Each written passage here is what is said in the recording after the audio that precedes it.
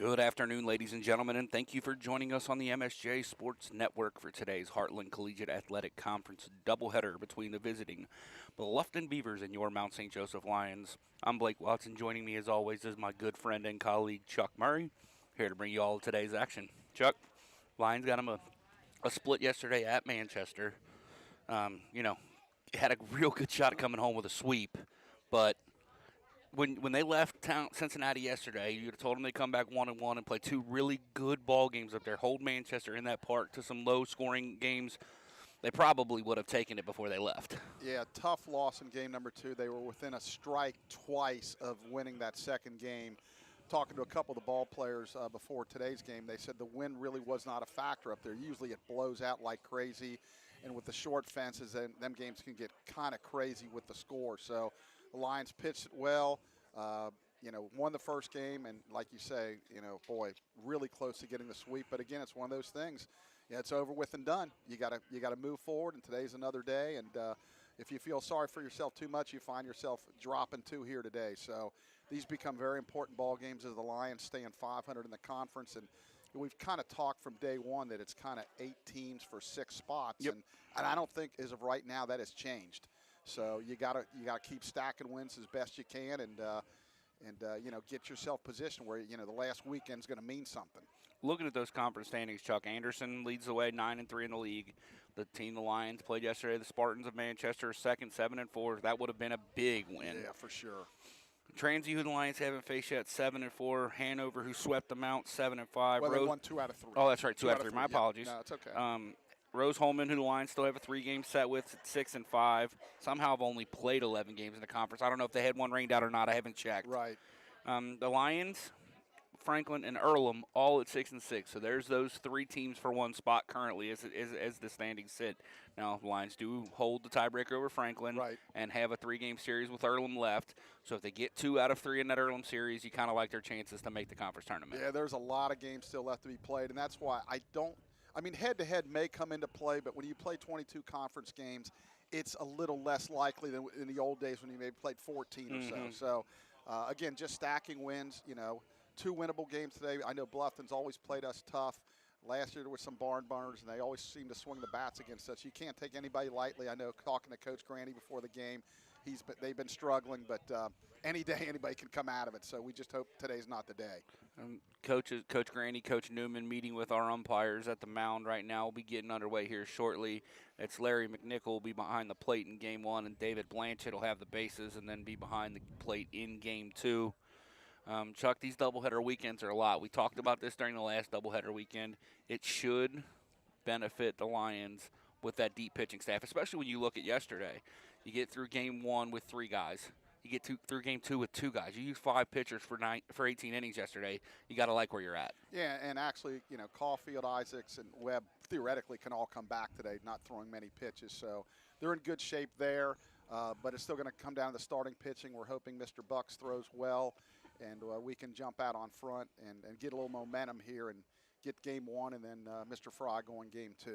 So quickly through the lineups before we get to the national anthem. For Bluffton, leading it off, number 22, the third baseman, Aiden Spriggs. Batting second, the left fielder, number 2, Jack Tao. Batting third, the designated hitter, Jacob Baumgartner. Batting fourth, the first baseman, Justin Maurer. Batting fifth, the second baseman, Ethan Moore. Batting sixth in right field, Tyler Forrest. Tyler Forrest, a bit of a homecoming for him today. Played for the Midland Redskins in his career. We'll talk about that as the game goes on. Got a good group of his family and friends up in the booth with us today. Batting seventh, the center fielder, Drew Snipes. Batting eighth, the shortstop, Brady Mid-Osinka. And batting ninth, the catcher, Zane Sarchek. And on the mound in Game 1 for Bluffton will be Jacob Baumgartner. Or no, my apologies. I was reading that. Matthew Beecher, number 28. Yeah, Matthew is going to come in. We're going to look him up here real quick. 1-2 record. His 9th appearance, 4th start in 26 innings, 21 hits, 17 walks, 21 strikeouts. Opponent's batting average only .226. He's 1-2 with a 4.15 ERA. So a formidable opponent here. And the Lions will answer with their pretty much normal 9 at this point in the season, leading it off the center fielder, Anton Meir. Batting second, the left fielder, Jordan Harley. Batting third, the third baseman, Andrew Harrison. Moving up from was 5th yesterday, was 7th about a week ago. Jake Sanders, who has been unbelievable of late, playing right field. Batting 5th, the first baseman Brandon Martin. Batting 6th, the designated hitter Sean Moore. Batting 7th, the shortstop Ethan Mason. Batting 8th, the catcher Jackson Gusweiler, who homered yesterday. And batting 9th, the second baseman Austin Buckle. And as you already said, the pitcher to toe the rubber to start this game was a bullpen guy a couple of weeks ago, and he's made a transition quickly into the rotation and has earned that move, is Jackson Bucks. And We'll step away from the national anthem. We'll bring you Jackson Bucks numbers right after the anthem.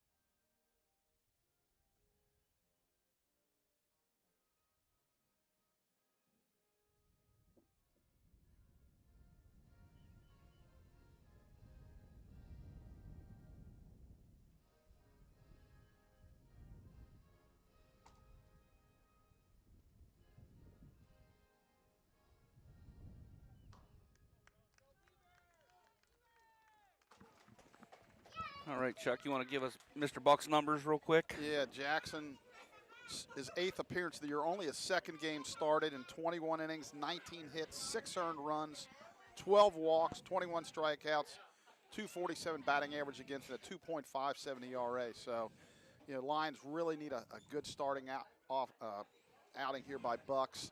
Was solid in his one other start, Chuck. Yeah, he, like you say, he's been thrown out of the bullpen. I think, again, the key with all these Lions pitchers, throwing strikes. And Jackson has the stuff. As Coach Keefe is in the booth with us again, so we got the benefit of the radar gun again today. Jackson was lighting it up last time Coach Keefe was here. So yeah, Jackson, when he's in the zone, when he's competitive, and again, it's kind of like we talked about with Coach Doros, with a couple of the other pitchers. He doesn't necessarily need to command the zone. He's just got to control the zone. Yeah, he's got to be able to throw strikes. And, with the turf, it's going to help defensively in the infield making the routine plays, hopefully. And, hopefully he can go a little bit of length here and keep us in the game. And obviously then our offense can take over. That offense has been pretty good most of the year, Chuck, so we'll hope to continue that. Again, a couple of tight ball games yesterday. It was actually kind of good to see the Lions in a couple of tight games. It's been like they either offensively explode. So like a homecoming up here for Coach Murray. It's Ryan awesome. Grimmett in the house, ex-Midland Redskin. Got Bart Hammock. Yeah, Bart, who's now the leading the Redskins and running them. We got a bunch of people in here for Tyler Forrest from Bluffton who played for the Redskins, and the Godfather Dave Evans in the back. So we got a big crew in here, and Jake McCoy from Milford, so we'll mention that too. And so anyway, we're going to get ready to get started here. See Coach Grandy go and shake the hand of Andrew Harrison. See, I don't know Coach Grandy well at all, but he seems like a pretty class act. He's a good guy. He's a good guy. And the first pitch is going to be, there's a called strike. We'll say 12:59, but we'll live with 1 o'clock if that's what Casey Fincham goes with. First pitch was a strike, Chuck. Hit into play at Buckle at second. He'll come get it. High hop off the turf. Quick release for Buckle over to Martin. Gets the out. 1 up, 1 down. Quick. Yep. Throw some strikes and use your fielders. The Lions were not very pitch efficient early in the year, but if you look to the last couple of starts by Nolan Miller, the last 2 starts they had here in the Hanover series, they got some guys deep into ball games, Chuck. So if they start figuring that out, it makes that deep pitching staff even more deep. It really does. There's a called strike again. Pounding the zone. Yep. 89 miles an hour. Fastball in the outside corner. Good. Ooh. Just a little bit low. Boy, pretty good pitch right there. Coach Granny's probably thinking, wait a minute, is this their number 3 throwing 89? Pitch. Yeah. Good breaking ball, but it stays up. He dropped down a little bit too much, didn't stay on top of that. So 2-1 the count now. To Towel. Fastball dots the outside corner, evens the count 2-2. Yeah, really good pitch right there. If Bucks can live on that outside corner at 88, 89, it's going to be real tough to hit. Took something off of that one, boy. Yeah, nice little change up down in the zone as Tao swings over the top of it for the second out of the inning. Quickly 2 up, 2 down for Bucks. Yeah, Tao came in hitting 343. Brings up the designated hitter, Baumgartner. Baumgartner swings it from the right side. He's hitting 207, so really he's been a good hitter for them in the past, just struggling a little bit. First pitch misses down and in from Bucks. I think Bucks thought he might have caught a little bit of the strike zone there, but Gutzweiler shakes his head in agreement with the umpire that says it was down. Bucks a little shake, rocks and fires. Ball hit back through the middle. It'll get down in front of Muir for a base hit. That's why he's probably still batting third, yeah, even though his average is down. Coach Grandy's seen this game once or twice. He's been around for a while. He knows that his guys are going to come through at some point, right? Well, it's really kind of the way I did it. Like, if you did it for me for a long period of time, you're going to get a really long rope.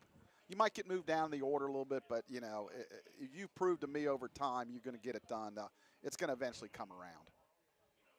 That brings up the 4-hole hitter, the first baseman, Maurer. 324 average. Swings through the fastball in. 5 doubles and a home run. Bluffton doesn't hit a ton of home runs. Yeah, it's weird up in Bluffton. Sometimes the wind howls out, and then other times it just howls in. Ball's fouled straight back. So Bucks way ahead now, 0-2.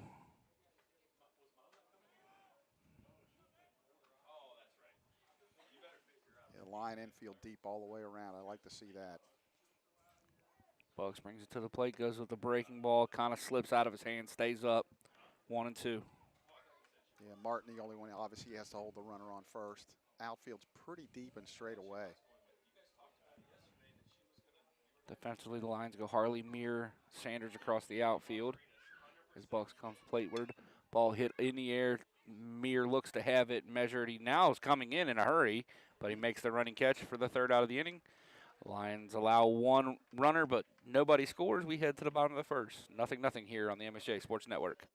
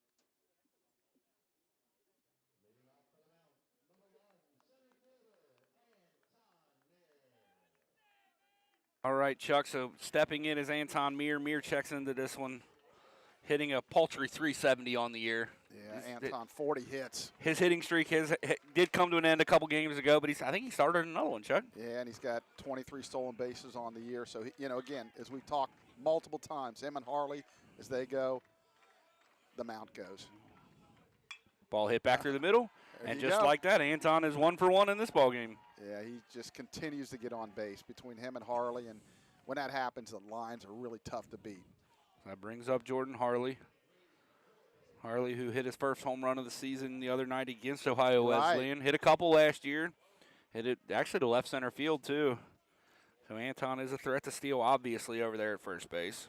Well, I guess Coach Miller's coaching his son's team because we got Coach Kittle at first and Coach Cam at third. And I know wonder if they're on the premises right now, though. Yeah, he loves to coach third. Yeah, who knows on one of maybe the smaller Ball fields. almost gets away from on the pickoff attempt over there of Justin Maurer. Actually, it's kind of funny. He talked to me before the game. Justin Maurer from Bluffton sent me an email. Yeah, Harley shows bunt and fouls it off. He emailed me a couple weeks ago or a couple months ago. He's moving down to Cincinnati after his season ends, and he's done some work for Bill up at Bluffton yeah. and like to do some work helping us out, do some stats here and there. So be interesting to get Mr. Maurer into the building. Thought Anton was running there. Yeah, he's pretty quick to the plate here. So as Coach Keefe is showing me on his watch, 1.05. What a valuable resource we have up here when Coach Keefe's in the press box. Yeah, it's going to be tough to run. He's trying to get that running jump here. He's got the feet moving, which I like a lot. He did get, I believe, picked off against Ohio Wesleyan the other day, kind of probably just almost guessing to a certain extent. Anton had a ton of steals coming out of Florida. It's been a little slower for him, but, the league knows him a little better, and slide steps are in. Harley holds back on that as the pitch misses down and away, runs a count 1-2. On deck, Harrison, Sanders to follow. I would think Anton's on his own here. Getting a little better lead.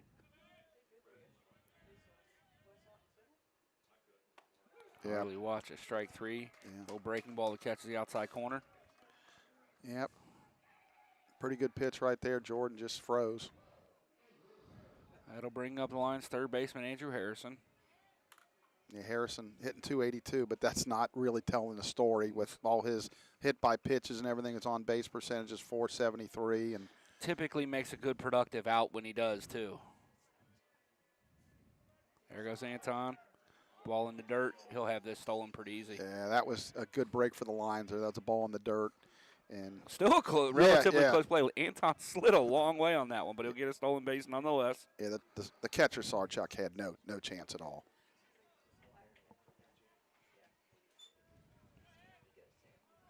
On deck, the hot-hitting Sanders.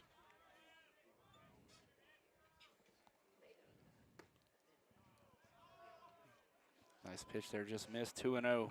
I tell you, Anton's trying to time him up to steal third base here, and if you're going to do it, you do it with one out.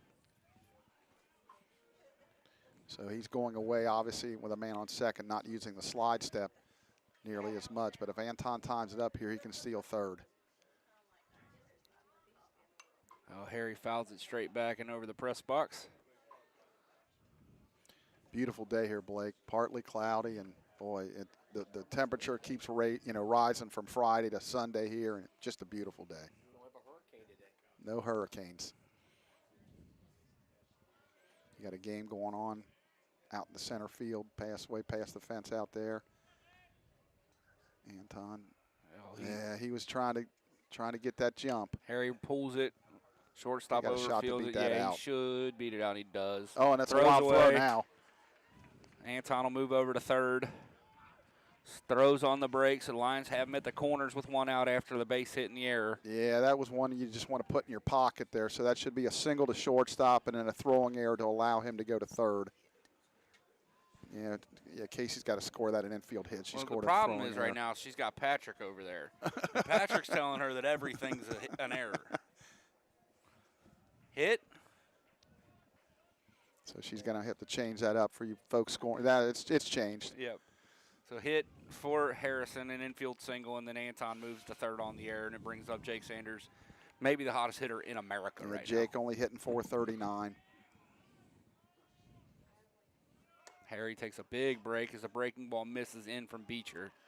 I like the fact that Harrison was bluffing there. It looks like the middle infielders were going towards almost like a double cut. So if he runs and he swings, there's going to be a couple of really huge holes open.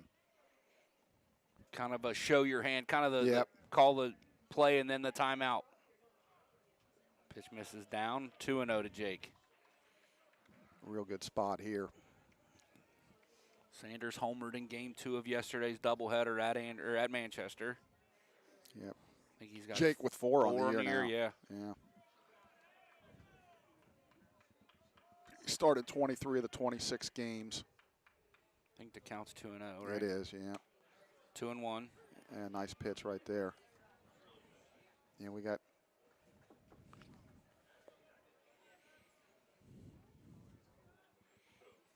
So 2-1 the count now on the right fielder for the mount. I know the lines like delay here. Sanders hits That's it back to the trouble. box. It hits off of Beecher. He's going to have a shot in and out at second. No, they they dropped did not the ball. get it. So it'll be a fielder's choice RBI, and guess you got to give the air to who dropped that, the shortstop or the second baseman? I think it was the second baseman. So Miss Fincham, keeping the book, is being tested right off the bat. So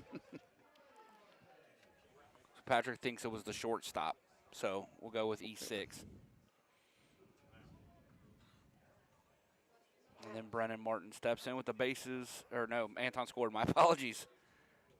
And pitching coach to come out and have a conversation. This is a spot for Bluffton where it could get away from him in a hurry if you make a bad pitch here. So we'll step away during this mound visit here on the MSJ Sports Network.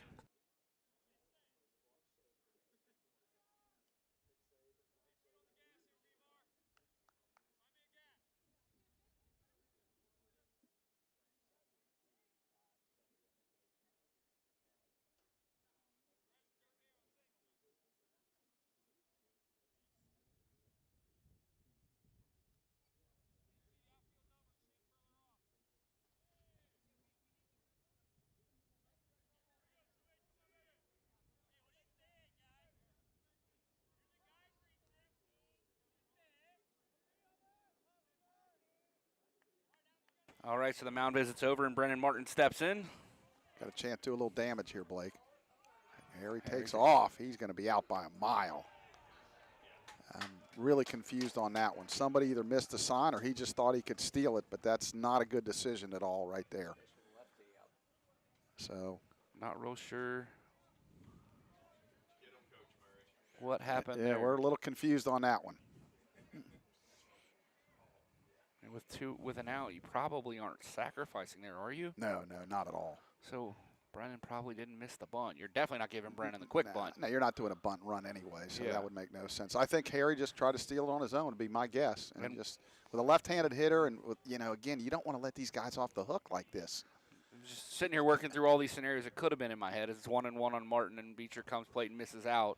Now you have first base open to Brennan too. Well, plus, he can hit a 3-run home run with you on first and second or second and third. Correct. I don't like that play at all. Even if he's safe, Yeah. well, obviously if he's safe, you like it, but You that's wouldn't just run too a much run of and a hit or gamble. a hit and run there. No. Brennan's too much of a free swinger. Not at all.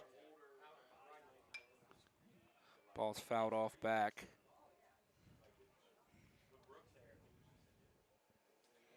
Okay, she got the hair. She's got to advance though. Mr. Sanders the second. He was caught stealing, but he doesn't get a stolen base. But you got to advance Sanders the second.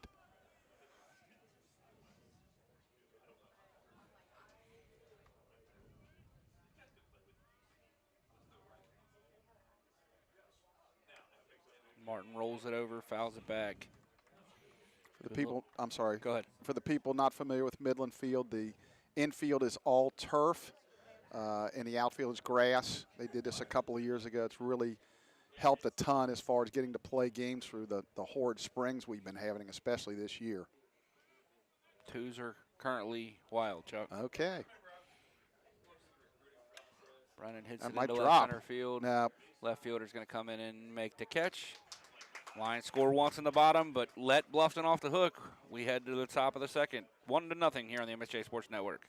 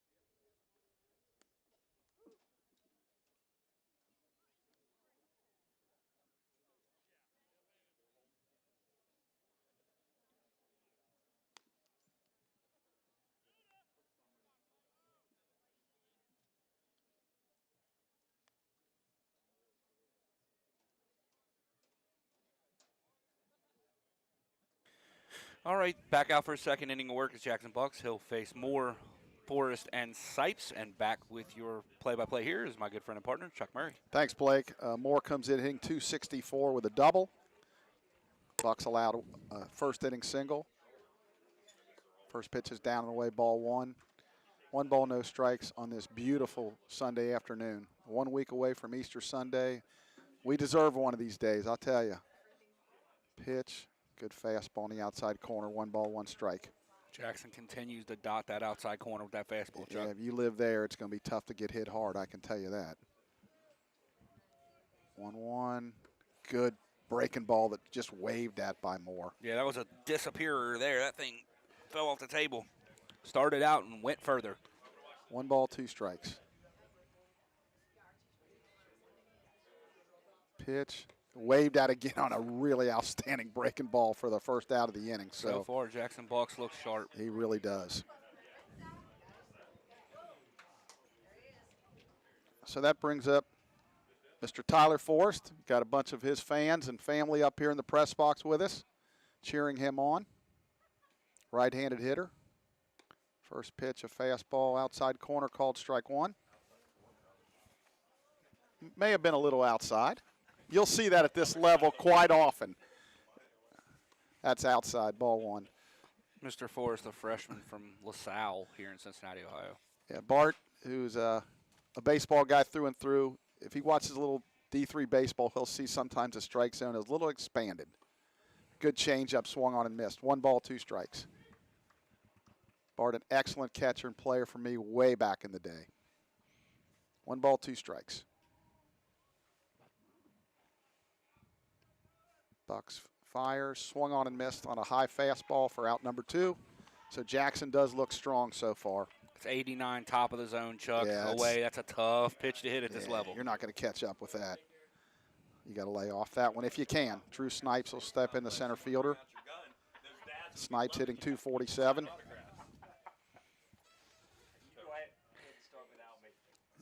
Good pitch on the inside corner there from Bucks.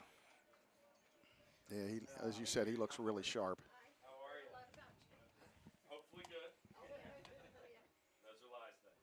Pitch that swung on and fouled back. 1 ball, 1 strike. I'm sorry, no balls, 2 strikes. The big thing for Bucks has been, in his career up until the last couple outings, it's been a little bit erratic, and right now he's pounding the zone. That's grounded in the hole. Harrison dives, can't make the play. So no balls, 2 strikes. He just waved at a curveball and just kind of found the hole there. Not hit hard, but Snipes just kind of guided it through the 5-6 hole. He just rolled over and just nobody there. So Bluffton with a 2-out hit. If you're Jackson Bucks on the mound, you tip your cap and say, hey, it is what it is. Yeah. I threw a great pitch and you rolled into a spot nobody's at. Yeah. Now go get the next guy. Yeah, I guess Jackson, if he had maybe went 2 or 3 more inches away, but pretty good pitch, just pretty good piece of hitting. Pitch that's jammed, pop foul. Let's see who's going to call it. I like the fact that Bucks comes over and makes the play. We had some issues last week at Anderson that they would probably like to have back. So Bluffton goes scoreless in the second on a hit. We're in the middle of second. MSJ 1, Bluffton nothing on the MSJ Sports Network.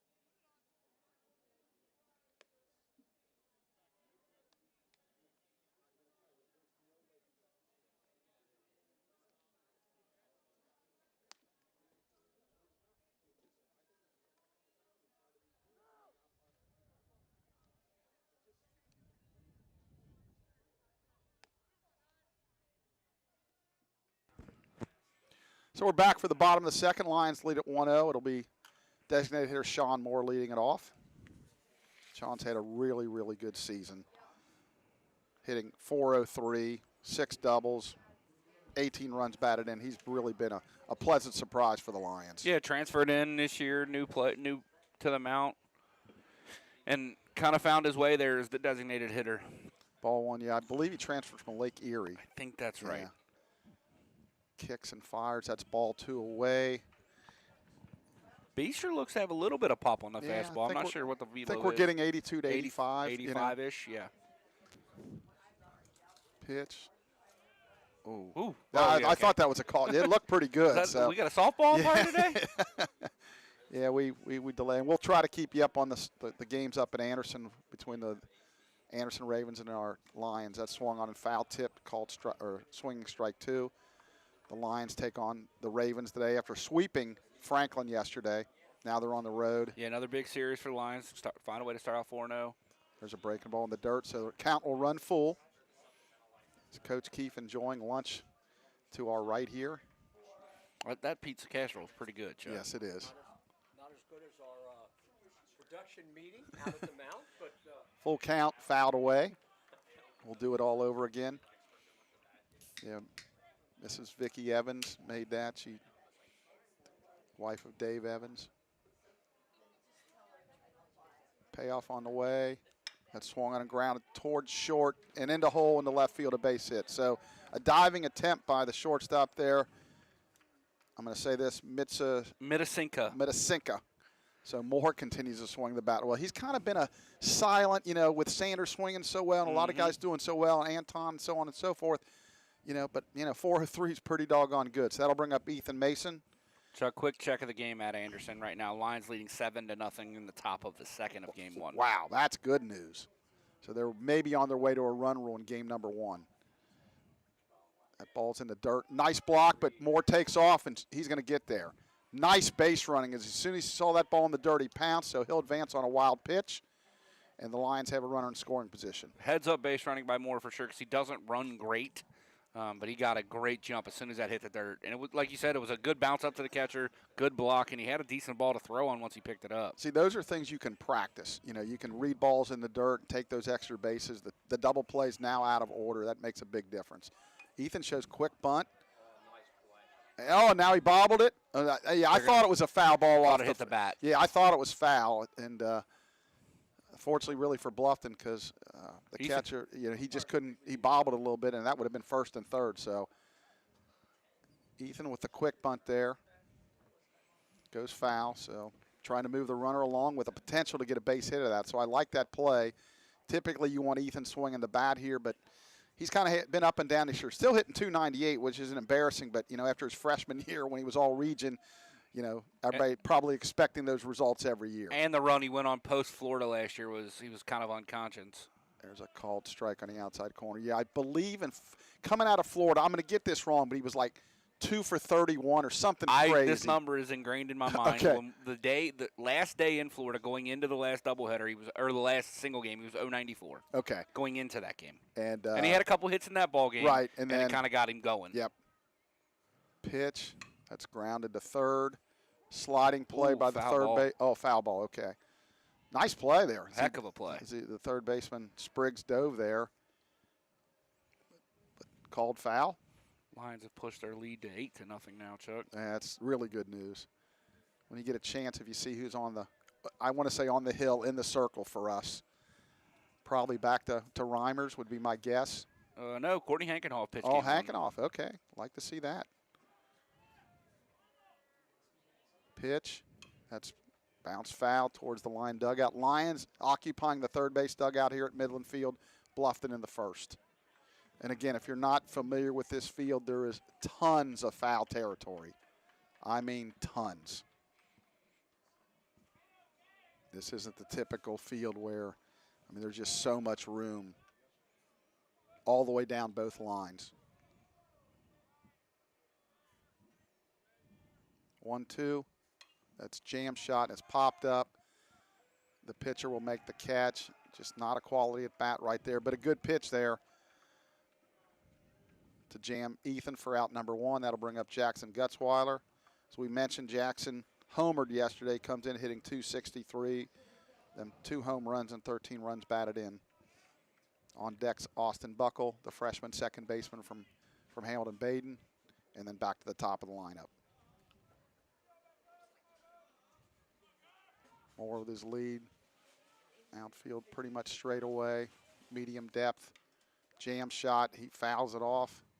No balls, 1 strike.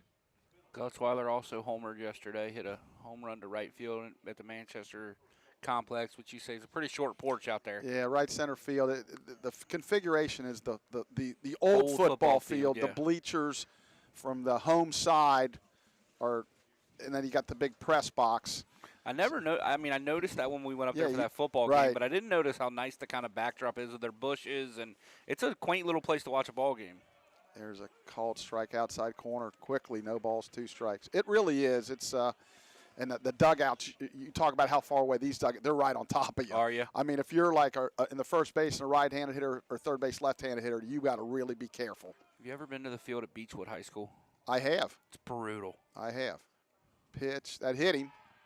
And he'll take the base 0-2, a breaking ball. And, again, one of them, he didn't get out of the way, which you don't have to. So the Lions catch a break there on an 0-2 pitch. And that'll bring up Austin Buckle. And Austin's been swinging it well, too. He's up to 318. He had been struggling going into the last couple of series, starting, I guess, with probably the Wilmington game. He had a decent night that night. Had a big 2-run base hit in the top of the 9th of game 1. Yes, I couldn't remember if it was 8th or the 9th. He did, yeah. To kind of give the Lions the lead there and help him salt away that victory in a tie ball game in the 9th. Looks like he wants to show bunt. There's a pick off the second, not close. I believe Moore got picked off yesterday, so Coach Grandy might have saw that in the stats and the play-by-play, like, well, he's on second. Maybe we can pick him off also, and that wasn't close. But sometimes the Lions can make some major mistakes on the bases. Pitch, swung on and missed. Fastball up and in on him.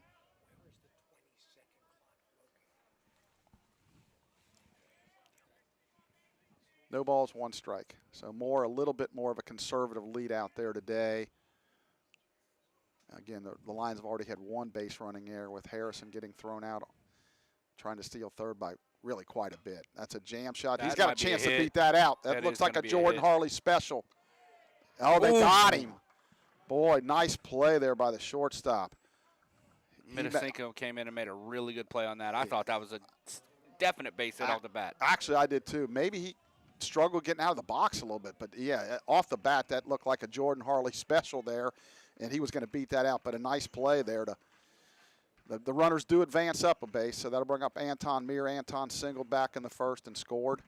Buckle can definitely run, so that was Yeah. A really good play. Yeah, a little surprising. We thought that he had a shot to beat, well, we thought he would beat it out. So Anton with a chance to knock in 2 here.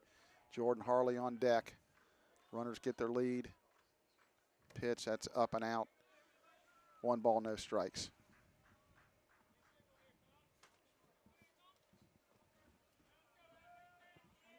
Anton, again, having an outstanding season. Came in hitting .370, and after that base hit, his average is going to go up. Pitch, that swung on hard. Foul! Down the left field line, Coach Cam almost became undressed there as he was, he missed him by a little bit, but he flinched, that's for sure. Anton, you don't see him spin on baseballs inside that often. He really turned on that good. What I've noticed about Anton over his 4 years, he used to really almost hit exclusively right side, now hit up the middle. And occasionally, if you make a mistake in there, he can turn on it. So he uses the whole field, what makes him such a tough out. Pitch, that's low and away, ball 2. And that's the toughest. When you got to try to defend somebody, they hit it all over the place. You just don't know how to pitch them, where to play. It just makes it extremely difficult. And I think that's really what Anton's MO is right now. 2 balls, 1 strike.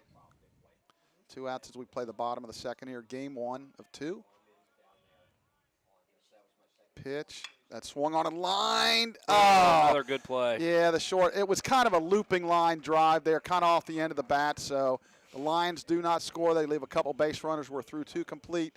MSJ 1, Bluffton nothing on the Mount St. Joe Sports Network.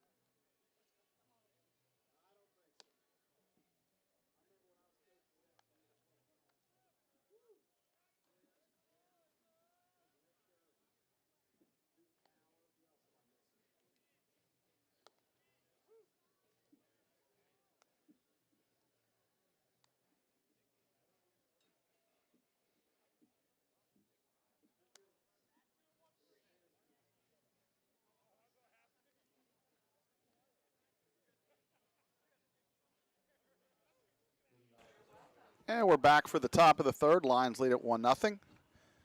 Leading it off will be the number 9 hole hitter, Zane Sarchek, the catcher, and then back to the top of the lineup. Bluffton with 2 hits, the Mount with 3. The Mount lead at 1-0. Bluffton does have a couple of errors. Good fastball, just stayed a little bit high. 1 ball, no strikes. Bucks throws from the first base side of the rubber. There's a good fastball. Swung on and missed. 1 ball, 1 strike. Tell you, he's winding up. You just don't see many people use the wind up anymore. Even starters use the stretch. There's a called strike. Oh, no, they're going to say no, but I thought it was actually a strike. But he doesn't get the call. 2 balls, 1 strike. Pitch. That's a jam shot. Pop up in the infield. Mason will go over and make the catch for out number 1. Really good pitch there. Got in his kitchen, and he just hit the weak pop up. So that'll bring the top of the lineup back up. Did a good job to tie up the hands of Sarchek coming in there hard. Yeah, you get high 80s in there, it's going to be tough for anybody to turn on that. So that'll bring up Spriggs. Pitch, that's grounded to short. Mason a couple steps to his left. He'll throw to first to Martin for out number 2. So you like to see that. Love 1 pitch outs, Chuck. Yeah, you can't complain about those. So 2 up, 2 down. And that'll bring up number 2, the left fielder, Jack Towle. Some of these guys, just hearing their names, I feel like they've been here for a while. Good breaking ball, swung on and missed. Tao does come in hitting 343, and he singled back in the first. Tao is a senior from Batavia. Yeah, okay, so that's squibbed past first base coach foul, so quickly no balls, 2 strikes. Or as Coach Keefe would say, Batavia. Played with, I'm guessing he played with Mr. Harley in high school, a West Claremont guy. Yeah, he could have played again. Yep. The 0-2 on the way. Hit him, or no, foul ball. So he came in hard. Off the mask of Gutzweiler. He looks to be a little shaken up. Jackson's a pretty tough kid behind the dish, though. I think we had a stick save there. So umpire Larry McNichol just kind of giving Guts a minute or two here just to kind of make sure he's okay. That's try to take care of your catcher as catchers try to take care of their umpires. So no balls, 2 strikes, 2 out. Top of the third. Pitch change just off the plate. He wanted that one. Yeah, good pitch there. Little bit off, but he wanted that. 1 ball, 2 strikes.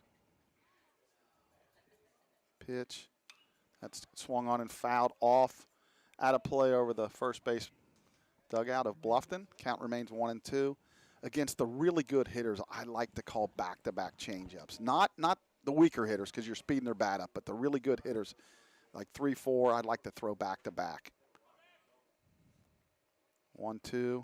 That swung on and fouled off. So got a little battle going on here. 1 ball, 2 strikes, 2 outs. Outfield pretty much straight away.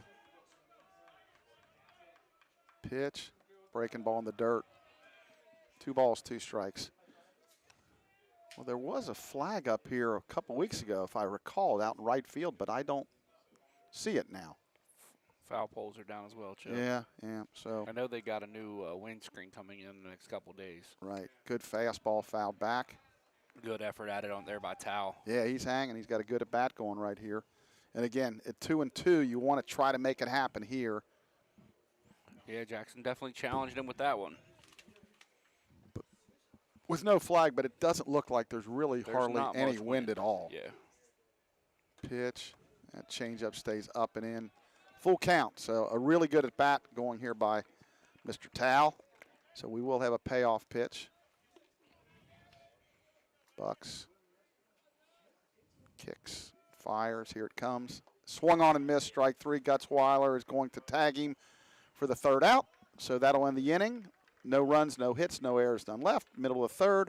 Mount St. Joe 1, Bluffton nothing on the MSJ Sports Network.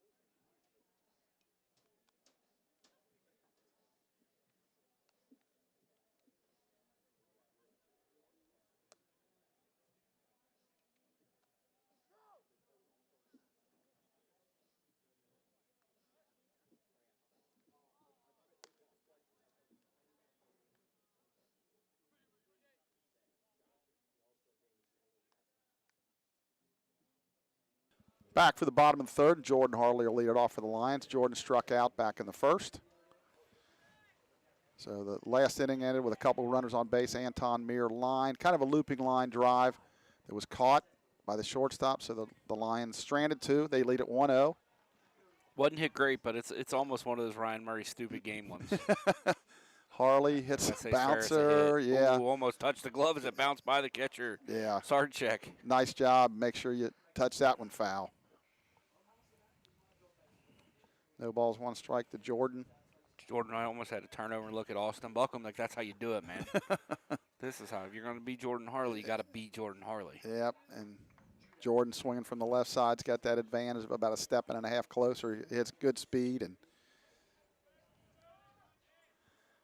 0-1 on the way. Ooh. Good change right in there. 1 ball or no balls, 2 strikes. Yeah, started in off the plate, kind of Kinda ran back to the corner. Yeah, good pitch.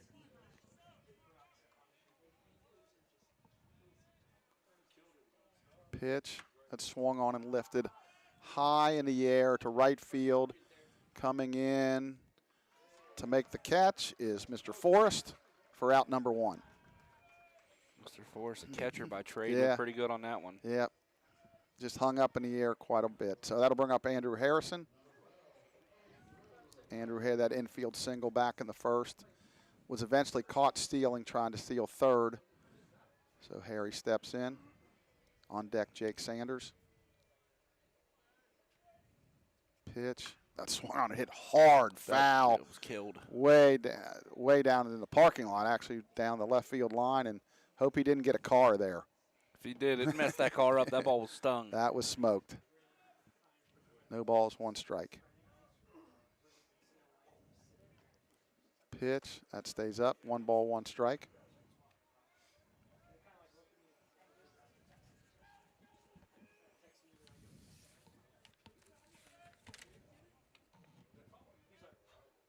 Pitch, that's low and away, ball 2.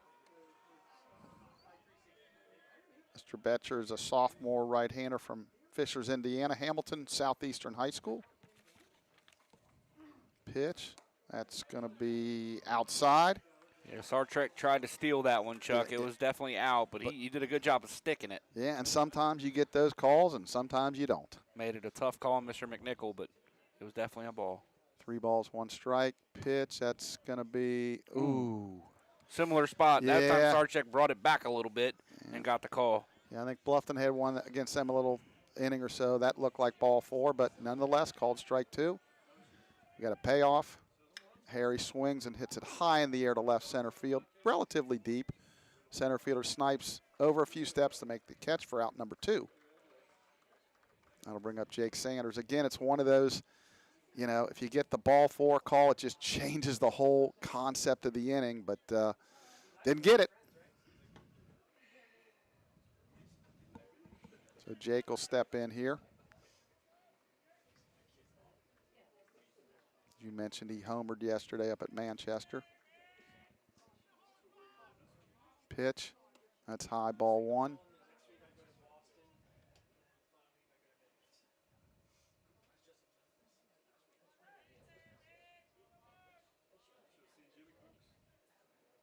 Pitch on the way, that's a called strike. Good pitch right there. 1 ball, 1 strike. Inner half. Jake having an outstanding senior season offensively. 1-1, a change up. He kind of choked that a little bit, bounced it. 2 balls, 1 strike.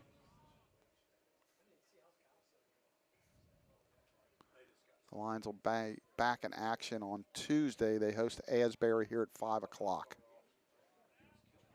Pitch. Oh, he swung at a bad ball there. Up, 2 balls, 2 strikes. And then they finished, unbelievably, their home portion of their schedule next weekend. It's unbelievable. Yeah, Chuck. play Rose home in a 3-game series, and then they're on the road the rest of the season. Pitch. He tried to hold up, then they say he did. Count today, 14 games to go in the regular season, if my math is 3 balls, 2 strikes. We'll have a payoff pitch. Jake tries to be a 2-out base runner. Payoff. Fastball, low, ball 4. So good at bat there by Sanders to draw the 2-out walk. It'll bring the big man, Brennan Martin, up. Sean Moore on deck. Brennan's timing's been a touch off the last week or so, Chuck. He's getting a couple base hits. He's just not hammering the ball like we're used to. Maybe we can make him pay for that 2-out walk here On deck, Sean Moore.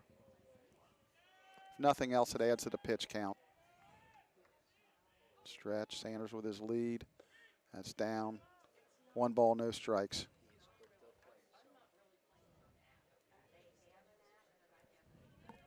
Coach Cam flashing the signs at third.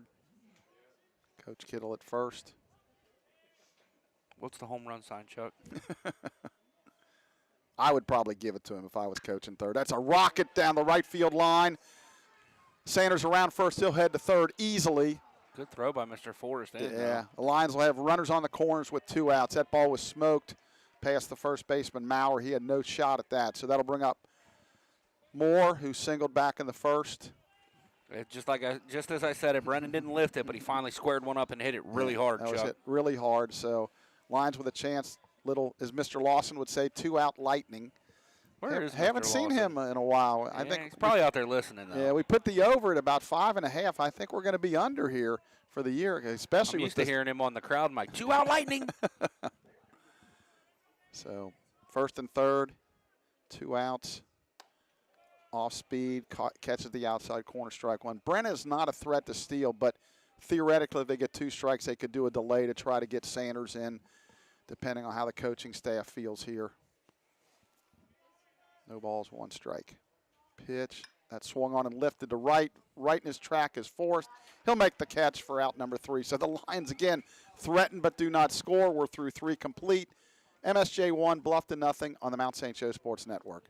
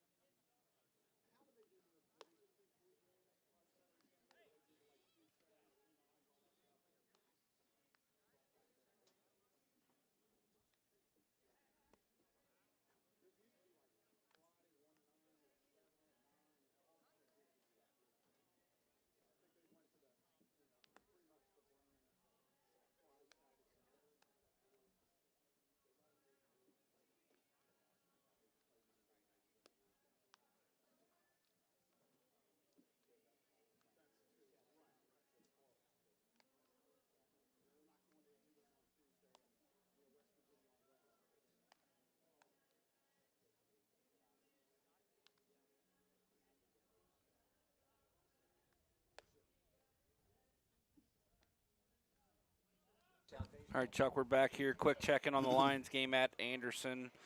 The Mount up 10-0 in the third.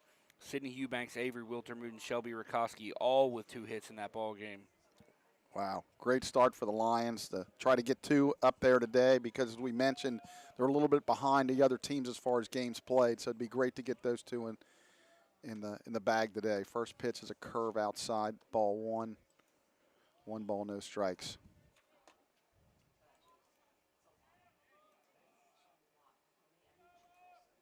Pitch, there's a strike right in there, 1 ball, 1 strike.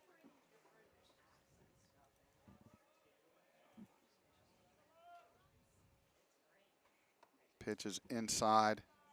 2 balls, 1 strike. Baumgartner, right-handed hitter. On deck is Maurer. Bucks at just 40 pitches here in the fourth, Chuck. A little bit outside. 3 balls, 1 strike. Yeah, he's been pretty pitch efficient. The big, try to avoid leadoff walks if you can. Kicks and fires. Good pitch right in there. Called strike 2. Pretty good take there, too. Fastball at the knees, 3 balls, 1 strike, you're up. Still got to do it again if you're the hitter in this situation. Here comes the payoff. Good pitch. Wow, I don't know where that was. Neither does Mr. Bucks or Mr. Gutzweiler. Gutzweiler's coming up throwing it down to first. I'm assuming he said high. I don't know. Again, that goes back to what I said earlier, how those full count, you get a ball or strike called, it really swings the inning one way or the other. So Bluffton the benefit of that call or non-call. So runner on first, nobody out. Pitch that swung on and lifted high to left. Harley comes in a few steps. He makes the catch for out number 1.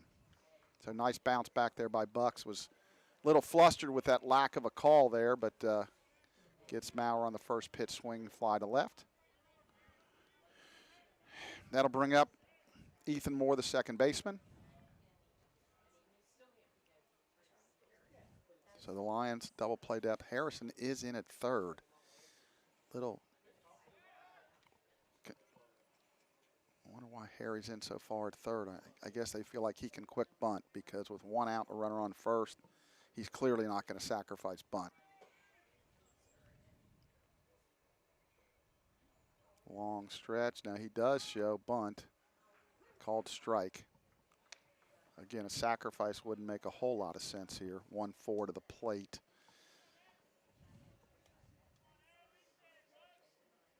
Maybe just trying to get a runner and score him and then hoping for a 2-out hit. Stretch, pitch, just missed, ball 1. Similar spot to the ball 4. Yeah, it's to the previous batter, so it's consistently being called a ball.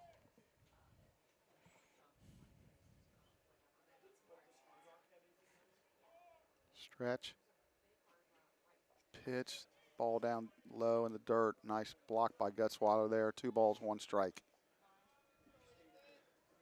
Then Coach Grandy flashing signs in the third base box.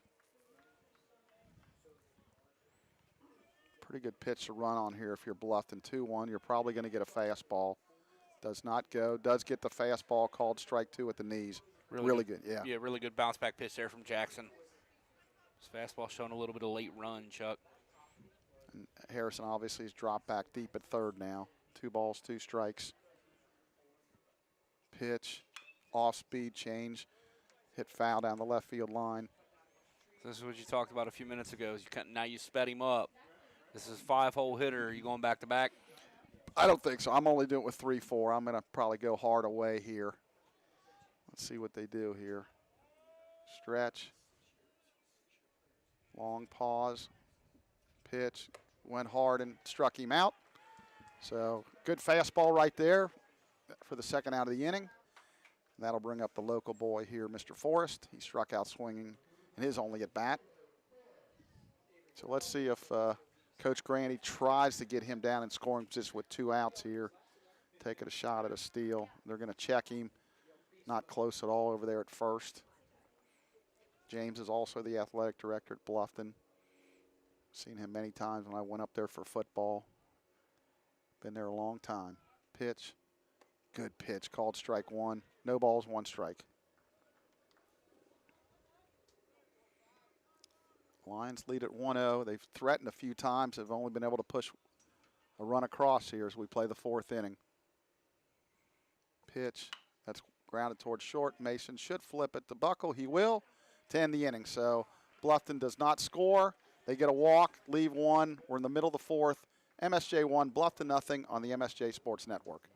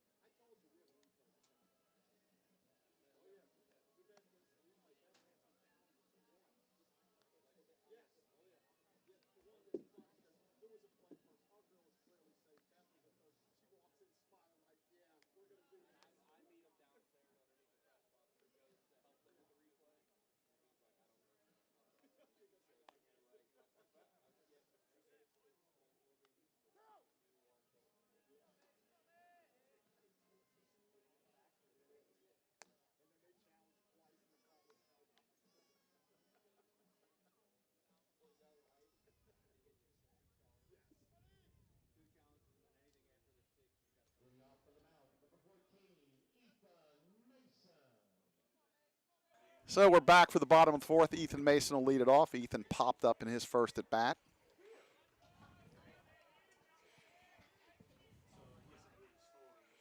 Pitch, that swung on, rolled towards third.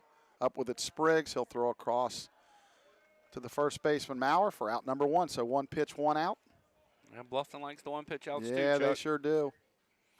Actually, we don't really mind them as long as we stay ahead. We'd love to play these games like we're double parked. Like they did yesterday at Manchester. Yeah, they played them games, what, about 2 hours and 15 minutes or so. They I were. asked Coach Newman what time they got back. He's 9:30. I'm like, geez, Pete, Yeah. there's no way from Manchester. Yeah, no way. But yeah, I've been up there where we're getting home at midnight. First pitch to Gutzweiler's a called strike. So Beecher's pretty sharp so far. He's avoided a couple innings. There's another called strike on the outside corner. He's got a couple guys on, was able to wiggle his way out of it. So quickly 0-2. On deck is Austin Buckle. Pitch, that's in the dirt. Nice block. 1 ball, 2 strikes. So again, as I mentioned, we'll be back here Tuesday night for Asbury. Non-conference game. 5 o'clock start. Oh, it hit him again. No, foul ball. No, they are saying it hit him. Yep. So that's second time he's been hit. That'll extend the inning for Mr. Buck. Now, Mr. Grandy's going to ask the home plate umpire. And again, you don't have to move at all as long as you don't move into the strike zone. Right, it definitely wasn't a strike. It was Yeah. definitely inside. So his natural kind of swing path took him there, but they're going to ask and see if he offered. Yeah, they're going to ask. I think this is probably just a formality. Yeah, this is a very difficult play for the. I mean, he was behind down the first base line. Very difficult play for him to change. Yeah, if he changed this, if I'm in the MSJ dugout, I'm going to say this is an understatement. I'd be pretty unhappy. 10-1 now at Anderson, as Anderson just homered off of Courtney Hankenhoff. Okay, so what are we in, about the third inning there?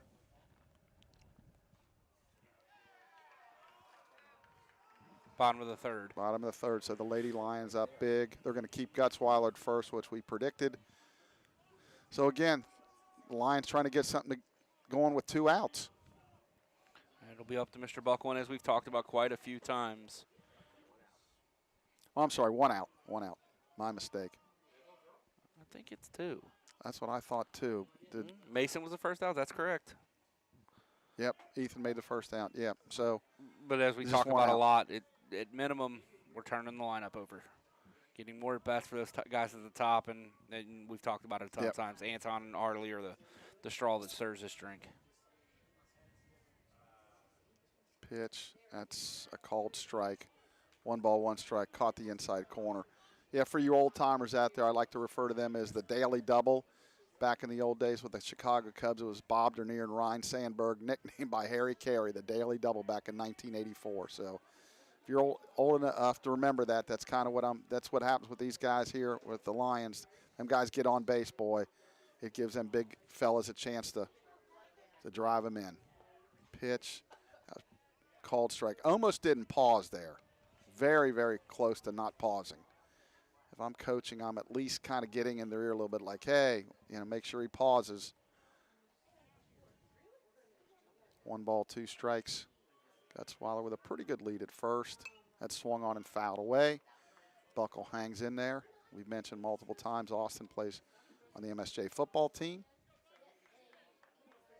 Got some playing time this year. Returned a few punts. Got in a little bit at wide receiver. Will be a more integral part of what the Lions do in the fall, Chuck, I think. Yeah, I mean, missing spring ball to play baseball might hurt him a little bit early, but I think they have envisioned him to be a player that matters. That's waved at, grounded to third. Going to have to take the out at first. And a nice play there. Spriggs throws over to Maurer. Nice stretch there. It does move Gutzweiler up 90 feet, so he's in scoring position for Anton Meir. Anton's 1 for 2. He singled back in the first and scored. Then he hit that soft liner that was caught by the shortstop back in the third inning. No, I guess it was the second. It ended the second. Yeah. So a chance to get the Lions an additional run here. A base hit really should, and through the infield should score Gutzweiler. Because we have mentioned on multiple times, the outfield is pretty rough here. So it's hard to come up with it clean. Pitch, that's called strike at the knees. That's a pretty good pitch right there. this young man's been impressive. Yeah, Beecher's had a really good start to this game. He said he's kind of pitched around some base runners and knuckled down in big spots and got the lines out of it. He's only giving up that one run. Kind of throws it downhill. Yeah, I saw he actually walked past me when they were getting off the bus. He's a bigger kid than he looks like. Stands tall on the mound and gets downhill. No balls, 1 strike, 2 outs. Gutzweiler with his lead. Pitch that swung on and fouled off so quickly. No balls, 2 strikes. Guts will have the advantage of being off on the swing with 2 outs and 2 strikes. First of 2, so settle in out there and keep tuned into the MSJ Sports Network as we will bring you Game 2 also. Keep you updated on the Lady Lions and their quest for a doubleheader victory up at Anderson. Shakes off a couple signs. Got to be pretty close to the pitch clock. Stretch. 0-2. That swung on and popped. A shallow right. Tough play. And a nice play by the second baseman, Moores. He went out to make the catch. So, again, the Lions get a base runner, get into second, but can't score. We're through 4 complete. MSJ 1, Bluffton nothing on the MSJ Sports Network.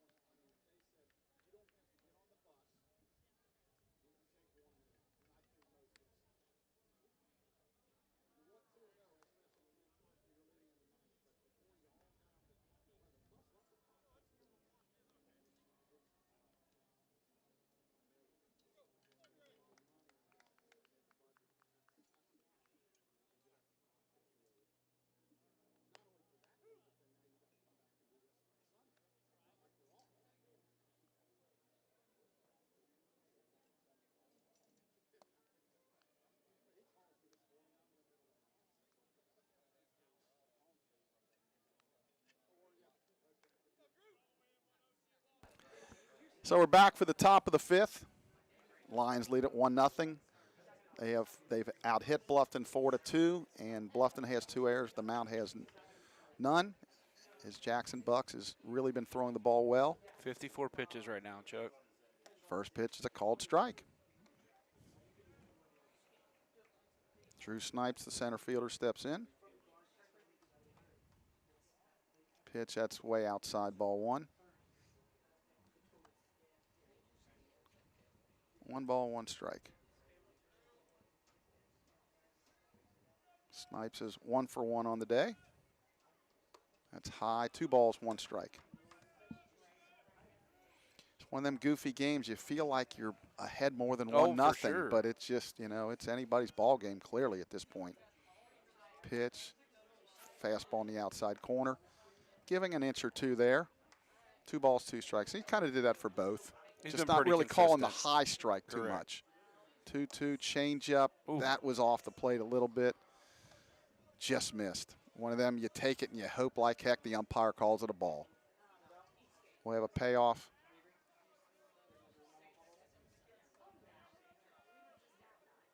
Pitch. That's bounced. Gonna be a Mason's tough got to play. go. Come get it. Up. And he bobbles it. I think that's probably going to be an infield hit.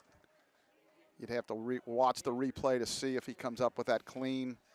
Even Patrick Murray says hit. Wow. And he's pretty tough. So that's an infield hit. That's Bluffton's 3rd of the game. If he comes up clean, it's going to be bang, bang at first. Okay, they're going to show bunt. They get the bunt down. They're going to say go to first with it, so Bucks will throw to Martin for the out. The 1-3 sacrifice bunt works, moves the runner up to second.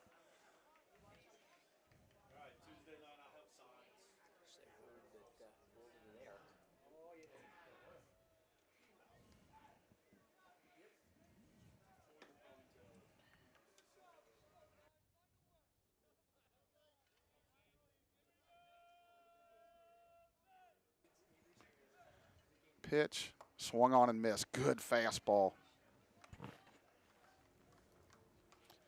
To Sarchek.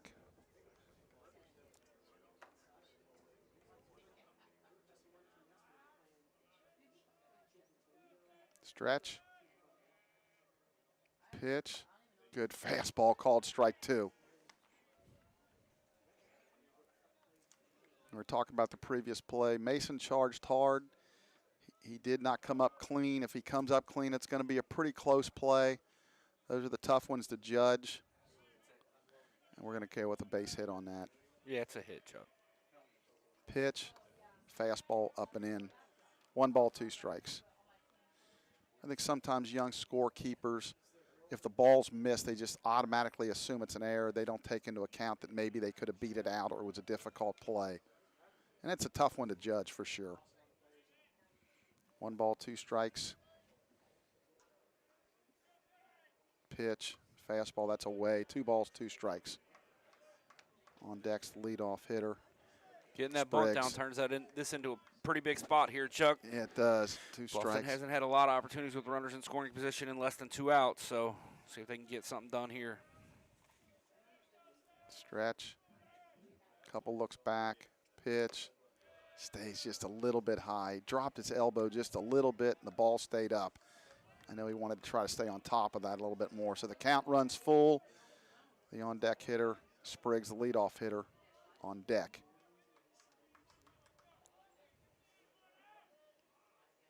Stretch. Couple looks back. Pitch. Good pitch on the hands, but he's able to fight it off and foul it to the MSJ dugout. A little bit of stirring in the Bluffton bullpen. Yeah, it looks Chuck. like it. Yeah, I'm curious. I don't think anybody's throwing yet, but I think he's kind of starting to loosen up a touch. Yeah, I'd be a little shocked unless it's, Coach Grandy clearly knows his team better than us. Maybe they feel like he hits the wall at 4 or 5 innings or so many pitches. Couple looks back. Pitch that swung on and popped up.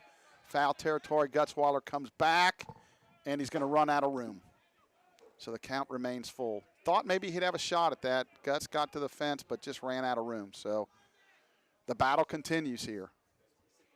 Full count, 1 out. Lions lead at 1-0. The top of the 5th, and the Lady Lions ahead 10-1 up at Anderson. So they're cruising right now, looking for a run rule in that first game. Bucks has got his sign, what he wants. Couple looks back. Payoff. That's just up. Just not getting the high strike call today. That's ball 4. So that's really a nice at bat there. Again, you can't say he's been consistent. That high strike, in some games you're getting high strikes. And I just think the belt has gone away from being called a strike in baseball altogether. You watch the big leagues, you watch high major D1, you watch high school games. They just don't call the belt anymore. So Bluffton with a couple runners on, 1 out. Pitch that swung on and popped foul. Martin might have a play here. He's over. He does make the catch. Nice run and catch there by Brennan. That's a big out right there as he jammed. He threw a curve that actually backed up on him a little bit, but he got the swing and the weak pop-up. So 2 out. Yeah, kind of a cement mixer curveball. Yeah. It ended up in a good spot. Right, it ended up working out. It was not where Mr. Bucks wanted it to finish, but I guess taking it in any fielder's glove is good. That'll bring up Tal, I'm sorry, he's 0 for 2 on the day. 2 on, 2 out. Good pitch, just missed inside. Looked like a change, looked like he took something off of that. Stayed down and in just a touch. 1 ball, no strikes. Runners with their lead. Stretch. Pitch. That's another off speed. That stays up. 2 balls, no strikes. So just missing. I'm not suggesting those are strikes, but in 25 years from now when we have automated pitch calls all the time, if I'm still around, I'll be happy. Long look back at second. That swung on and drilled the left. Harley back a step, and now he'll come in and he'll make the catch. So Bluffton threatens, does not score. Couple base runners left. We're halfway home of game number 1, MSJ 1, Bluffton nothing on the MSJ Sports Network.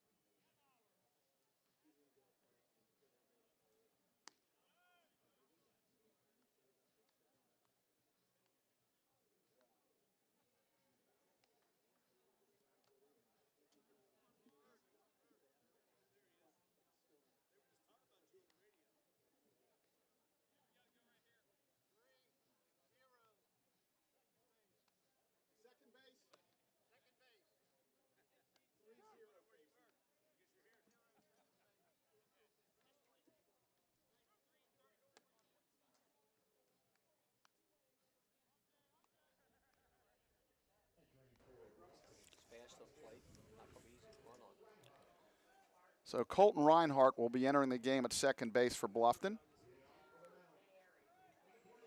Jordan Harley will lead it off for the Lions.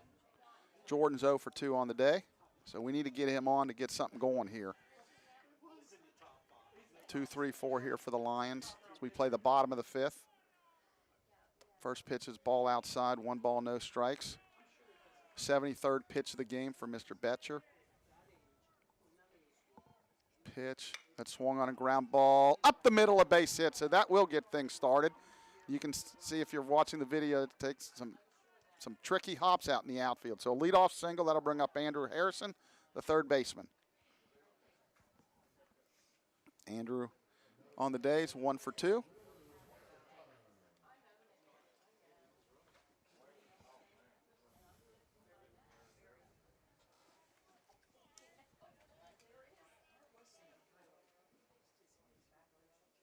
We'll see if the Lions bunt the ball, try to get him to steal.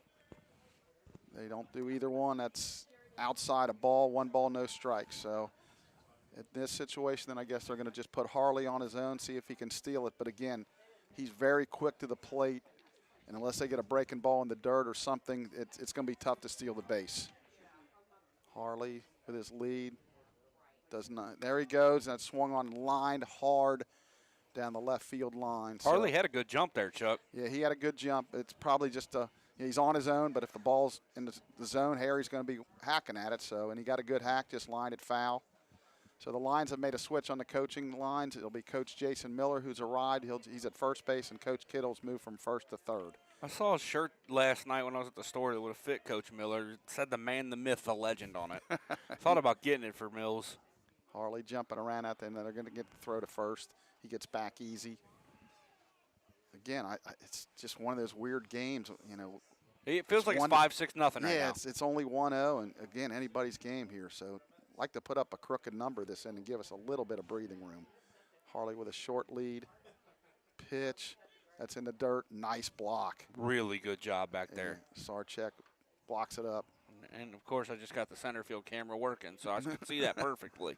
2 balls, 1 strike. Yeah, I hope you're enjoying the broadcast out there wherever you're listening and watching from. Try to put on the best presentation we can for you. A lot of work goes into bringing this broadcast to you. Harley, there he goes. Pitch is swung on and bloop to center field. That's going to get down. And it's going to, Harley made a misread, but he's going to get to second. So that'll be a bloop hit. So that'll bring up Jake Sanders, first and second, no outs. Now what do? Do you bunt with Jake up? Oh, that's the tough. Hottest hitter on the team? I would personally, and I know that leaves Martin in a chance to intentionally walk him or pitch around him, but I still got to make him field it because at this level, we've seen it in softball, we've seen it in baseball, teams cannot defend the bunt. Yeah, I would probably agree with you. You're likely going to see them walk Martin in that spot, and they do not have anybody left or ready over there.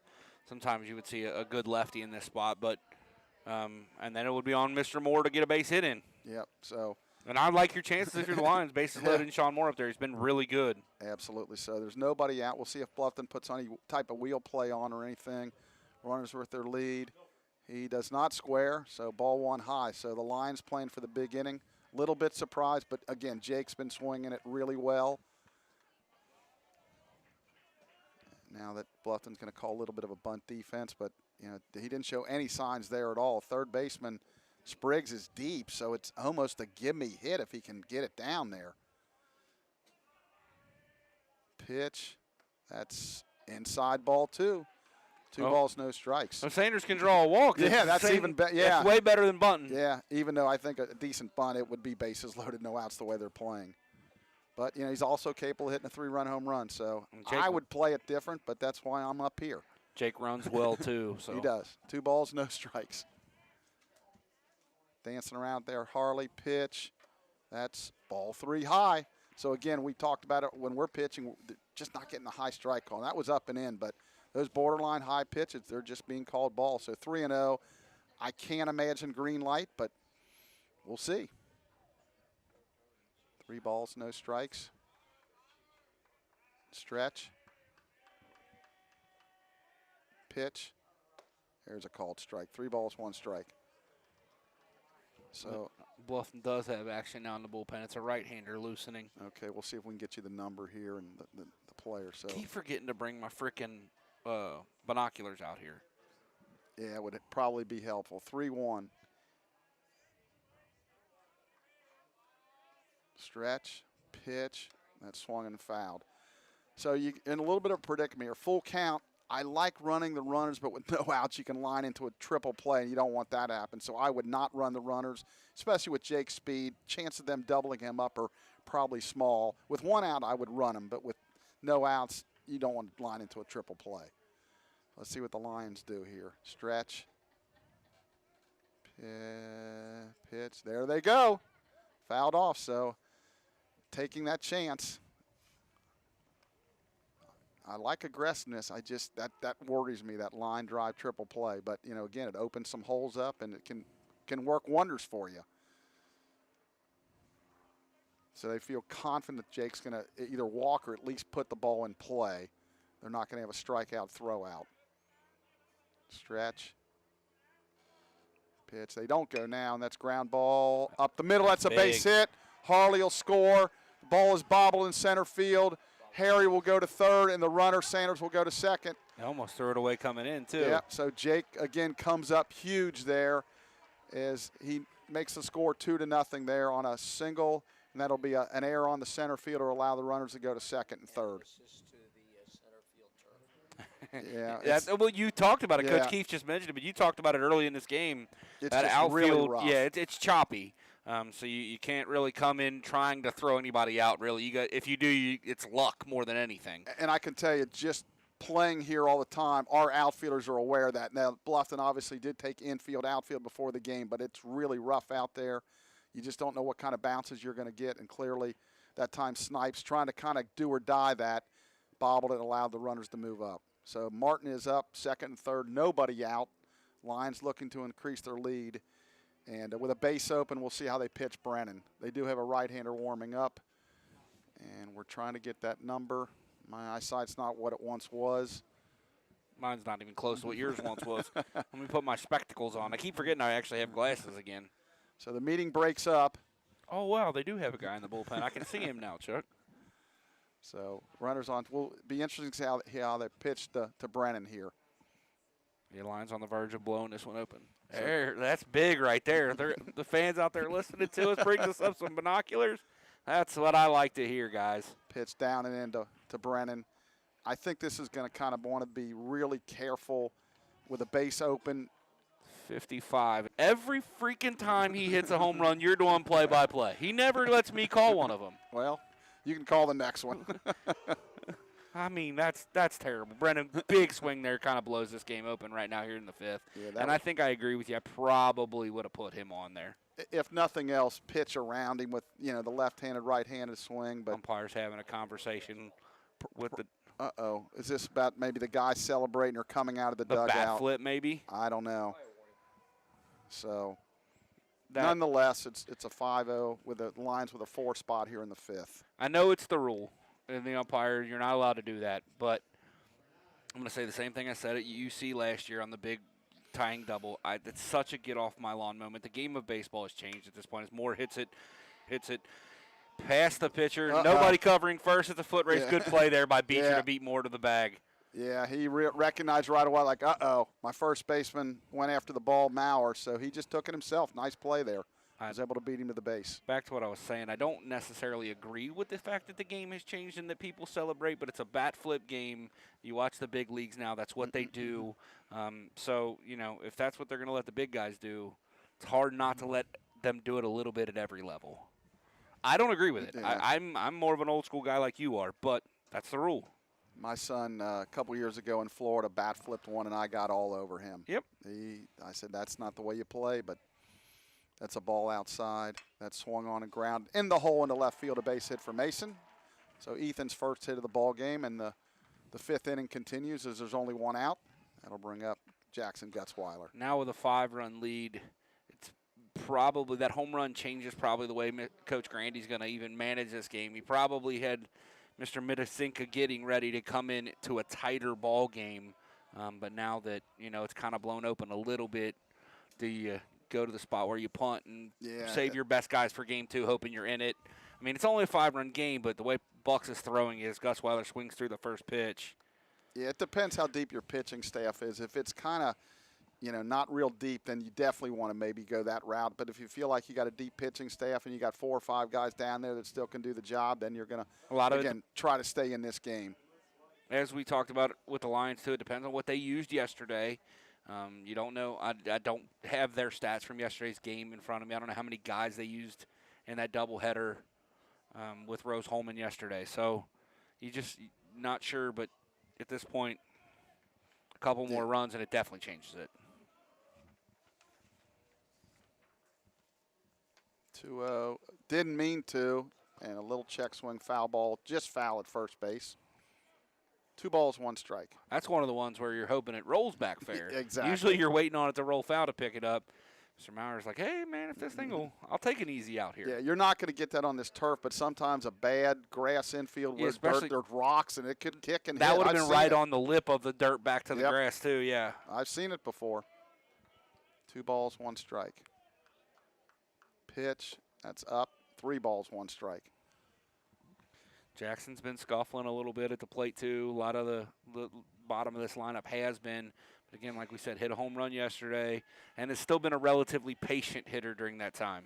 Yeah, 3 balls, 1 strike. He's been hit by the pitch twice today so far. Pitch, waved at, missed. Well, I guess we had the count wrong on the board. That's strike Count 3. said 2 and 2 on the I'm board. sorry, I think you were saying it wrong. Okay. Because I was assuming the board was wrong, too, because usually you're right. So look down at the stats, and they had a 2-2. Okay, so 2 outs. That'll bring up Buckle, and as you've mentioned many times, worst case, you've turned the line up. See if they try to get Mason down there. He's got a pretty good lead. Try to get in scoring position with 2 outs. Stretch.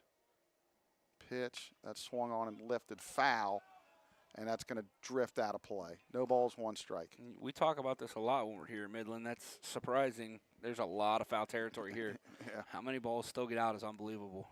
Yeah, the old Oakland Coliseum where they played baseball, that had the most foul territory I ever saw. And I remember the old Atlanta Fulton County Stadium had a lot of foul territory. But, yeah, it takes, when you play 80 games a year there, in your home park in the major leagues, you're going to lose probably 15 to 20 points off your batting average. That's a throw to first, and he gets back easy. I mean, the foul territory here is. It's expansive for a D3 park. It really is. Especially some of the parks in our league. I mean, Manchester, as I mentioned, you're right on top of things. Dugouts. Stretch. Pitch. That swung on and lifted to left center. Snipes on his horse. And he can't get there. That's going to be so Mason's going to score. Buckle's going to go for 3. He's going to round second. He's going to slide headfirst into third with a 2-out triple. So that'll increase the lead to 6-0. Snipes made a heck of an effort to get after that. I thought he might have a shot at it. Dove, couldn't quite come up with it. So Buckle with a 2-out triple. That increases the lead to 6-0. That ball was hit pretty good, but it split the left and center fielder absolutely dead center between them. As Coach Grandy's emerged from the dugout, likely going to make a switch here. So we'll step away here on the MSJ Sports Network.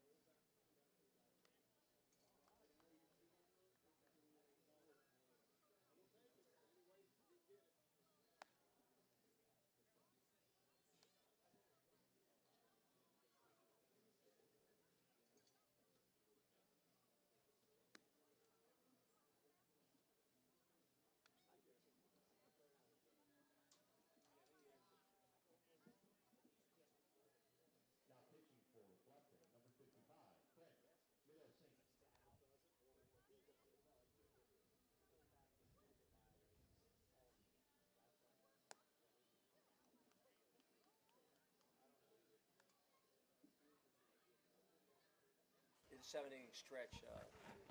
Sports trivia. I like it. So it's Brett Mitasinka coming out of the dugout or out of the bullpen for Coach Grandy's Bluffton Beavers. This is his 5th appearance of the year. Has the lowest ERA in the team, just a 3 ERA. Chuck across 6 innings, 5 hits, 2 runs. They were both earned. Has struck out 6 in 3 innings. So 2 every inning's pretty good. Yeah, I mean, it's batting average against 238, a right-hander. So that'll bring up Anton Meir with Buckle representing run number 7 on third as we play the bottom of the 5th. Been a really good inning for the Lions as they've put 5 across to kind of blow this open a little bit. Stretch. Pitch. Just down low, ball 1. 1 ball, no strikes.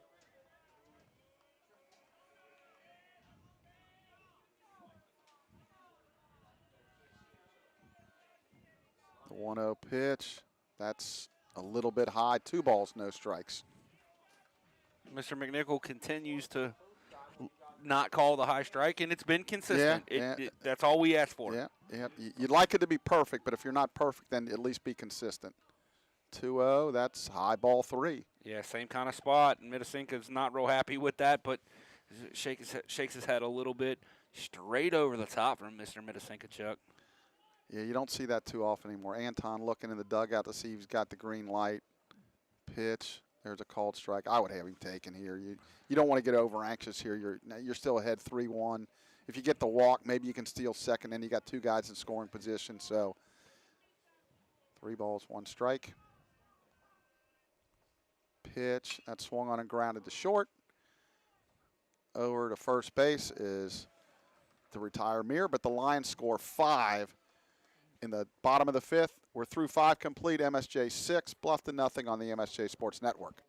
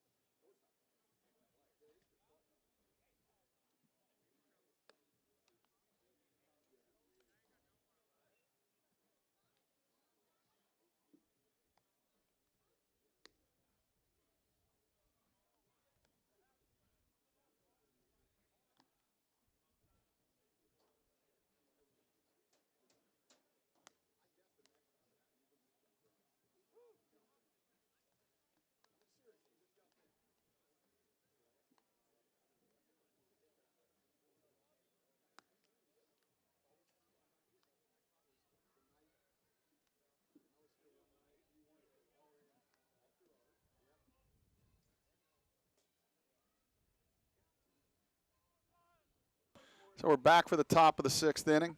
Lions lead at 6-0. 6 runs, 10 hits, 1 error for the Lions. No runs, 2 hits, 3 errors for Bluffton.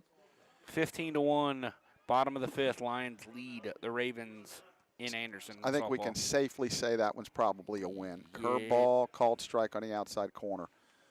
So that's one of them. You win big the first game. You don't want to lose the next one 2-1. So weird about that too, Chuck. Like it always happens where the second game's tight. Good change up. No balls, 2 strikes, way out on his front foot. Chuck, we keep talking to Coach Keefe a little bit between these games, but it kind of looks like Jackson Bucks is figuring out how to pitch right in front of our eyes. Yeah, he looks good. Pitch, blocked up in the dirt, 0-2. He's doing a great job mixing in his secondary stuff, throwing it for strikes and counts where he has to, throwing it competitive out of the zone. Other than the cement mixer breaking ball that worked out for him, he hasn't really missed much. And then, as I say that, a 58-foot changeup. Yeah, he pulled that one a little bit. He tried to guide that into the outside corner. So 2 balls, 2 strikes.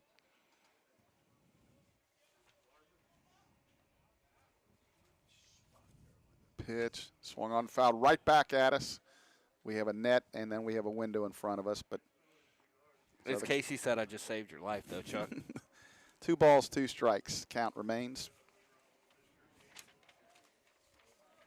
Pitch, swung on and missed, strike 3.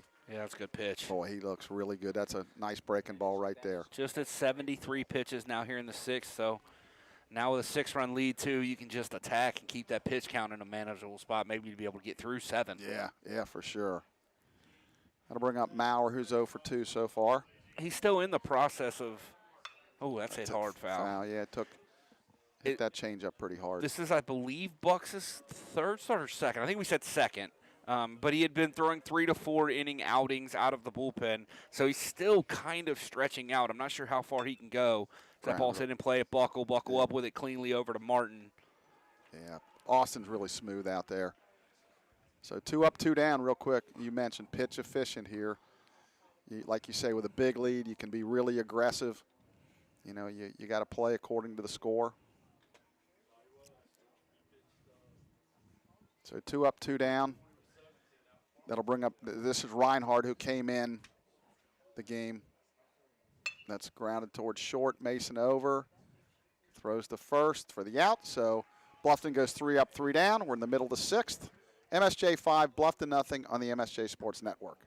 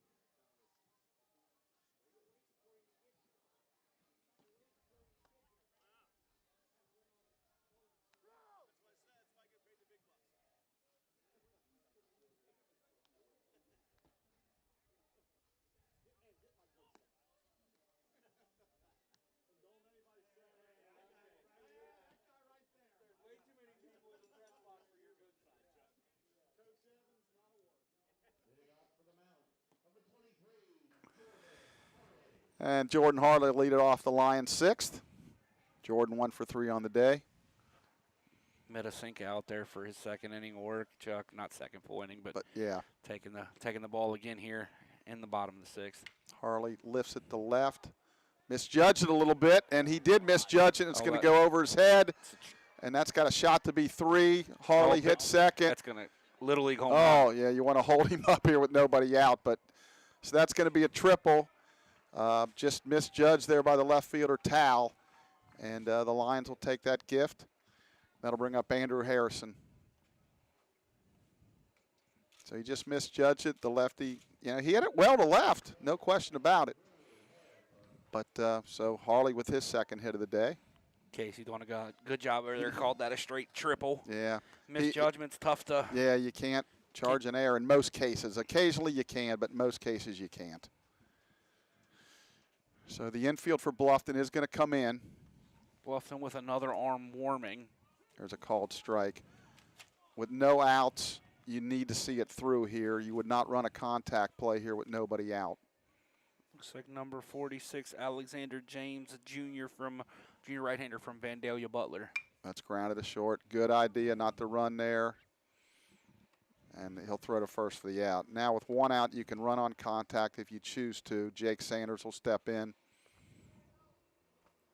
Jake with a base hit the last at bat. We were wondering if he was going to bunt. He ran the count full and then singled up the middle with an RBI.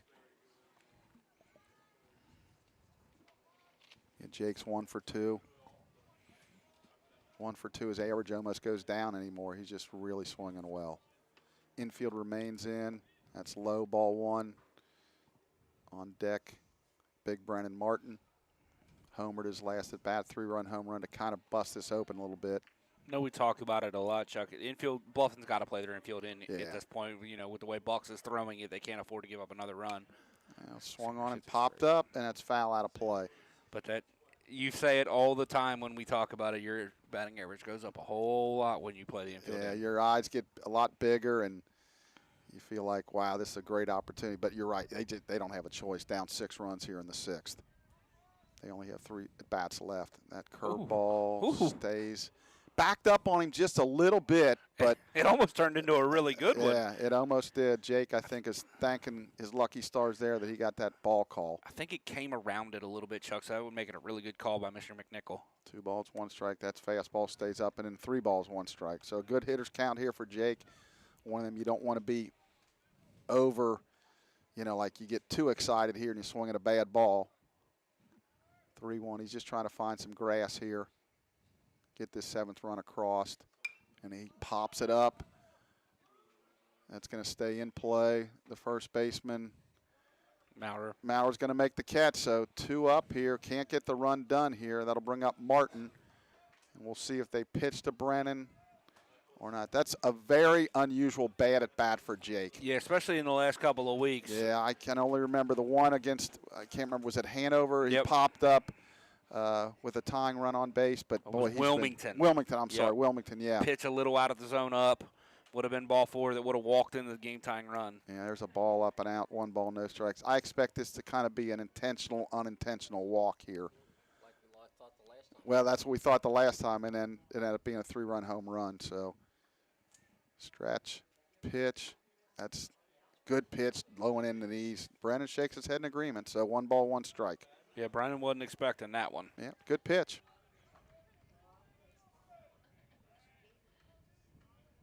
1-1. Stretch, pitch. That's up 2 balls, 1 strike. On deck, Sean Moore. Sean has a base hit on the day. Stretch, pitch. That swung on and blooped. That might get down. It does. So, RBI single for Martin there off kind of the end of the bat. Pretty good pitch, but he's just able to muscle it out into left field.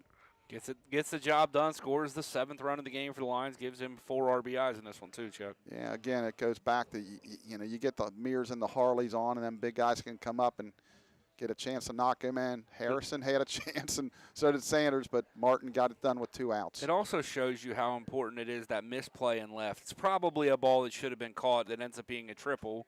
A couple of non-productive outs. Even if it gets down for a base hit or a double, he's still standing there, may or may not score on that swing. So, that's a big misplay in left field. That's grounded foul past Coach Kittle at 3rd. Yeah, because those things don't show up in the scorebook. Correct. They don't show in the box score at all. You just read it and you see triple to left field. You don't realize maybe the ball should have been caught. Clearly was misjudged. No balls, 2 strikes, 2 outs. Brennan will be off on the swing. That's up. 1 ball, 2 strikes. The Lions have a little bit of action down their bullpen. Looks like Jeff Kist is loosening. Ian Bush is loosening. Nobody's throwing yet, but they're all starting to move around down there. Oh, breaking ball, called yeah. strike 3. That was nasty. That was filthy. Really good. So the Lions add a run on Brennan Martin's base hit. We're through 6 complete. MSJ 7, Bluffton nothing on the MSJ Sports Network.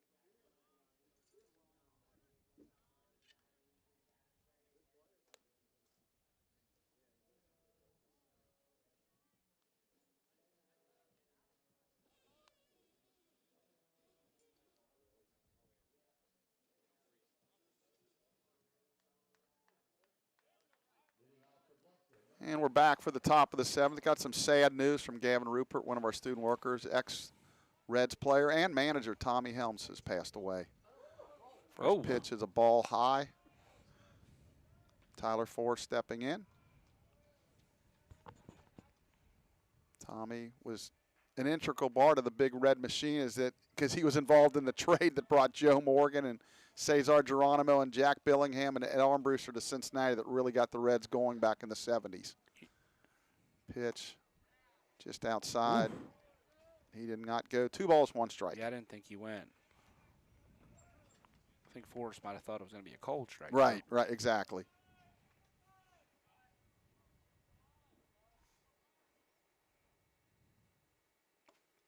Good pitch.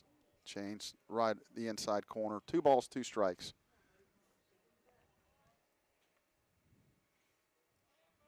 Bucks looks in for the sign. Winds. Here it comes. That's grounded to second. Buckle with a nice play. He'll throw to first. Retire Forrest as Forrest hustles down the line for out number 1. Hit it good. Probably what we would say is pick the wrong guy. Yeah. Mr. Buckle's pretty smooth out there. And you said that in the last inning, and I almost said, man, it kind of stinks he doesn't have a better arm because he's so smooth. He'd be a fantastic shortstop. The arm's just not enough to play on the left side. Fastball just, again, up. Been a consistent call. That's just, it's a ball today. Other days it's a strike. 1 ball, no strikes. Pitch, ground ball to Mason. Hit good. Boots it, throws the first, got him. Nice recovery there by Ethan. You know, it's amazing where it's just a habit. When he booted that for a second, he put the ball back in his glove. You don't want to do that, but that's just a habit sometimes, and that can make the difference sometime and out and safe. But he was able to use his strong arm to record the out, so 2 up, 2 down. It reminds me, I was watching after Shadur Sanders' pro day, they were talking about him patting the ball.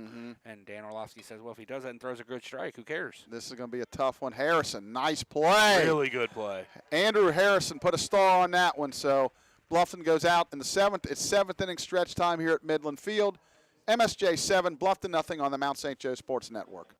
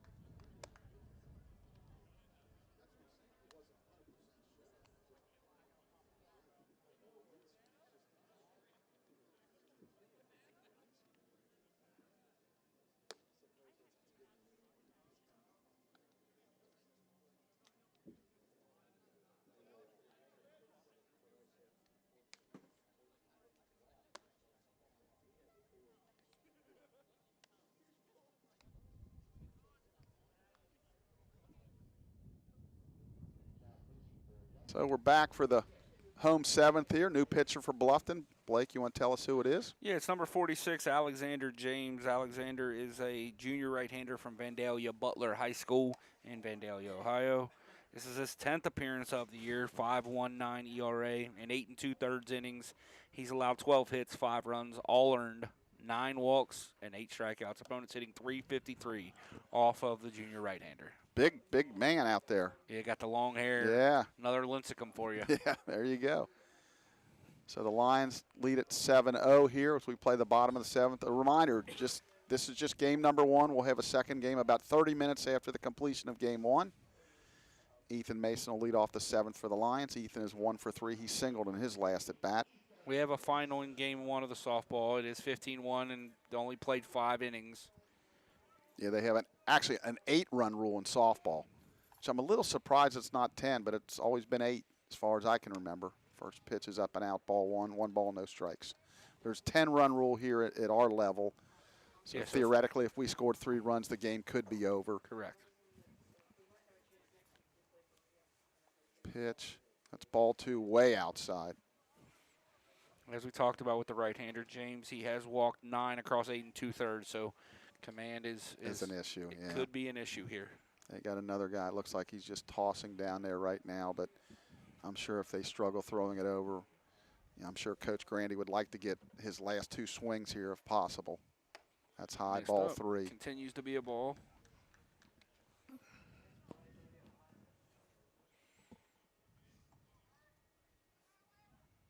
Number 12, Darius Bokey is warming up in the bullpen. 3-0's inside, ball 4. We talked a little bit before the game, actually. Mr. Bokey over there is a big Reds fan, so we were talking about some Reds games. Okay. Said he was at the game when Jack Leiter and Hunter Green went pitch for pitch. Toe-to-toe, yeah, it was pretty good. I remember Leiter throwing at Vanderbilt. Boy, he was lights out, him and Rocker a few years back. The Reds lit Rocker up. They did. Leiter turned it around and got him back for his Vandy buddy. Stretch, pitch. That's a curveball right on the outside corner, strike 1. Good pitch. Yeah, we'd be remiss. We want to, again, thank the Midland people for allowing us up in this press box. And it's a little jam today with some of the folks, but they were able to work it out where we can get in here and broadcast, and we want to send our appreciation out for that. We tried to make our footprint as small as it could be up here today. Yeah. Normally we got a lot more room, but with the guests and everything, and it's been great. The folks, I think, have enjoyed this. Maybe the Bluffton fans not happy with the score, but Coach Evans and his wife, they've done it right here. Pitch. There's a nice breaking ball for a called strike 2. No balls, 2 strikes.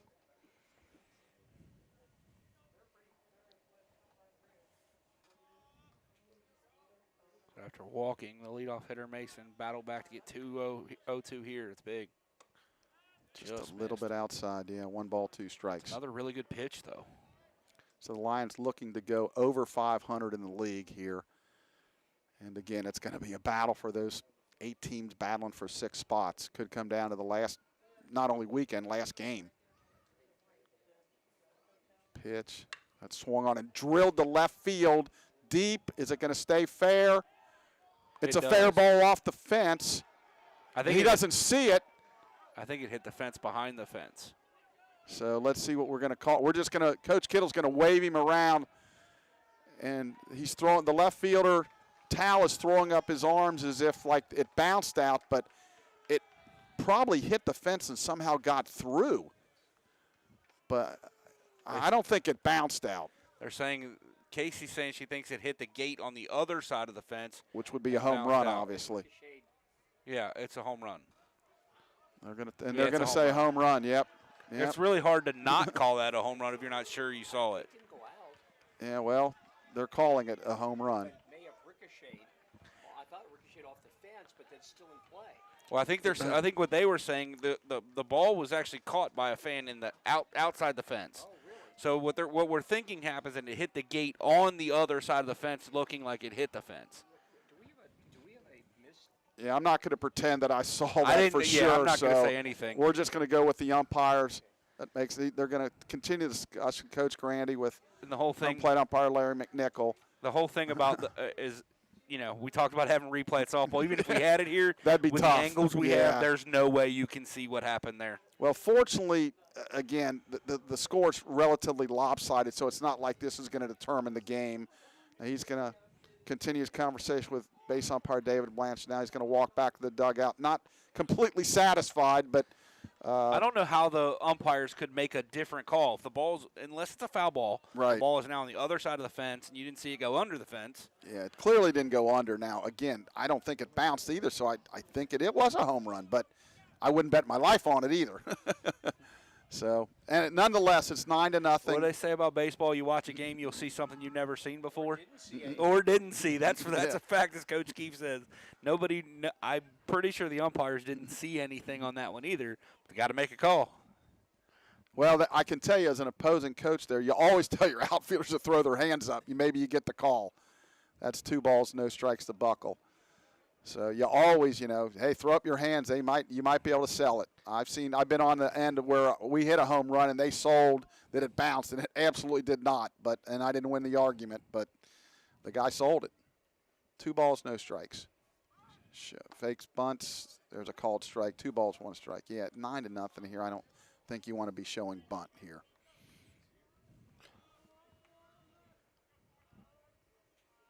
Two balls, 1 strike.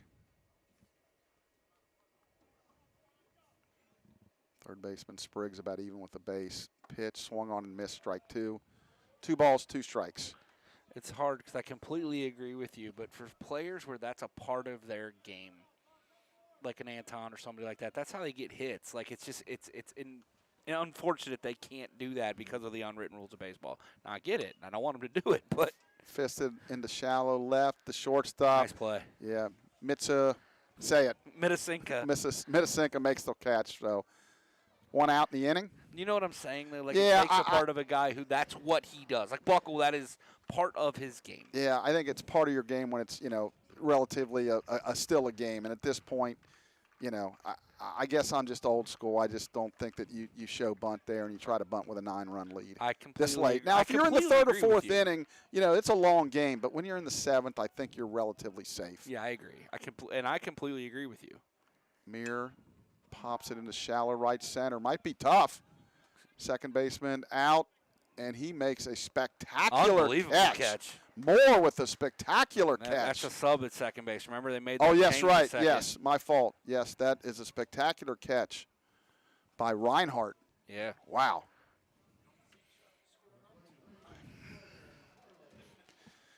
So that'll bring up Mr. Harley. He tripled in his last at bat. Thank you, Coach E, for pointing that out. Yeah, I think my last mistake was about 1988 or so when I was coaching with the Dave Evans, I believe. Called strike 1. Oh, I'm sorry, ball 1. There's another mistake. 1 ball, no strikes. 2 out here as we play the bottom of the 7th. Swung on a miss. No, Coach Evans will always remember a mistake I made coaching third base for him. We got a guy thrown out at third base with no outs. He won't let me forget that one. 1 ball, 1 strike. Pitch that swung on, hammered foul down the right field line off of the outfield fence there in foul territory. 1 ball, 2 strikes. So Bluffton with at least one guy throwing, another guy's kind of. A couple guys stretching around. Curious. 1-2 on the way. That's rolled towards second. Oh, it's booted. You better get rid of it. And Jordan continues to dive into first base. He's out. Ends the inning. The Lions tack on 2 more. We're through 7 complete. Lead 9-0 on the MSJ Sports Network.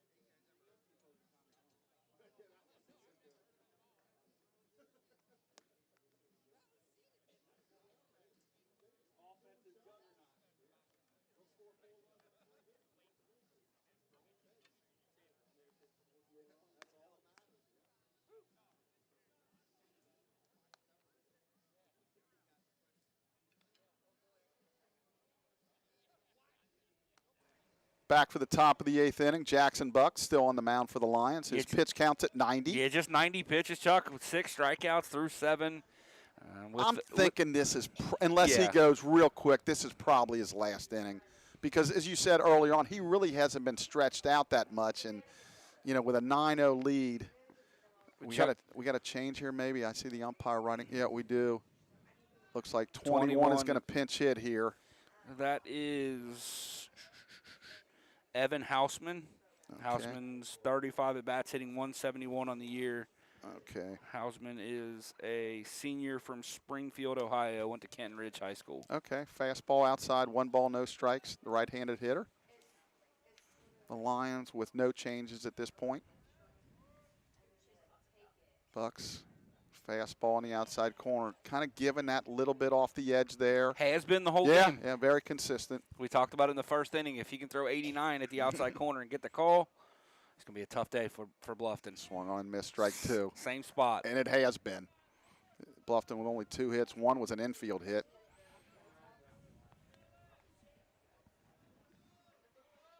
One ball, 2 strikes.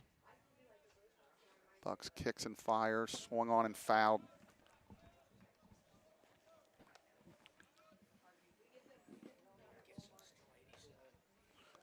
Have Coach Keefe step up. I'm curious how 93 4 pitches into this game Bucks' velo is. Say about 85. Good pitch right there. Off speed, Swung down on, and away. missed.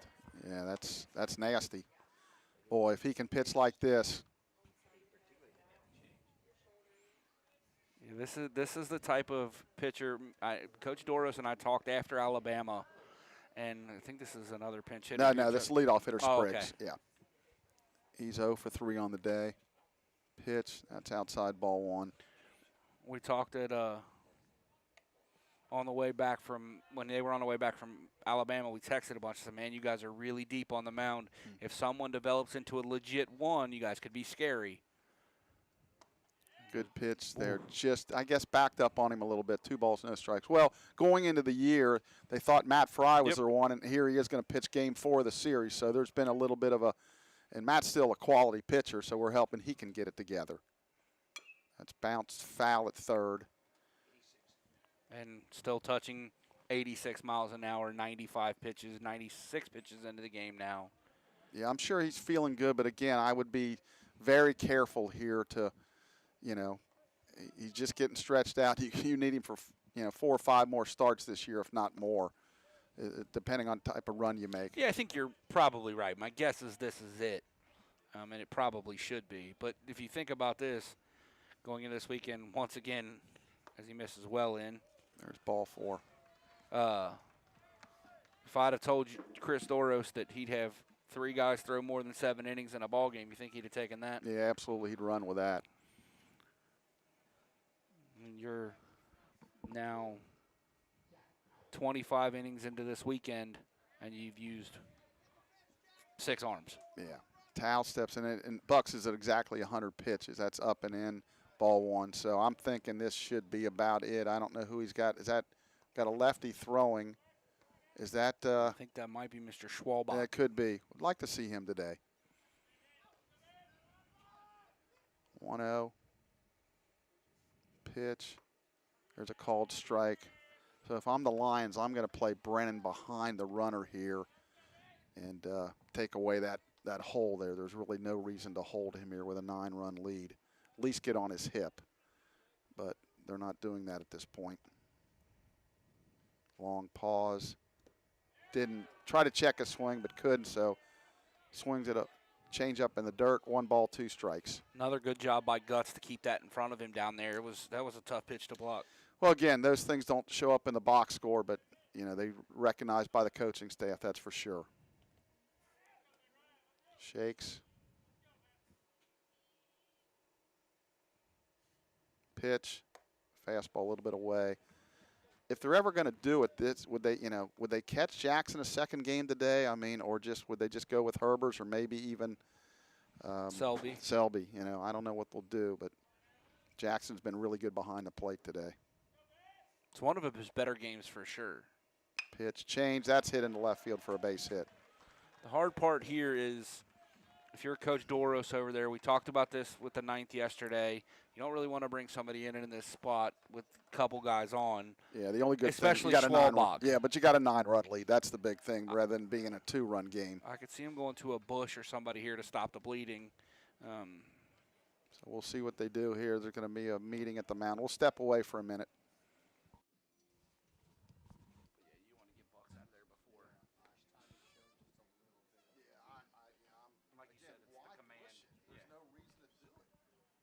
If it's 2-1, 2-0, sure, keep riding him. I mean, that's just, I don't see any reason to keep him out there. You don't have to use one of your better guys here. I don't get it. There's a reason Schwalbach's the one warming up. Yeah, they got a big lead.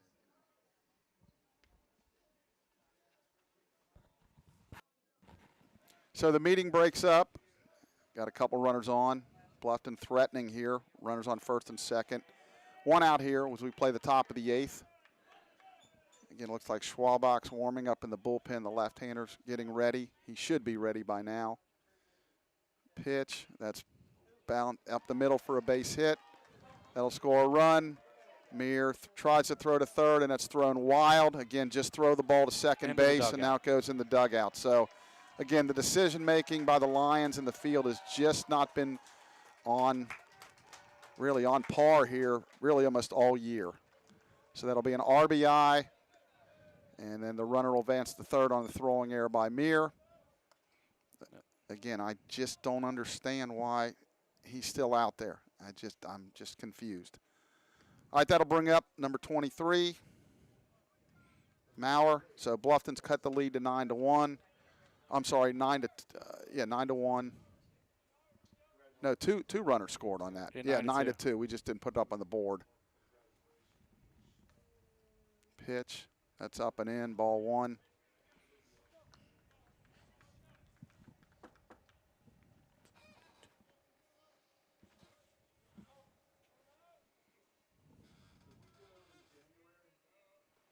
Pitch. That's going to hit him again. I'm beating a dead horse here. So that's a hit by pitch. And we've just now got Bush warming up to go along with Schwalbach. I've always been, when I coach, I'd rather take the guy out when he's been successful rather than let him get into trouble. Now it's going to end up being a good outing, but it could have been a great outing. Great outing, yeah. I just feel like he, again, we talked about he has not been lengthened out, and he's still out there. Well, maybe we'll get lucky and get a ground ball double play here. Stretch. There's a called strike on the outside corner. That's a good pitch right there. No balls, 1 strike. That's his 108th pitch.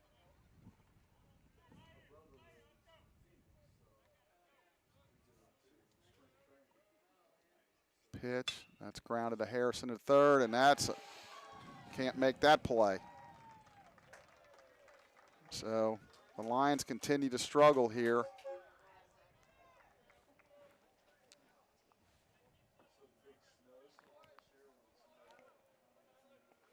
That'll be an error on Harrison. That'll bring up, again, no movement by the Lion coaching staff here. Now we got a right-hander warming up too. So it's Ian Bush and Schwalbach that are loosening. Again, Harry's in no man's land right here either. Now they're going to move him back. Okay, good. There's a wild pitch. Somebody needs to go to the mound and stop this right now. Yeah, I've said about all I can say. So 1 ball, no strikes. There needs, even if you're not going to take him out right here, somebody go break up this rhythm. Actually, fortunate enough, it's not a closer game.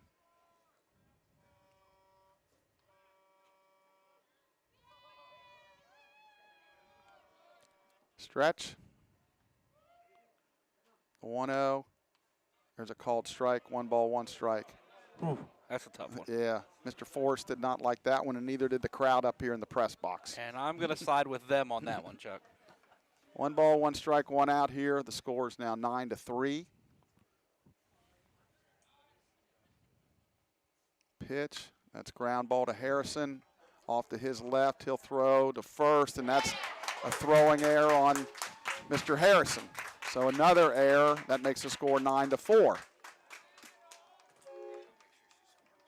Okay. So Blake's going to step aside to make sure these are all getting scored right. That makes it 9-4. And again, no movement here. And now we're going to see Coach Torres come out of the dugout. I'm assuming he's going to make the change. We'll step away for a minute, and we'll give you the change when we come back.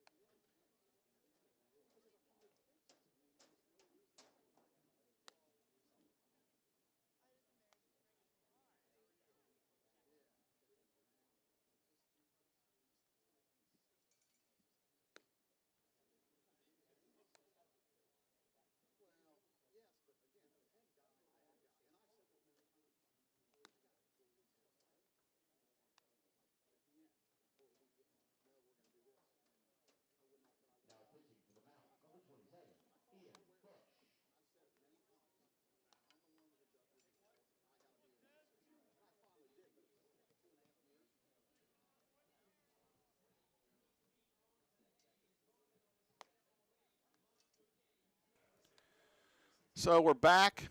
Bluffton with a 4 spot here in the 8th. Still only 1 out. Runners on first and second. Ian Bush is the new pitcher for the Lions.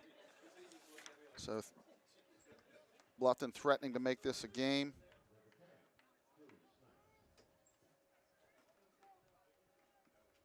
Ian comes in. It's his 6th appearance. He's 1-0 with 3.52 ERA. 7 2/3, 5 hits, 3 runs, all earned, 4 walks, 8 strikeouts. Stretch. Ball in the dirt. He choked that one off pretty good there. Is Snipes squared to bunt.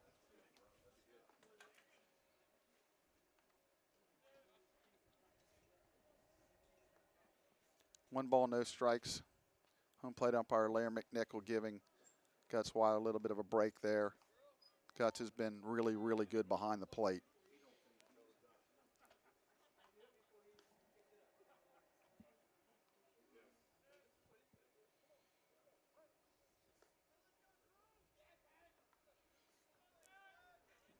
With stretches, pitch.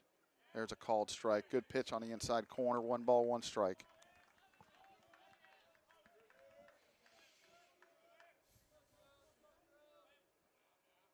Snipes is 2 for 3 on the day, having a good day.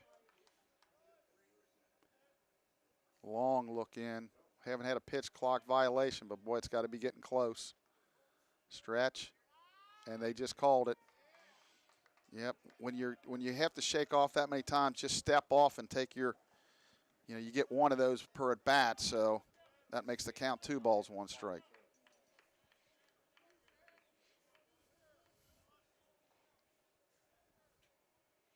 Two, 1, that's high and in. 3 balls, 1 strike.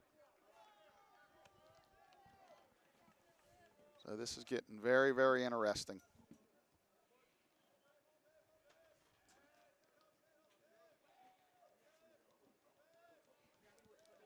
Three, 1 on the way. Pitch, that's not close, ball 4. So the bases are loaded. So the tying run becomes in the on-deck circle here. The score is 9-4. Looks like they're going to have a pinch hitter.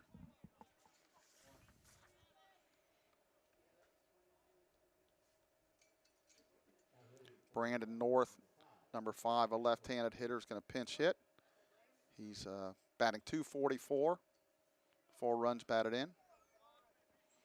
Lions at double play depth here. Desperately need a ground ball. Stretch, pitch, that's low, and ball one. So he's struggling. They better keep, they got a bunch of pitchers, better get them all ready. We all straightened up over there with the score, kinda. We're close. Unearned and earned isn't right, Yeah. but everything else is. Okay, we'll get that all straightened out here soon. 1-0 count. There's a called strike. 1 ball, 1 strike. Good pitch on the outside corner. So the Lions in a situation here, you don't want to force anything. You just want to make sure you get an out. Love a double play, but you don't want to force it. Big hole on the left side. Mason in double play depth. Harrison is off the line. Pitch, that's high, ball 2. 2 balls, 1 strike.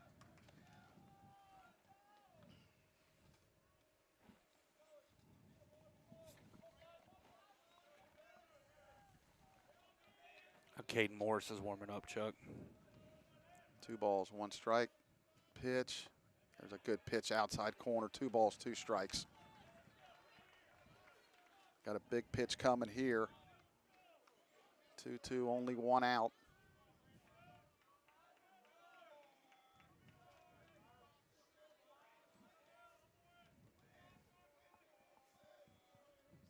Stretch, pitch. That's bounced towards second. Buckle. Going to throw to short to Mason to get the force there. Buckle's got really good hands. Yeah, Chuck. they're really good. And that's one I'd like to see Ethan do a full arm fake there, see if he can get the guy on third, bite coming around the base. We used to work on that all the time, but they score another run to make it 9-5. So, Slam range. Yep. So that looks like we got maybe another pinch hitter coming up here.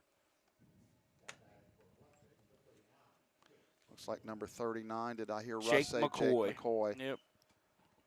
13 starts in 18 games, 217 hitter. So he swings it from the right side here. So again, the tying run remains in the on-deck circle. Lions with a really sloppy inning here. Stretch. Pitch. Fastball outside corner called strike 1. Good pitch right there by Mr. Bush. You're a base hit away from winning the game by a run rule Yeah, in the last yeah. inning, and now you're in a ball game. Yeah, absolutely. Good breaking Good ball. breaking ball. Swung on and missed. No balls, 2 strikes. Mr. Bush has got some good stuff. Pitcher of the year 2 years ago in the conference. If he throws enough strikes, he's going to be tough out of the Lions bullpen. We can say that about just about everybody, though. 0-2 on the way. Up high, ball 1. That's a pretty good 0-2 pitch right there. Climb the ladder a little bit.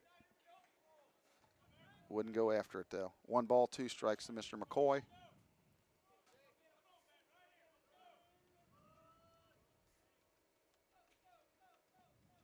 One, 2 on the way. Curveball called strike 3. So the Lions get out of that after Bluffton scores 5. We're in the middle of the 8th. MSJ 9, Bluffton 5 on the MSJ Sports Network.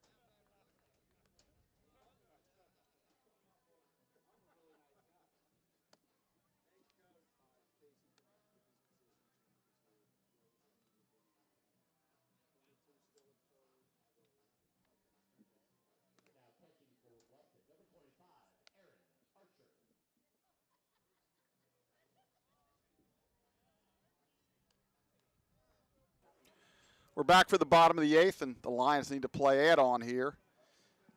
As Bluffton's cut the 9-0 lead to 9-5 as we play the bottom of the 8th here in game number 1.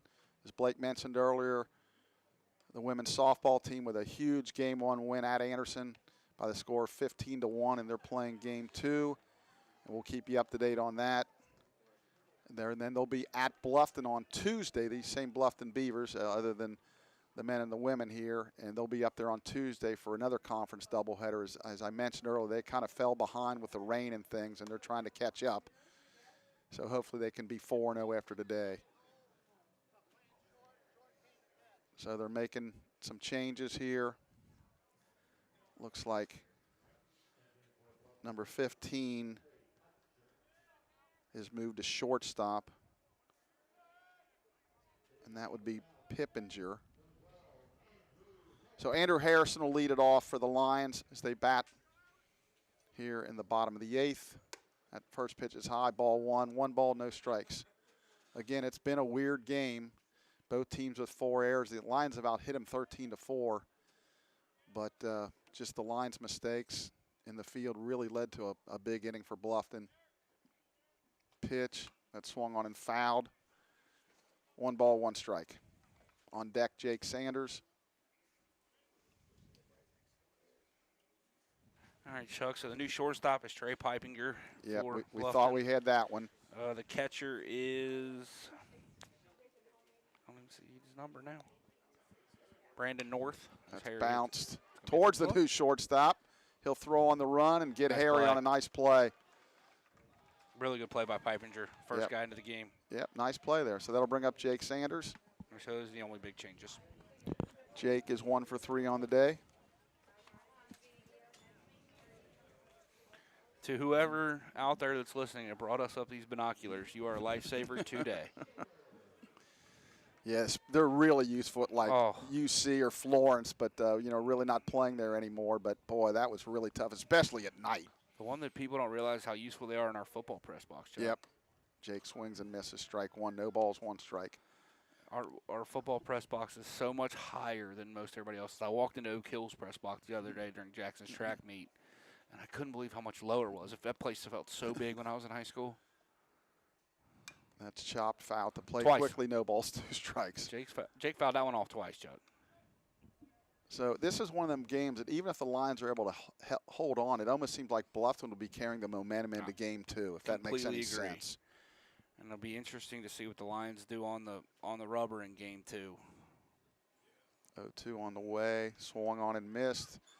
We'll have to complete the out at first base, which they do. Goes 2-3. So Sanders strikes out for out number 2. That'll bring up Brennan. It's Martin. Kind of surprising. We talked about it in his last at-bat. I don't know where Jake's putting together kind of not competitive at-bats in these last 2 at-bats. Now, hopefully it's just a couple of bad at-bats, but he's gotten himself out pretty quickly in both at-bats. So Brennan will step in, having a really good day.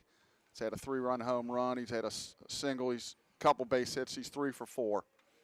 I think 4 driven in. I can tell you Bluffton's glad he's up there with 2 out, nobody on. Well, like we talked about with Miss Ariana Wagner yesterday. That ball, fastball outside, ball 1. Yeah, for the people that weren't listening or watching yesterday, there's a tremendous center fielder for Franklin that leads off for them, plays center field, Miss Wagner. She's a tremendous player. Pitch, swung on and nubbed up the third base line, foul. Well, he hasn't touched it yet. Now he touches it. It's officially foul. Brennan had a healthy hack at that one, Chuck. So 1 ball, 1 strike. Again, we'll have about 30 minutes in between each game. Be interesting to see what the Lions do in the 9th. Is it going to be Caden Morris, or are they going to send Bush back out? I meant to ask you, is Bush technically in a safe situation? I don't believe he came in with the tying run in the on-deck circle. But I'd have to look back. I'm not sure. Coach Keefe says he did not, so he's not in a safe situation. I knew it got to 4 and there was 2 on, but I wasn't 100% sure. Pitch, that's upstairs. Brennan with a good eye, 3 balls, 1 strike. I knew it was closer than you would have assumed, but. Yeah, when it's 9-0, you don't think there's going to be a safe situation. But, again, baseball is a funny game. You never know. 3-1 count.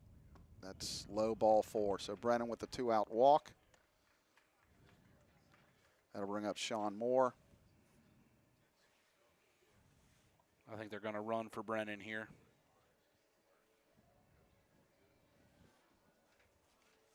So it'll be A.J. Meyer coming out of the dugout to run for Martin over at first. Nice 2-out walk there by Brennan. We'll see if We get A.J. around with Sean Moore, who hit the, I don't know if it's controversial home run last at bat, but we couldn't really tell, but it looked like it might have hit the back second part of the fence. Anyway, it was a home run, and that ends up being a big home run at this point. Meyer with a really good lead on first. Pitch that swung on and popped foul and out of play. No balls, 1 strike. A.J. Meyer can really run, Chuck. So Yeah. now that it's a game again, Yeah, it wouldn't be a bad thing to turn him loose. Well, let's try to get him down there.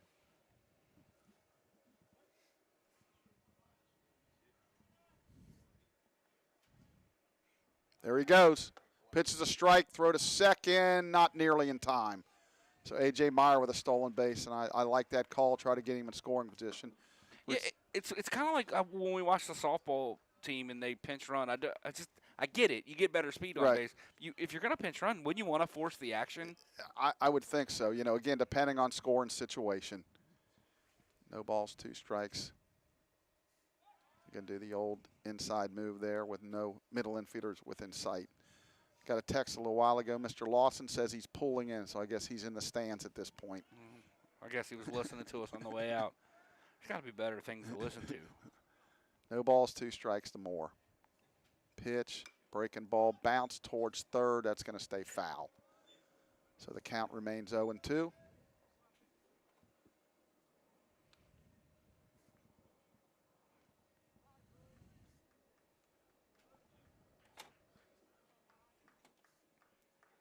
Lions looking to win game 1 here and go back over 500 in the HCAC.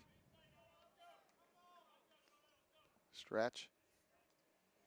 The 0-2 pitch. That swung on and missed a high fastball. He's upset at himself, but the Lions strand 1. We go to the 9th, leading 9-5 on the MSJ Sports Network.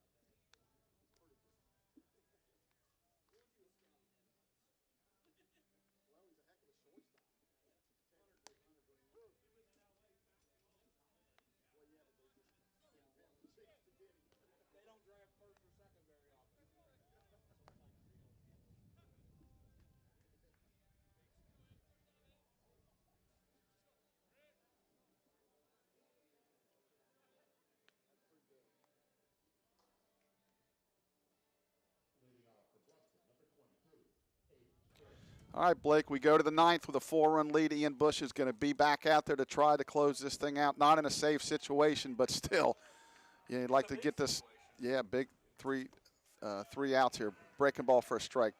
First batter's always key in these, trying to close out games. Psychologically, for sure. That swung on and popped up. Playable and right. Sanders comes in, and he calls, and he makes the catch. Good job to hear Jake call that early. So that was good to see. Yeah, exactly. Comes running in and actually made it fairly routine. But off the bat, it looked like it might fall. So it's funny because we were talking before the inning. They made a defensive change late in the game yesterday for Will Record out and right for Jake Sanders. Thought that might be the case today, but he makes the play. Yep. So 1 out, 1 down. Again, Bush trying to close it out here. Pitch, breaking ball, backs up on him, stays inside. 1 ball, no strikes. Yeah, kind of getting around that breaking ball a little too much. Looks like it's coming out of his hand a little loose.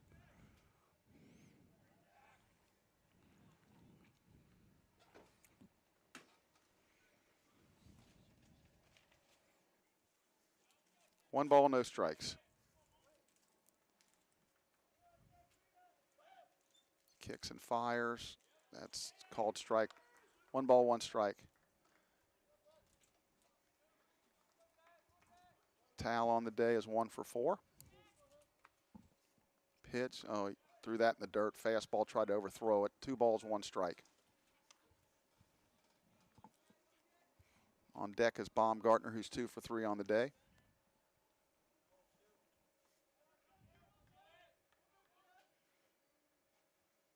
That swung on and fouled. We were talking before the game with Coach Granding and you know, how it's a weird scheduling quirk, how they came to us 2 years in a row. And Coach Newman was actually saying, like, it feels like it's been years since they were at Manchester and they were up there yesterday. So with Defiance dropping out and Berea coming in, swung on and missed, a breaking ball in the dirt. Nice block by Gutzweiler. He'll complete the out to Clements. So 2 up, 2 down. Really nice job there by Mr. Bush. Yeah, you can Bush with nobody on base, clean inning. You can see settle down quite a bit, Chuck. Yeah, I'm a big kind of clean inning guy.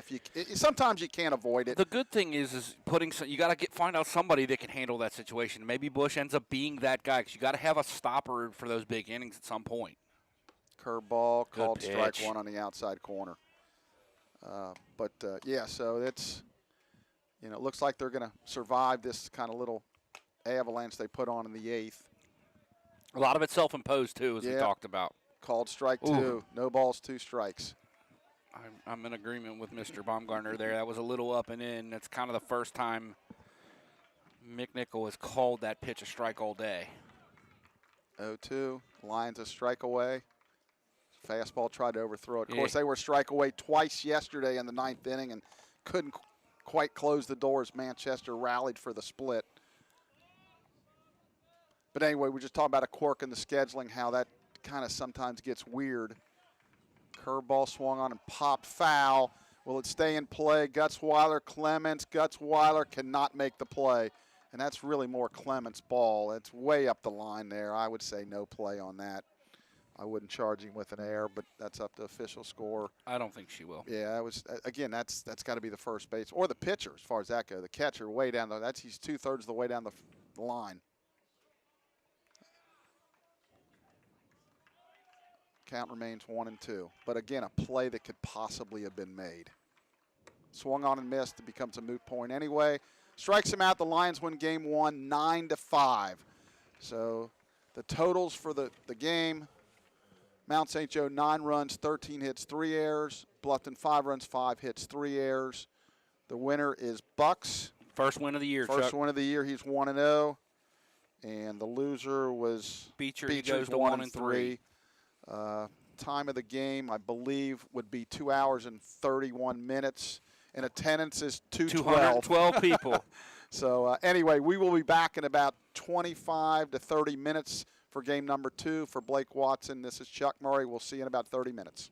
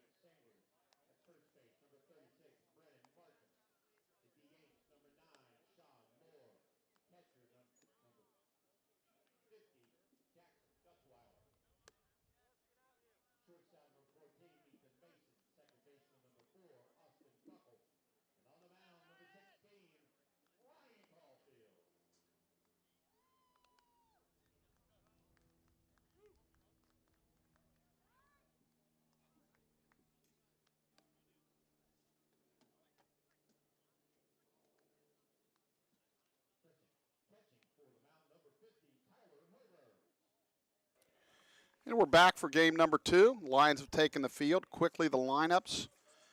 For Bluffton, Jacob Baumgartner will be the DH leading off. Jack Talon left. Aiden Spriggs at third. Justin Maurer at first. Brandon North behind the plate. Reinhardt at second. McCoy in right. Toth in center. Pippinger at short as Ryan Caulfield delivers strike one at 4:06. Wyatt Groves on the mound. The Lions defensively. Harley in left. Meir in center. Sanders in right. That pitch is up, ball one, 1 strike. Harrison at third, Mason at short, Buckle at second, Martin at first. Ryan Caulfield starting, and Tyler Herbers behind the plate. As you said, Chuck Caulfield on the hill. First Swung on and popped up. give his numbers after Mr. Buckle makes this catch. Buckle makes the catch for the first out of the inning. Go ahead, Blake. So this is a 9th appearance of the year for Caulfield, second start. Now, he will not go deep into this ball game. The Lions are using an opener here, 1.64 ERA, pair of saves, 11 innings pitched, 9 hits, 7 runs, only 5 earned, 4 walks, and 15 strikeouts. Yeah, he's done an excellent job. Jack Towell bats second here. First pitch is a little bit high. The umpires have switched. David Blanchett behind the plate, Larry McNichol on the bases. Curveball drops right in there. A called strike. No big secret to what the Lions are doing here. It's similar to what they did yesterday. This time it'll be Caulfield, likely Webb in the second, depending on how Caulfield does here. Ball hit. Right where the shift would have been. Weak ground ball, that's going to be a base hit. The shift giveth, the shift taketh away. So that'll be an infield single. It'll be Webb for the second, and then Light, depending on how he throws it. All right, Aiden Spriggs will step in, batting third, the third baseman. Led off in game 1. Yeah, so Coach Grandy's kind of shaking things up a little bit.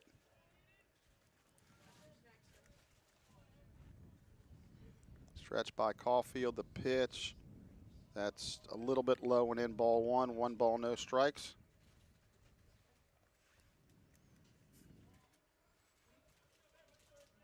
I've always wanted to ask, as that pitch is outside ball 2, the analytics people, like when you do shifts and things, do they base it just on every at-bat, or do they look at the velocity of the pitcher, if it's right or left-handed? Yep. You know, those things, it just comes into play. Nice pitch. Curveball stays up. Okay.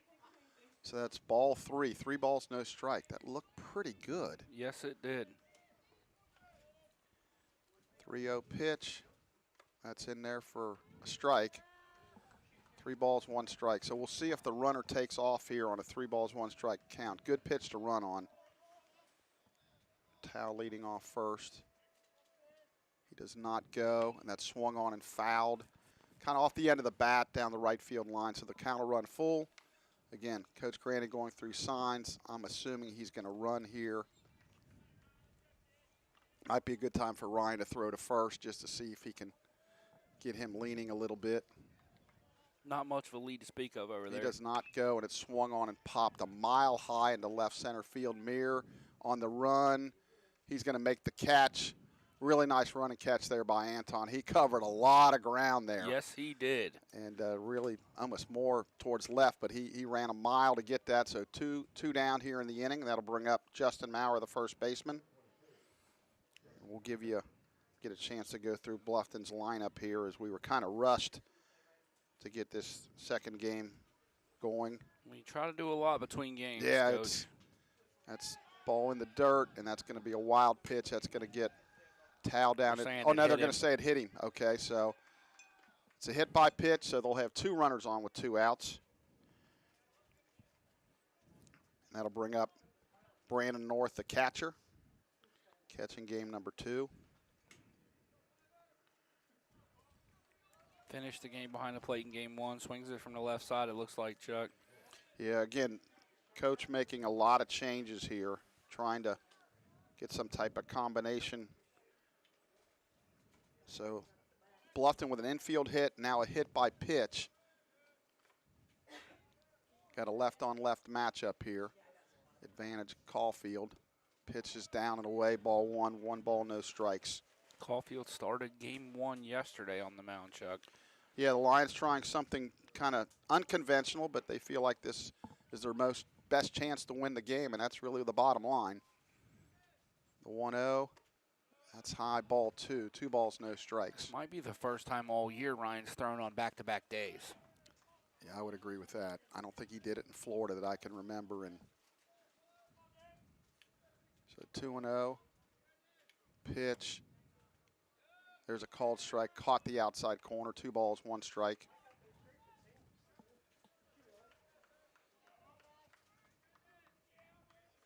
Looks in for the sign. Long look. A long look. Got to watch get a pitch yourself. clock. Yep. Stretch. Pitch. There's a called strike. 2. 2 balls, 2 strikes.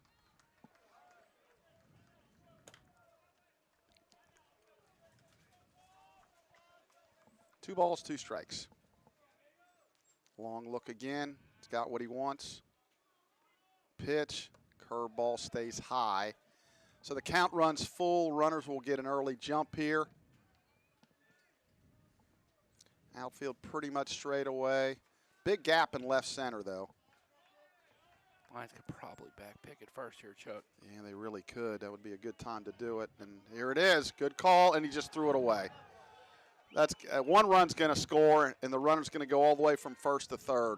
So get it in here. We got to be backing up here. So it's a really good call, but, you know, Ryan just threw it wildly away. So, again, a lack of execution on defense by the Lions. Got to settle in and hope that doesn't come back to hurt you. Yeah, again, it's, again, a good call, but you got to be able to make the 3. You know, you're playing catch, basically. Just made a wild throw. So 1 run in here. It's an unearned run at this point, but as they say, it counts. Full count, he walks him. So the inning will continue here.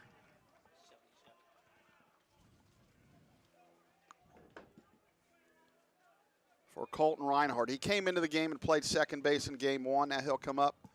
Runners on first and third, 2 outs. Tyler Herber's giving the first and third signs in case they try to steal. Theoretically, or in most cases, the Lions have been using the double cut. Pitch, swung on and missed. Ball's down. He took a cut at it. No balls, 1 strike. 2 outs here. Bluffton with a run in and threatening to score more. Stretch. Pitch. Ooh. That's down low. 1 ball, 1 strike. Golf's got to be careful. Getting Yeah. really, really close to not stopping. Yeah, that's usually a sign of not confident in your move to first and you're trying to quick pitch or be quick to the plate. That's a better job right there. That swung on and fouled. 1 ball, 2 strikes. You want to see now with 2 outs and 2 strikes of Coach Grandy, and he's going through some signs here. I'm expecting something to happen here. Yeah. You know, a leave early, a delay steal, straight steal, but Try to do almost the forced balk play. yeah, let's see what they do here. 1, 2. Nope. No, it's going to be a delay. Nope. Inside, 2 balls, 2 strikes. I saw him jumping off first a little bit. I thought there would be going to be a delay there. 2 balls, 2 strikes, 2 outs. Thank goodness 1 run in only so far. Stretch. Pitch. That swung on and lifted to right field. Sanders has got a beat. He will make the catch to end the inning, so Bluffton scores a run on a hit. It's an unearned run, but it counts. We're in the middle of the first. Bluffton 1, MSJ coming to bat on the MSJ Sports Network.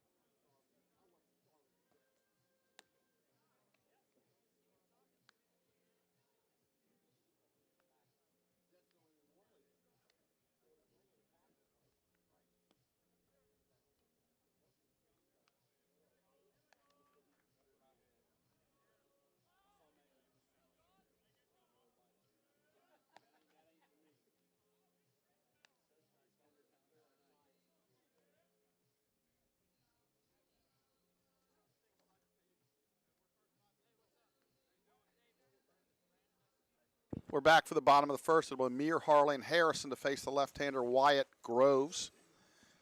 What do you got, Blake?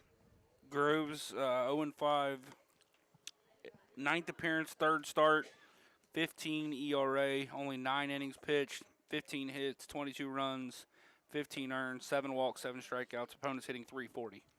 So, you know, it seems like this would be a favorable matchup for the Lions as he's walked 7 in 9 innings, so command of the zone is not great, and then when he's in the zone, he's getting hit. So, see what we can do. Anton will lead it off.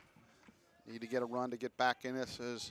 In most cases, I always say always, but in most cases, Coach Miller at first, Coach Kittle at third.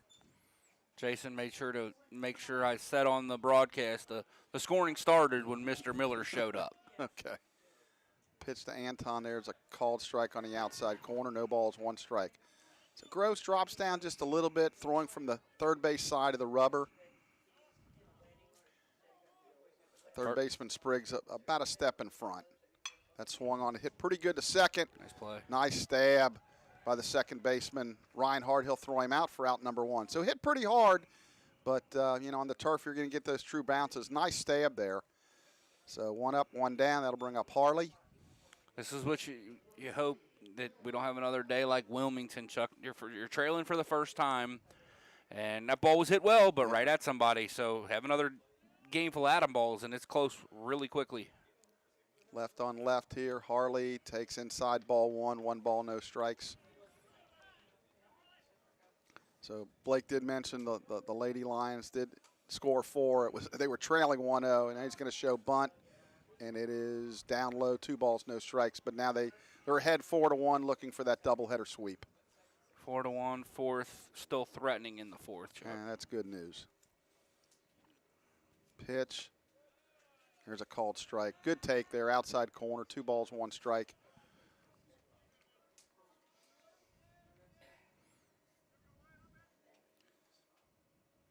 Pitch. Good fastball, called strike 2. If Jordan hits ball past the third baseman, the shortstop Pippinger will have no shot to throw him out if he's got to take a step to his right. 2-2. He checked his swing, stayed inside, full count. Be really nice if you're the Lions to answer back here with at least 1, man. Yeah. Find a way to even it back up, say, hey, we're still here. Pitch, that's ball 4. Jordan will hustle down. That's a good at bat. As an old coach that used to coach with me and we coached together, Coach Mark Hopkins used to say, don't give them courage. Don't let them hang around and think they can maybe pull it out. So that'll bring up Andrew Harrison. My gut is here the Lions will get the one-way lead here, try to draw a few throws to see what Mr. Groves' move looks like, unless they faced him last year and they know it, but pretty good lead. Pitch to Harry. That's a called strike. No balls, 1 strike. Coach Kittle flashing through the signs. Looked like Jordan asked him to run through it again. Wasn't sure he saw it. Yeah, I'm thinking he's on his own, but maybe not. Pitch. He's got him going back. Harry pops it up into shallow center. Snipes. No Snipes. We got the wrong guy in there. The center fielder is Toth. My mistake. He makes the catch for out number 2. So that'll bring up Jake Sanders. We'll see if Harley can get down there and get in scoring position with 2 outs. Groves is a little deliberate to the plate. Picks that right knee up pretty high. Yeah, I would think this is a lot easier to steal than the game 1 starter. And that's the show me kind of move to first. I wouldn't think that's his best.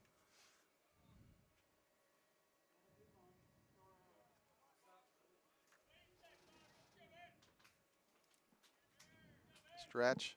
There he goes.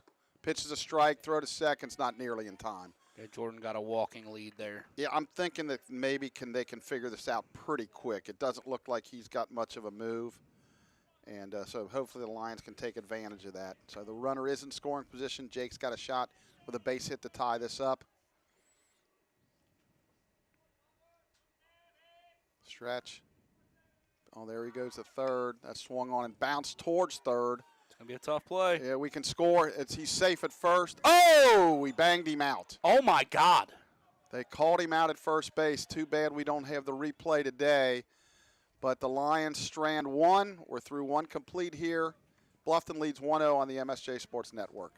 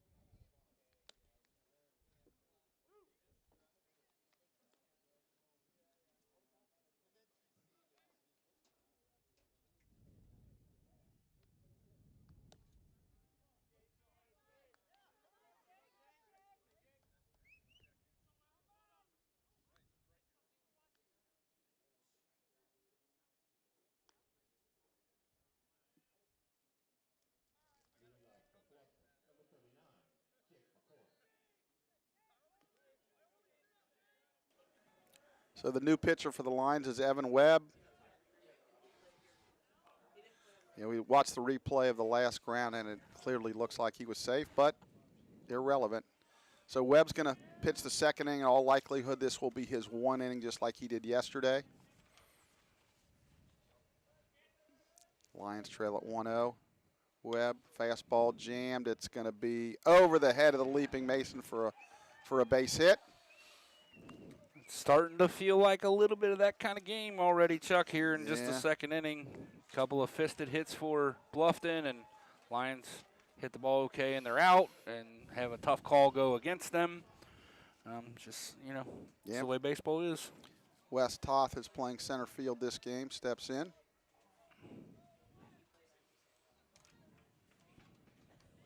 Stretch. That's swung on and missed. Harrison expecting bunt way in. Showing no signs of it. I assume maybe they had him, being very aggressive there, trying to get it off the bat and get the force out, but showed no signs. Now he does. Now he's going to show bunt. He's going to foul it off, so now the Lions are in the catbird seat here. Oh, no balls, 2 strikes, and in all likelihood he's going to be swinging away. And with Webb's ability to throw a good breaking ball, you would hope you can get a rollover here. Harrison backs up at third, which is the correct thing to do. No balls, 2 strikes. Pitch. That's bounced towards Harrison. He's going to have to get rid of it, and he can't. That's going to be an infield hit. Just, again, you said it, Blake. Just right now, things are not going our way. Some fisted hits again. He makes a good 0-2 pitch and fists him, and he beats it out. So 2 good pitches for Webb. Neither one of them end up in outs, and Webb has got to avoid his propensity to miss the strike zone right now because they're getting hits on good pitches. He can get a little bit walk happy. So Pippinger at the plate. I'm expecting a sacrifice bunt here. He does show bunt. Bunts it foul. And Coach Grandy's got to be pulling his hair out. Can't get the bunt down. Like you talk about a lot with our bunts, his feet are moving. Looks like he's trying to almost push it for a hit instead of just get it down. Get it down. You just get it down, you got a chance to make something good happen. If worst case, you move the runners. Martin in at first. Harrison's got to read it. Pitch is down low. 1 ball, 1 strike. The only change for the Lions on defense this game is Tyler Herbers behind the plate. Yeah, this is one of them games you don't want to fall too far behind if you can avoid it. Stretch. Martin way in at first. Shows bunt again. Curve stays high and out. 2 balls, 1 strike. Now, what you should do here as a hitter, you should try to bunt the ball to the third, make the third baseman field it. That's ideally what you want. Well, as hard as Brennan's crashing with where Buckle is, it's going to be tough to get any out. Stretch, they bunts through it. Buckle is covering first, which helps. But Yeah. So 2 balls, 2 strikes. I would assume they'll take the bunt off here. it's kind of a stabbing attempt at the bunt on both of them, Chuck. It's become a lost art. Guys get in the cage, they kind of, take a couple bunts, they miss it or foul off. They don't really care. They just want to hit. 2-2. Pitch, curve, swung on and fouled back. Count remains 2-2. It's one of them things as a coach you really stress and you work on it. And if a guy can't do it, then you either pinch hit for him or you don't bunt, because it's silly to try to force something that can't be successful. So 2 balls, 2 strikes. Pitch, swung on and missed a high fastball. Good pitch there by Webb. So he gets the big first out as they're not able to advance the runners. That's a good pitch from Evan because that's where his breaking ball starts. So that pitch ends up and out of the zone, but if that's a breaking ball, it's going to be a strike. So it's good. It's a good pitch to throw that kind of tunnel, same spot, same same release point. So the Lions are 1 pitch away here. They can induce a ground ball here. Maybe they can get out of this inning. Baumgartner will lead it off. The leadoff hitter steps in. Pitch, breaking ball stays out. 1 ball, no strikes.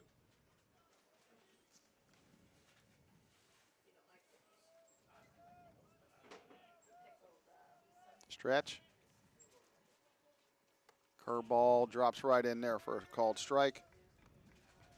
There's no doubt about that's Evans' out pitch. That is Evans' out pitch. That's his bread and butter.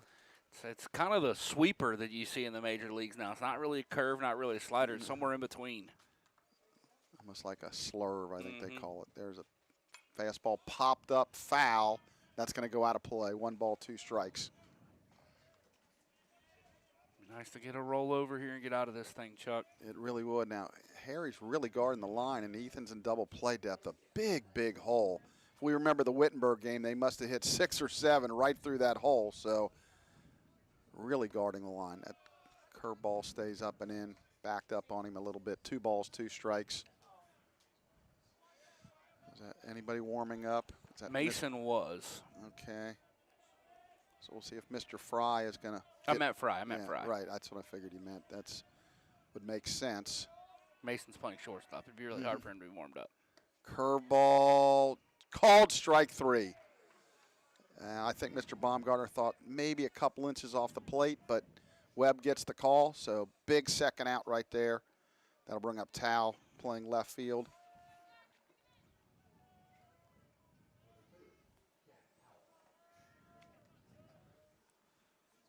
Big spot in this game. We talk about it all the time. You never know when those big spots are going to come, but this is definitely one of them. Again, Harrison hugging the line. Big hole in the 6 hole. Called strike on a breaking ball. No balls, 1 strike. Very similar to the spot he got Baumgartner out on. Webb looks in. Got what he wants. Runners with their leads. Fastball stays in. 1 ball, 1 strike. Tell you, the sun's been out. It's just absolutely gorgeous here. Yes, it is. We have not had much of this spring, Chuck. No, not very often. You got to treasure these kind of days. Stretch. Pitch just outside. I think our best day here was around March 13th. It's unbelievable to think about, isn't it? I feel like it was 75 or 80 yeah, it was that day. added game that the Wittenberg game. Yeah, I believe it was. And then since then it hasn't been too good. And Hanover was a couple decent days, but nothing like that. Slurve, that stays up. And Jake Sanders in right field throws his arms up in frustration like, where's it got to be? So 3 balls, 1 strike. I do like the emotion, though, at times. 3-1. Pitch. Curve fouled off down the right field line. So we'll have a payoff pitch. The runners will get an early start. Anything in the gap could score too. So big pitch, as you say. There's those times in the game when, early, but this is a big pitch right here. Quick check. Softball has stretched their lead to 7-1, Chuck. Again, very good news. Stretch, payoff, runners go. That's way outside and a wild. Well, it's not a wild pitch. It was got by the catcher, Herbers. It was a walk, so there's no wild pitch, but I was thinking the runner from second could potentially try to score. So the bases are loaded now for Justin Maurer, the first baseman. So I guess we're just gonna stick with Webb this inning. Oh, I'm sorry, Aiden. What did I do? Spriggs. You said Maurer was up. Yep. Spriggs is up. Had to write these down really fast, and so 2 outs, bases loaded. Webb trying to get out of this jam. Curveball swung on and hit the right center field. Mir on his horse over in right center. He makes the catch to end the threat. So Bluffton threatens, does not score. They leave the bases loaded. We're in the middle of the second. Bluffton 1, MSJ nothing on the MSJ Sports Network.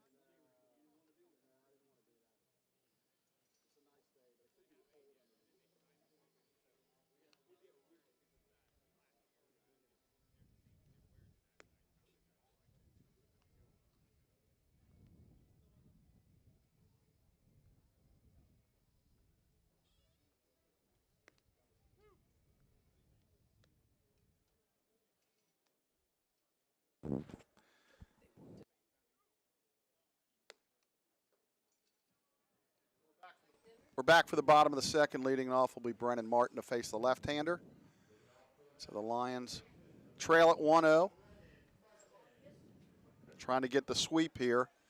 Again, right now, 1 game over 500 in the conference, and really, Blake, this is a big game for them. Huge game, yeah. If you can find a way to stay over 500 in the league with all you got left, is big. Because, again, no disrespect to Bluffton, but on paper, we're a pretty heavy favorite. This is an expected win. Yeah, we're not. Doesn't mean we can't lose. It's baseball. Anything can happen. But the schedule does, toughen up. Brennan lines it foul down the left field line. We got Rose Holman next weekend, and we still got Transy and Earlham. So all them games are going to be extremely important because we're going to be battling really all them teams for a spot. But this is a game that you really feel like, man, you got to get. Pitch swung on and fouled off. Count remains no balls, 2 strikes.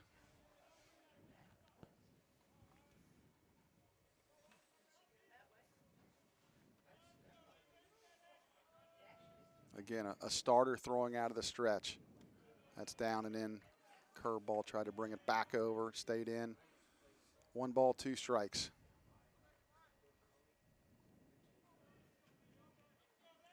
On deck Moore, and then Herbers to follow. Pitch, that's fouled off. Brennan got in on his hands, had a good cut at that. Yeah, he's hanging in there against the left-hander. He had struggled in his career hitting left-handers, but then in Florida, and then since we've been back, he's been hitting them pretty well. 2 of his 6 home runs this year off left-handed pitching. Pitch, that's down and away. So Brennan battling back here. 2 balls, 2 strikes. Including one against the reigning conference pitcher of the year. Stretch. 2-2. That's a hard hit into right field, a base hit. So again, the left-hander not bothering him there. So leadoff single, he continues to swing a hot bat. That'll bring up Sean Moore, the designated hitter. It'd be interesting if, if we had re-entry, would they run for him? Oh, yeah. That's early in the game, yeah. or would he wait? Again, so we you can re-enter in softball. I'm not a big fan of that, but play by the rules that are presented to you. Absolutely, absolutely. The stretch, pitch that's grounded to second could be trouble. To short one, back to first. Nice That's pick. a double play.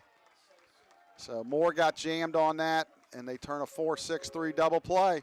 Really nice pick over there by Maurer. Yep. That'll bring up Tyler Herbers. Herbers first at bat of the day. He homered in the game on Thursday at Ohio Wesleyan as well.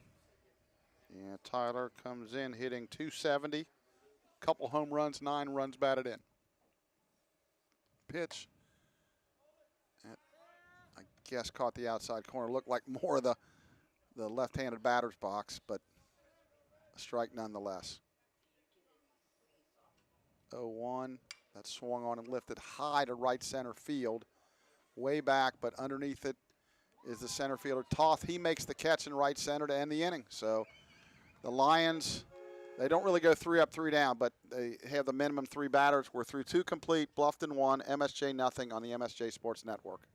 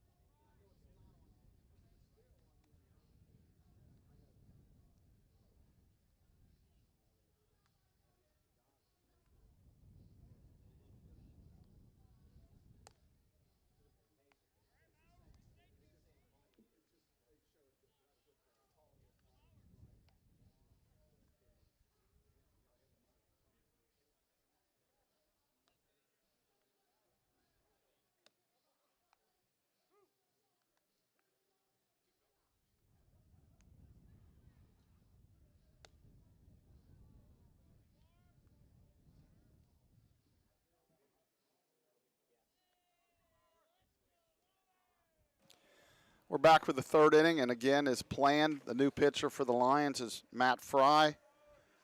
Matt comes in with a 1-2 record. It's his 7th appearance, first in relief, 26 innings, 37 hits, 7.96 ERA. Pitch is a breaking ball outside, ball 1 to Maurer, the first baseman. That was the plan all along, for him to come into the 3rd and then go as far as he can. Tries to check his swing, and they say he did check his swing. 2 balls, no strikes, as the ball's down. I think you'd ask Matt that it's just not been the year he would hope for, but he's still got a potential 4 or 5 more outings to come around. We know he's capable of it.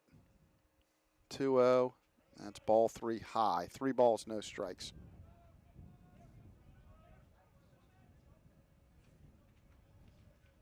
Pitch, that's a 4-pitch walk. So not a good start at all.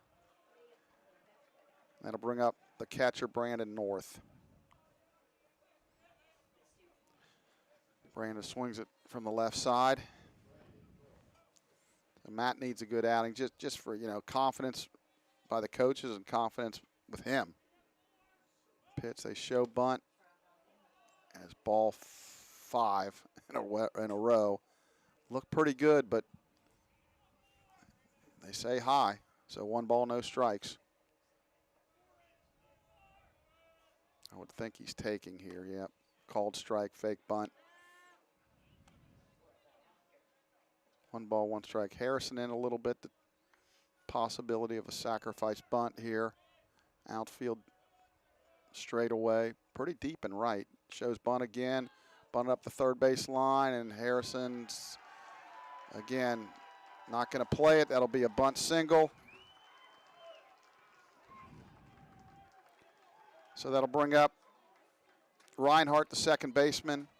Again, I would expect the same thing here. Again, the decision-making in the field has not been the best this year. Left-hand hitter, you got to be in to take it away and get it out, but unfortunately not able to get it out. So the first 2 runners are on a walk and a bunt single, and expecting to see the same thing again. Pitch, called strike outside corner. Last thing, the Lions were able to dodge that bullet, first and second, no outs. Bluffton wasn't able to execute. Coach Granny kind of beside himself down there in the third base box. Stretch, Martin in at first. Pitch, that's a nice bunt out in front of the plate. Fry will throw on to Buckle at first, so the sacrifice works. And it'll go 1-4, sacrifice bunt. So the Bluffton with 2 runners in scoring position for McCoy, the right fielder. Jake swings it from the right side. Again, this is one of them where they can get 1, but you prefer them, keep them crooked numbers off the board. Infield back, Harrison is even at 30, shows bunt, called strike 1. Coach Grandy looked at him like, what are you doing? Kind of gave him the confused look, throwing his hands up in the air like, what are you doing? Drive the runs in.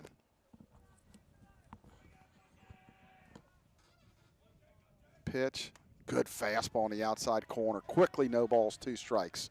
So Matt could really use a strikeout here.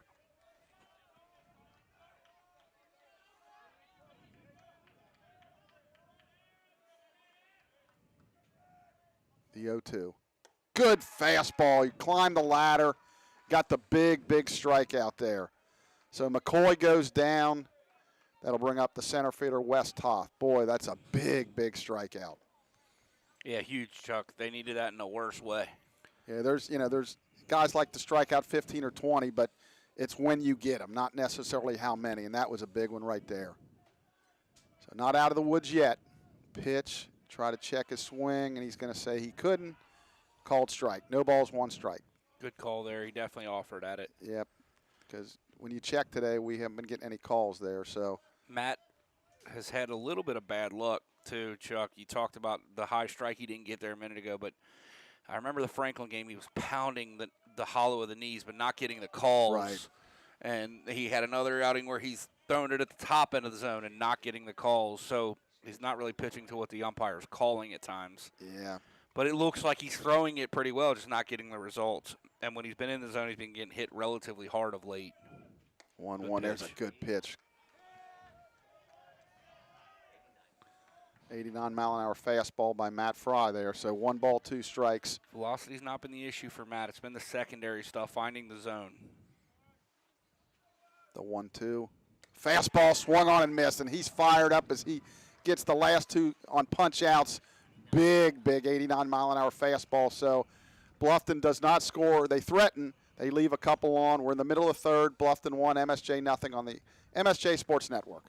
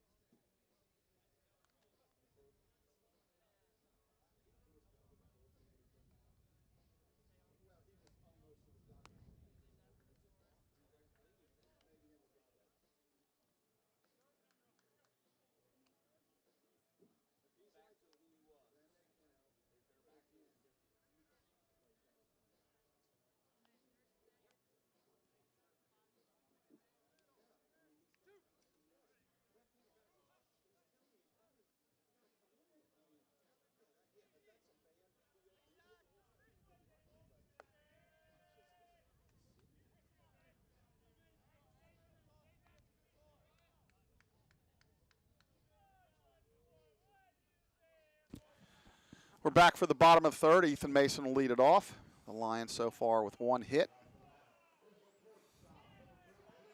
In 2 innings, Ethan steps in. Feels like we continue to say this. Lions need Ethan to get going offensively, Chuck. They sure do. First pitch, it's outside, ball 1. They've dropped him all the way down to 8th, and who would have thought that, about 3-4 weeks ago. But Sanders clearly deserves to be in the 4 hole, and Brennan clearly deserves to be at least 5th. That's ball 2. So Ethan needs to be patient here. And that's been really one of his bugaboos. The biggest thing. Yeah. Not only not getting out, he's getting out on bad pitches and early in counts. And I think he might actually even have the take sign there. 2 balls, 1 strike. Again, he's ahead of the count. Right now, Gross has not shown the ability to be able to throw a breaking ball behind in the count. So 2 balls, 1 strike. There's a called strike. 2 balls, 2 strikes. That painted the corner right there. On deck, Buckle, and then it'll be Meir. Pitch. That swung on and popped up. Third baseman Spriggs will make the catch for out number 1. Ethan looks to be way out on his front foot on his swings a lot, Chuck. A lot of pop-ups to the left side. Infield pop-ups, too. Yeah. And if he gets going, that lengthens this lineup so much. If you got Ethan at what he's capable of in the 7-8 hole in his lineup, in front of Buckle and then turning over to Meir and Harley, man, this lineup can get really difficult to pitch to. Pitch to Buckle, that's fouled straight back. No balls, 1 strike. So we'll be back with you on Tuesday night from out here at Midland as the Lions take on Asbury in a non-conference game. First pitch is 5 o'clock. That swung on and hit hard. Nice play. Third baseman Spriggs with the stab. Throws across the diamond to Maurer to retire Buckle. Really nice play there at third base by Spriggs as he stabbed that hard ground ball. So that'll bring up Meir. Anton 0 for 1 in game number 2. Trying to get on and make something happen. Anton so far having an outstanding senior season.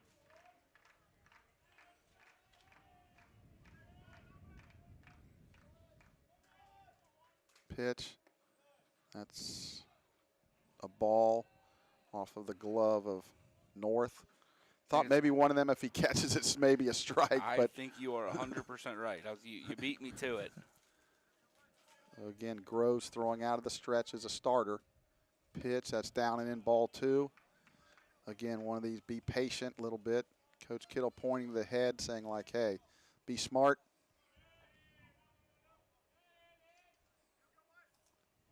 Two-0 delivery. That's bounced up the middle. That's going to be a base hit. So Meir with a big turnaround first. That's a 2-out single. So when Harley was on the first time, it looked like Groves did not have much of a move. So we'll see if Anton can get down to second and be in scoring position with 2 outs. Sometimes left-handers have like a step-back move they hold on to about 3-4 innings until they really need to show it. So we'll see if Groves has that. Even here with 2 outs, you're not sure you're really going to see it. Yeah, he did. So that tells you pretty much that was his best move. So, and you know he's not going to feel comfortable throwing out of the slide step. You could just tell on that pitch. So ball 1. Meir with a pretty good lead. Now he goes to the big leg kick. That swung on and fouled. 1 ball, 1 strike. Based on the oohs and ahs, I think that might have got a car. As long as it wasn't the Murray car. 1 ball, 1 strike. Stretch. Shows bunt.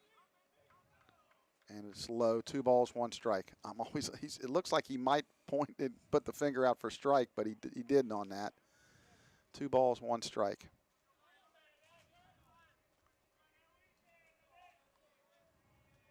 Stretch. Going to throw to first. Again, that's, I think, the best move he has. Harley, the junior outfielder from West Claremont, about a half a mile, maybe not even a half mile from here. So it's clearly a home game for him. Stretch. Meir goes. Pitch is way outside, and he's going to steal that base very easily. He belly wops into second. unbeknownst to him, the catcher could not make a throw. It's a good job by the catcher there to keep it in front, because it might have been 2 bags for Anton. Yeah, 3 balls, 1 strike here. So Harley with a chance to drive in the tying run. On deck, Andrew Harrison. Oh, Anton with a stolen base. Jumping around out there. Pitch. That swung on and bounced to second. That's through. in the That's going to be a soup. run for the Lions. Yeah, Mears going to come around third. He will score the tying run. So he belly wops into home. So that's a single that ties the game up. Somehow snuck through there. It's the Jordan Harley special. Yep.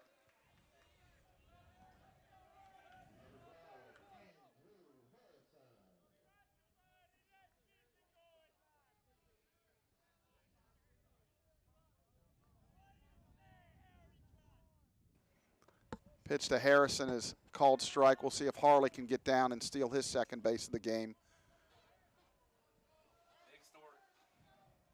Big story there is the Lions have tied the game. Yep. That's the most important thing to take out of that. So let's see if Jordan can steal the base. Stretch, there he goes. Outside, throw to second, no chance. So that's his second stolen base of the game. So I felt like the Lions speedsters could really have a field day here running, because I think we figured out that Groves just does not have a good move to first. Coach Keith says he got him at about 1-7 to the plate too, Chuck. Yeah, we should be able to take advantage of that, and we are right now. Dancing around out there is Harley. Pitched, Harrison grounds it to third. Up with Long it, throw. Spriggs. Long throw, and he gets Harrison. Nice play there. But the Lions do tie it up. We're through 3 complete here in game number 2. We're tied at 1 on the MSJ Sports Network.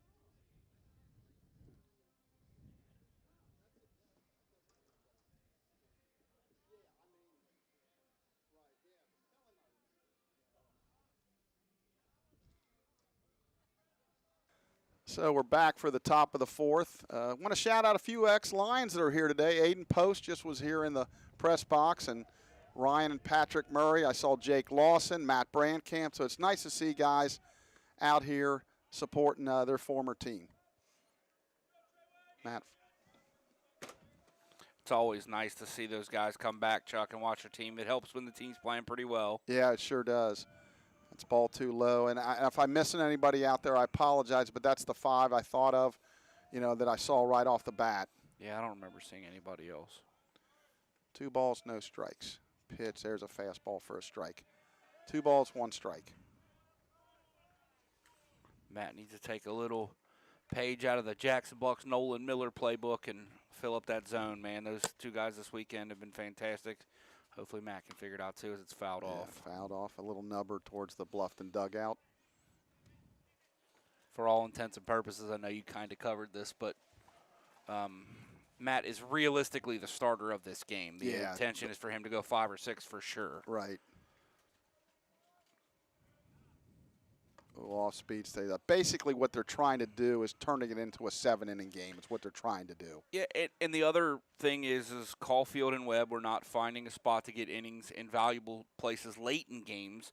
So you get that's hit. That's good. hit hard, but right at Harley, and he'll make the catch. Boy, that ball was hit really hard, but that's why you put them guys out there on defense. So 1 up, 1 down. And you've got a very different style of pitcher following another, which if you throw strikes can be very effective. Very good point by Coach Keefe in the different styles of pitchers that start this game. Once Matt goes out there throwing upper 80s, he's throwing strikes. It looks like it's thrown a lot harder. We mentioned this in game 1, but we want to mention it again. The parents and friends of Tyler Forrest here are up in the press box here cheering their son on in the Bluffton Beavers. And it was really nice. Coach Evans and some of the former Midland coaches and were up here, and he had played for them for many, many years. And it was nice to see all those folks, and they had food, and it was really a nice thing they did, and glad they could be up here with us. Pitch swung on and fouled. The only problem for them, though, is they've been subject to listen to us all day. Well, sometimes you just got to do what you got to do. I think they trade off sitting up here in the press box enjoying the day. Pitch called, strike 3 Good as pitch, he Matt painted the Fry. corner. Yeah, for sure. It's similar to what I talked to Mr. Bucks between games. Like, if you throw 88, 89 in our league on the black outside, whew, it's tough to hit. Yeah, he's hopefully, again, we need a good performance by Matt. He needs to get back to that Matt Fry of last year, but, just for his confidence. Absolutely. And clearly, if he's confident throwing well, that's really going to help the ball club. Pitch, there's a called strike 1. So he's kind of starting to come into a groove here a little bit. I don't know have you noticed, has Matt been a specific stretch guy all year? I don't think he has. I think this might be the first time he's done this. That's a good point. I wish, don't know. When you get my age, my memory starts going a little bit. So that's just excuses, Chuck. You remember stuff from the 70s, 60s. You're old. You're old, but you got a good memory. I cannot recall if he. Oh, that goes off the but glove I of feel Herbert's. like this is the first time he's done this. I'm not positive. Right.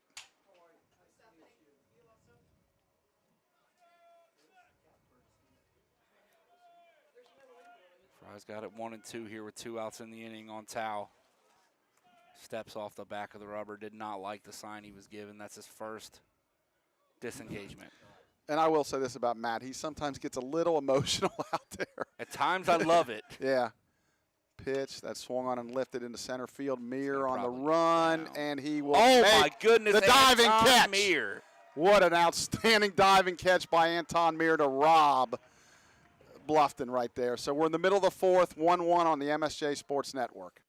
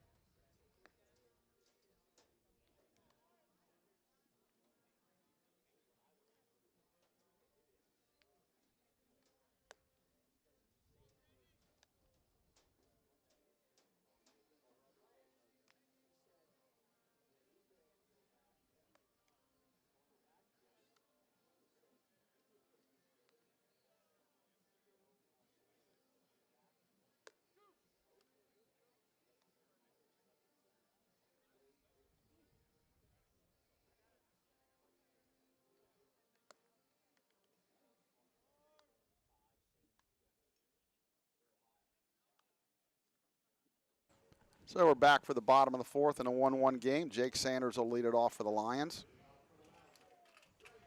Jake 0 for 1 so far. He popped up his last at bat. So the Lions with 3 hits, 1 run on 3 hits. Bluffton 1 run on 4 hits. That swung on and ground in the hole into left field, a base hit. So the first pitch Jake sees, he has a leadoff single. That'll bring up Brennan Martin, the first baseman. Brennan had a base hit his first at bat between first and second base. Into the right side, into right field. Second ball, he's pulled hard through the 4-hole today, Chuck. So that's a good start for the Lions.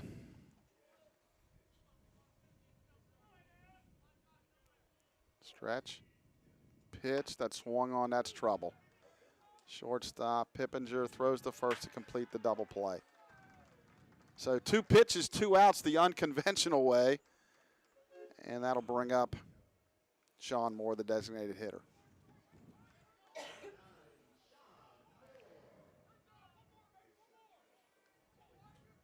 So it looks like we have Miss Fincham and company out there trying to get that situated, the center field camera. It's actually the camera died and our charger out there is dead, so I think we're going to be without that the rest of the day. Okay, well, we're still going to have video for you, just might not have the center field camera. So that's a called strike to Sean Moore.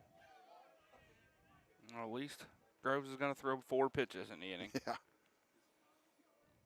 Pitch, that's outside. 1 ball, 1 strikes. It's a time of day where it's really difficult to read the scoreboard. You can barely make it out. Pitch that swung on and popped a mile high. Shallow center, now the center fielder. Toth comes in to make the catch to end the inning. So the Lions waste a leadoff hit by Jake Sanders. We're through 4 complete here, 1-1 on the MSJ Sports Network.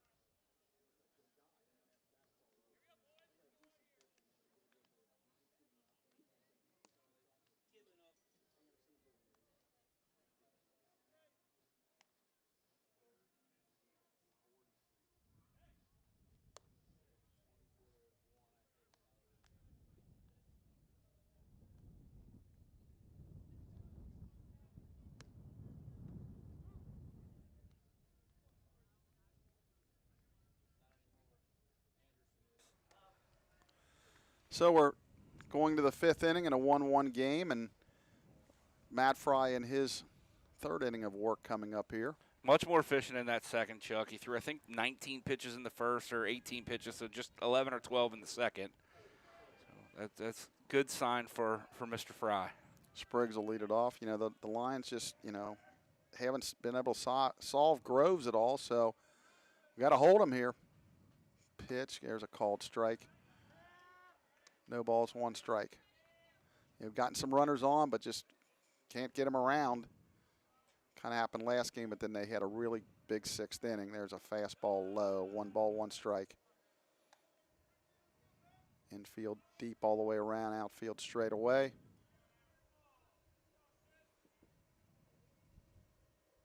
Pitch, that swung on and missed. Good breaking ball. Pitch, Matt Fry. 1 ball, 2 strikes. That'll be the telltale sign of Matt becoming back to who he was a year ago, is that secondary stuff, Chuck. The fastball plays. Yep. We know that. But when you know you're getting fastball, it becomes relatively easy to hit. It's got to throw that secondary stuff for strikes. Good pitch. Fastball down and away. Swung on and missed, strike 3. So that's out number 1. It's almost like Matt read my mind. Throw a good curveball and the fastball gets harder to hit. That was a good pitch. Isn't it weird? That'll bring up Maurer, the first baseman. Told you off the air before, Mr. Maurer has reached out to me. He's moving down to Cincinnati after the year. Works with my good friend Bill Hennefeld at Bluffton. Doing some scoring and some stuff. He might come do some games for us at the Mount here and there. Yeah, Bill does a good job up there in Very Bluffton. Good job. Good guy. That's 2 balls, no strikes. One of the best. Uh-oh, we got Gavin sleeping a little bit. 2 balls, no strikes. We got it fixed. Pitch, that swung on and fouled back. 2 balls, 1 strike. He probably fell asleep when nobody could see it. Well, you know. Well, I'm putting it up there, but nobody knows. We know sometimes 2 9-inning games, Oh, it's man. going to be a long day. And I'm exhausted. I know yeah, that much. Yeah, you lose some focus at times, but Good curve, that caught the outside corner. 2 balls, 2 strikes. Yeah, Matt's got to keep throwing up zeros right now. We're struggling with Groves. Shakes off a sign. Now he's got what he wants. Fastball almost hit him, but jammed him, and he fouled it off. pitch. Would have hit him. I mean, that was really in the kitchen, but he was able to. That might even rattled the pots and pans there a little bit, and he was able to foul it off.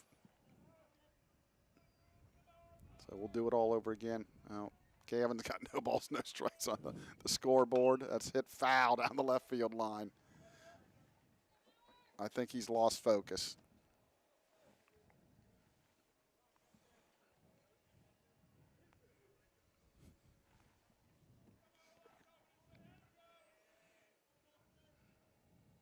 Two balls, 2 strikes. Pitch, took something off, but again, fouled it off. Starting to look like the Franklin at bats from softball yesterday. Yeah, for the people who weren't with us, we had 2 or 3 at bats were 10, 11 pitch. They just kept fouling it off. Remember the last at bat of the game? I said they're going to foul all 14. Yeah. And I think she got to 11. 11, yeah. Pitch, missed by a lot outside, breaking ball. So the count runs full with 1 out. Be the 9th pitch of the at bat here, Chuck. Yeah, this is one of them you don't want to lose him. You threw all these pitches, you'd hate to lose him. Matt shakes off a sign, probably shake fastball. It is, and that's fouled straight back, so he's hanging in there. Maurer is doing a really good job of fouling off some tough fastballs in. Yeah, and they're down and in, and he's just doing a nice job there. So we'll do it all over again. Full count, 1 out. We play the 5th. Lions win game 1, 9-5, looking for the sweep. Pitch, struck him out. That's a big pitch by Matt Fry. Again, you throw that many pitches to a hitter, you don't want to lose the battle, and he didn't. So 2 up, 2 down. Big out right there. That'll bring up Brandon North, the catcher. Again, swings it from the left side. Brandon had that bunt single.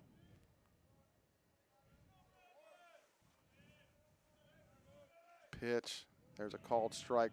Good fastball at the knees. It's got to be mid to upper 80s there, Chuck. Probably 87, 88 would be my guess. Yeah, right at Matt the touches knees. 90 here and there. Pitch. That's grounded to second. Buckle over.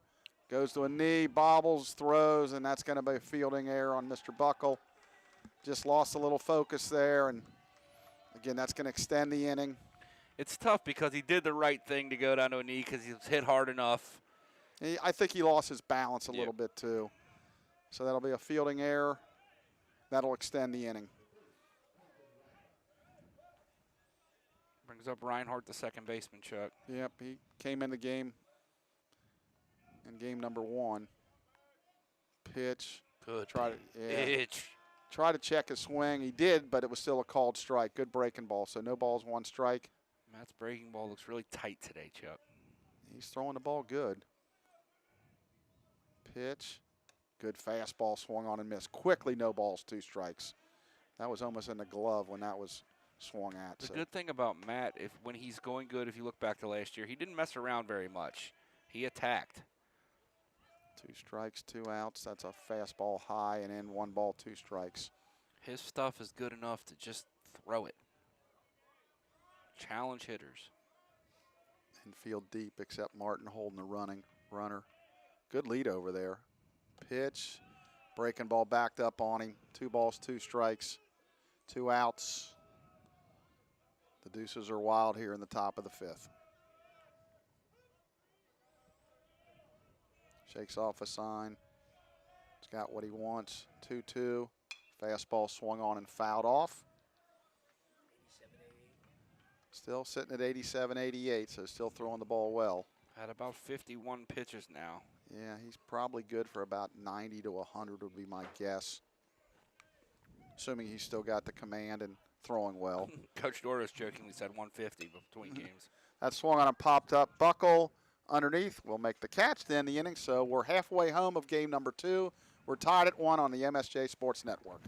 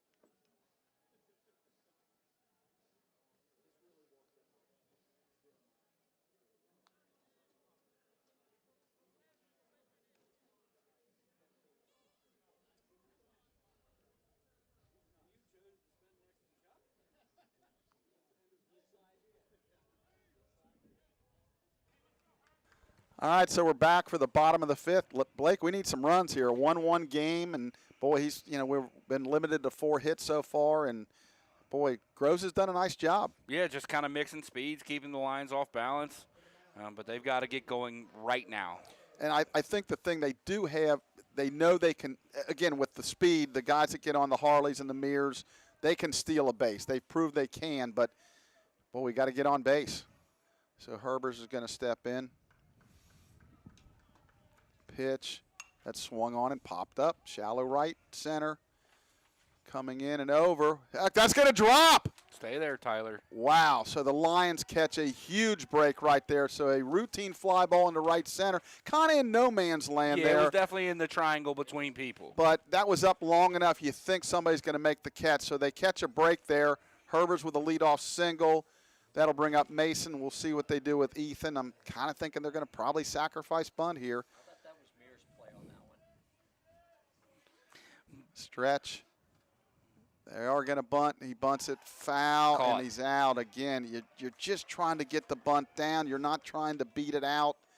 Again, fundamentals of the game, just not making good decisions at the plate, in the field, on the bases. So that'll bring up Austin Buckle. Bluffton has number 20, Sean Brock, up loosening. It looks like he's right-handed down there. Pitch. That's low, ball 1. 1 ball, no strikes.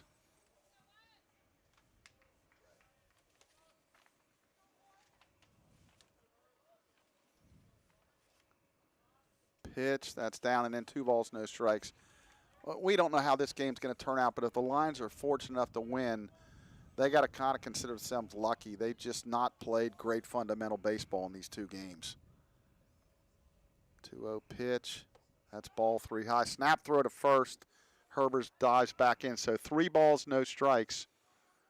It's interesting you say that, Chuck, because I would say outside of the 8th, they were pretty clean in game 1.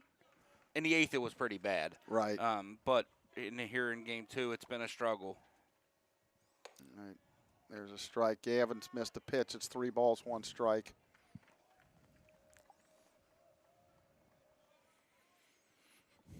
Three-one, 1 out. Pitch. Oh, swung at ball 4. It's out of the zone. Buckle Full count. knows it, too. Yeah. Again, these guys as a team are hitting really, really well, so you can't criticize too much. But if I do have one, it just sometimes we're a little bit over anxious. Let's take the walk. It's okay.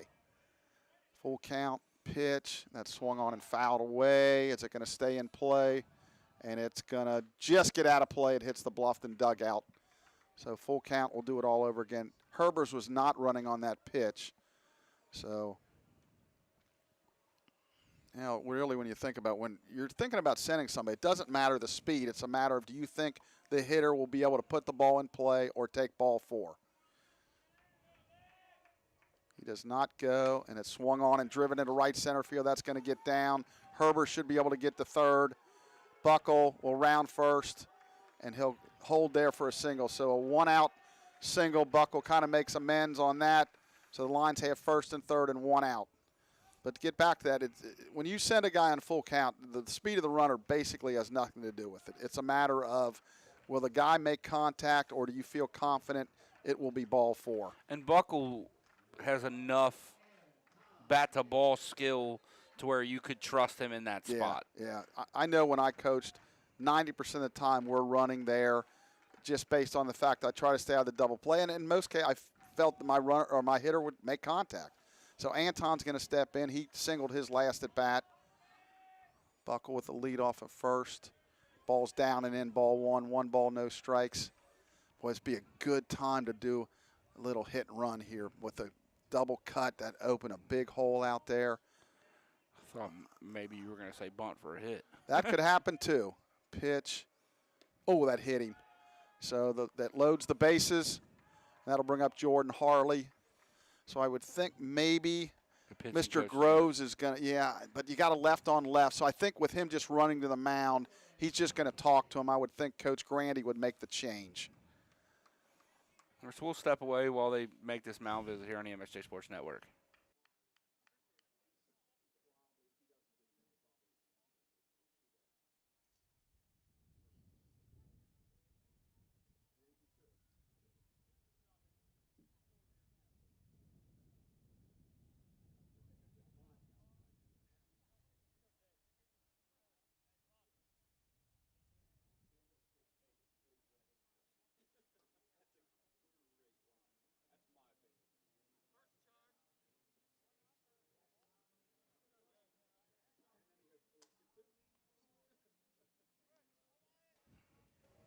So the meeting is over. The Lions have the bases loaded. Harley up. Left on left matchup here, but I got to feel like that this might be Groves' last hitter depending on what happens here. Stretch in the pitch. That's way outside ball 1. This young man has done a very nice job on the mound. He's kept Bluffton in the game, and he's done a nice job. Yeah, with the numbers coming in, if you're Coach Grandy, you would definitely take this outing for sure. Pitch. That swung on a line into left field, a base hit. 1 run is in. They're going to wave Buckle around. He'll score, and the Lions take a 3-1 lead as Buckle belly wops into home. So an opposite field base hit for Jordan Harley, and that makes the score 3-1. Big swing there from Jordan, and then that's kind of the patented Jordan Harley special. Kind of flicks it into left field, and with the bases juiced. Yeah. And the way Groves is to the plate, I wouldn't be shocked to see a double steal here.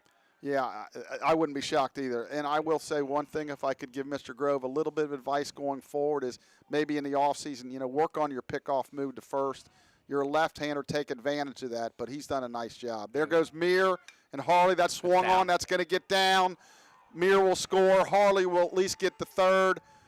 Toth throws it in. Harrison with an RBI single, and just like that, it's 4-1 Lions. Yeah, it's happening quickly, too. First pitch there from Harry. I'm surprised Harley wasn't running. Yeah, Meir was probably on his own. They didn't call a double right, steal but there. you gotta know in your mind, like, hey, there's a chance Anton's going to take off, so you got to be paying attention. Because if Harley's going, that's 2 runs. Right, and as it worked out, he was able to at least get the third, so they're going to stick with him here. I don't think anybody's really ready They down got a there. righty and a lefty going. Yeah, get those binoculars out, and Jake Sanders will step in. So Harrison with his lead off first. Stretch, pitch to Sanders. That swung on and driven to deep left field. Way back, and you can, as Tom Pachork used to say, put it on the board. Yes. Jake Sanders with a 3-run bomb. Again, he continues to swing the bat, and like you said, it happened so fast. It was 1-1, and just like that, the Lions have scored 6 and lead at 7-1. So the right-hander warming up is a right-handed freshman from Pedro, Ohio, Jason McFan. And the lefty is, or my apologies, it is not. It is, the right-hander is William Neeson. And the lefty who is, I guess, probably going to come into the game is Nolan Guy, a left-handed freshman from Hortense, Georgia. Okay, it looks like maybe they're going to go. 2 guys. There's 2. Let's see which one they're going with. Looks like it's going to be the righty. Yeah, it looks like it's kind of going to be the righty. It is. Number 47 there, Blake. So it'll be William Neeson, a right-handed junior from Genoa, Ohio. Try to find his numbers. So the Lions just explode with 6 here, just kind of like last game. They lead it now 7-1. This will be his 6th appearance of the year. 4.5 ERA in 8 innings, 13 hits, 4 runs, all earned, 2 walks, 4 Ks. Opponents hitting .371. So it's really early to talk this, but tell you what, if Jake Sanders keeps swinging like this, he might put his name in the conversation for Conference Player of the Year. And a lot of it will depend on the Lions' team success, how right? they do, and if they're top 3 team and he's doing what he's doing, he's now tied Martin. Well, no, Martin hit 1 in the first game, right. So he's got 5 homers on the year, hitting Over 400 something. 4 something, yeah. It's kind of unbelievable. I mean, he's kind of come out of nowhere. We saw a little bit last year. But my goodness. We've always known, Chuck, you and I both talk about it all the time. When Jake hits it, he hits it. Like when it jumps. comes off his bat, it does jump. We've seen that. It's a little different than almost anybody in the team except for maybe Brennan. Yeah. And Brennan's a big, imposing figure. Jake's not. He definitely got the quick twitch. I guess I take that back. When Ethan's going really good, it jumps off his bat. Yeah. Because that ball he hit at Xavier a couple years ago still hasn't landed. But, yeah, it's unbelievable the turnaround to the career that Jake Sanders has had. Spent some time with him this week. I know I talked about it during the softball games yesterday. We did a really cool video this week letting some of our athletes make a phone call to their younger selves and give them some advice and talk about what it would be and talk about the college journey. And Jake was so good at that. And you could just see that the journey means a lot to him. Yeah, it's really cool. Yeah, he's been a student worker of mine for 4 years, does the chains in football, and just a great overall kid. Really happy for him. And he struggled to find his place on this roster for 4 years, and now he might be the best player on the team. Yeah, he's really swinging it. At least the most important player on the team.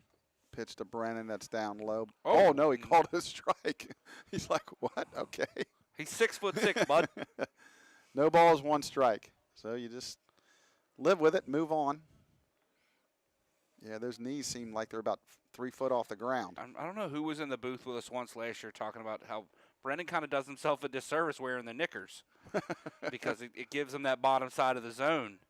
And I think the problem is they can't find pants long enough. 1 ball, 1 strike. So, we talked about pitches on the way. That's outside, 2-1. How fundamentally they have been great today and did some things, but they do have that kind of that offense. Explosive offense. Yeah, they can hit you with a 4 or 5 spot almost any time. Oh, good changeup. Really swung good on and changeup. missed. Boy, that was good arm speed. 2 balls, 2 strikes. Now, he's the kind of guy I would go back-to-back. 100%. I would go back-to-back change right here. And if Brennan is going really good, he can wait back and drive that change into the left center field gap. That's fastball stayed up. Full count. 3 balls, 2 strikes. So the Lions attempting to go 3-1 for the weekend, which is, really, again, we want 4-0, but 3-1 was like, hey, let's do that. That swung on and drilled the deep right, way back, and that's going to short hop the fence. That'll be extra bases, and Martin will cruise into second base with a stand-up double. So 1 out double. Lions have another guy out in scoring position, bringing up Sean Moore. So Brennan continues to swing the bat very, very well.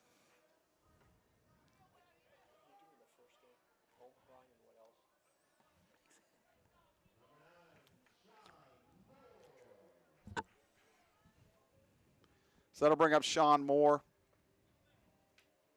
Sean with a chance to drive in another run here. Lions lead at 7-1, and after what happened last game, you never know when you need enough, that's for sure. Stretch, fastball, called strike. No balls, 1 strike. And all of a sudden, the sun's kind of went down. Got a little overcast here. Midland Field at some point may need the candles. 0-1. That's breaking ball stays outside. 1 ball, 1 strike. I look forward to your "we're going to need the candles" call. That's one of my ones that I wait for. Somebody get the guy running this place. We're going to need the candles. 1 ball, 1 strike. Martin with his leadoff second. Pitch, swung on and missed. Good fastball up. Sean Moore kind of hits his chest like, yeah, man, that's shouldn't have swung at that one. He jumps right back in the box, though. 1 ball, 2 strikes.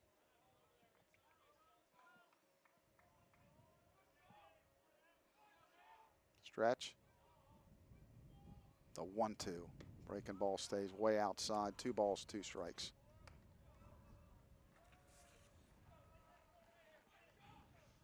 Nissen, a right-hander.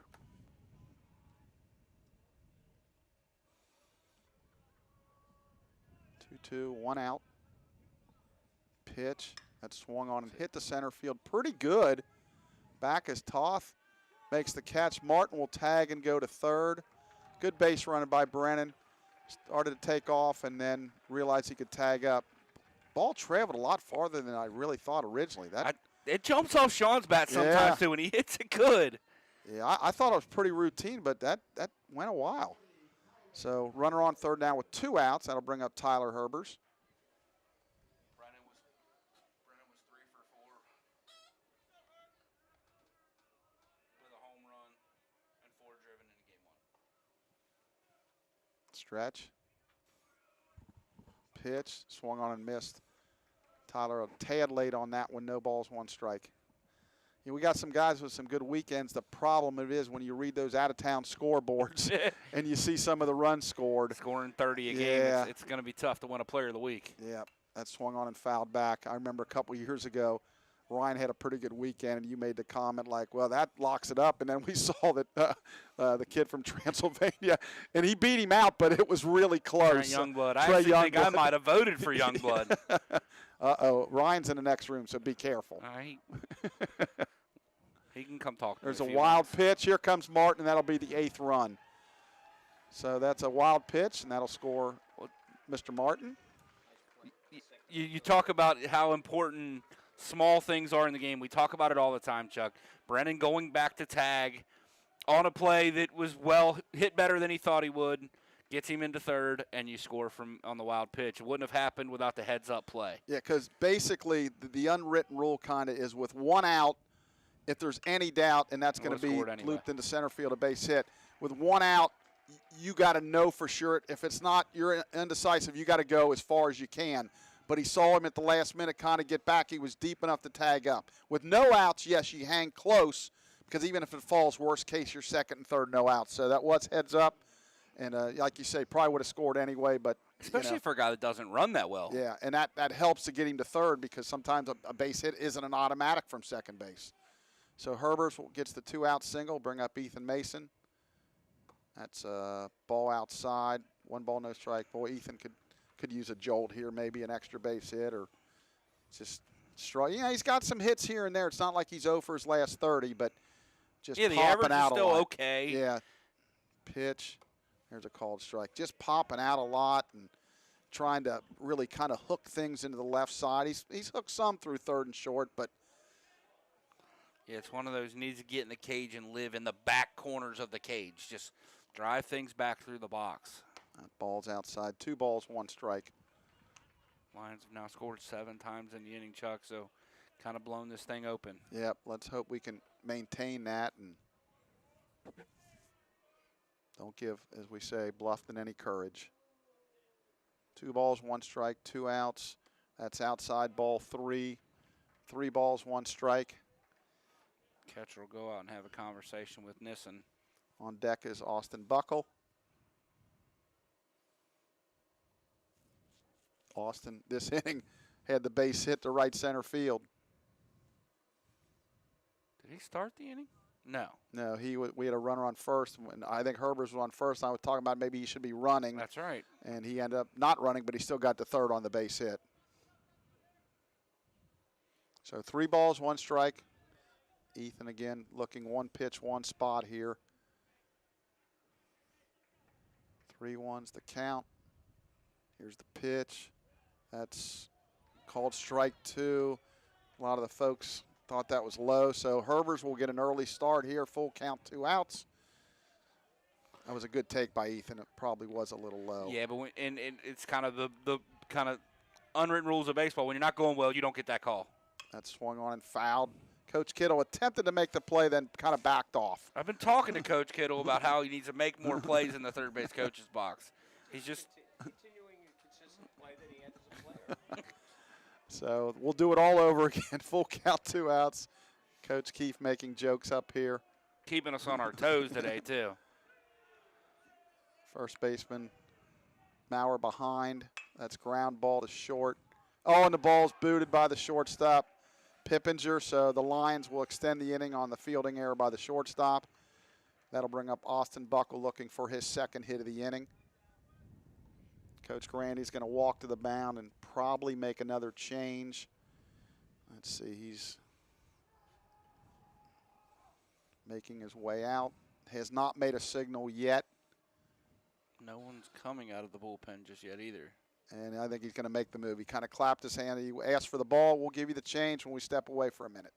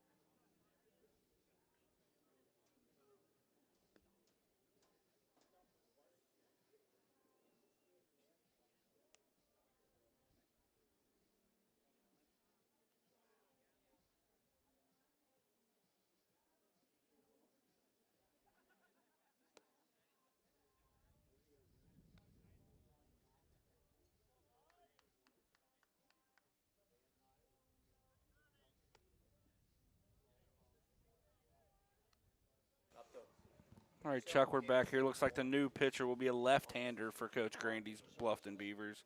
Number 29, A.J. Remick, a freshman left-hander from Orient, Ohio, went to Grove City High School. A.J., this is fourth appearance, a 15.4 ERA, only 2 1/3, 5 hits, 6 runs.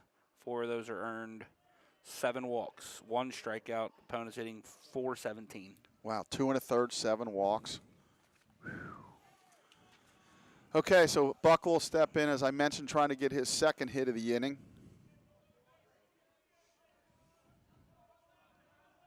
Remick stretches, runners with their lead. That's a ball down low, 1 ball, no strikes. Looks like a pretty live arm from the left side.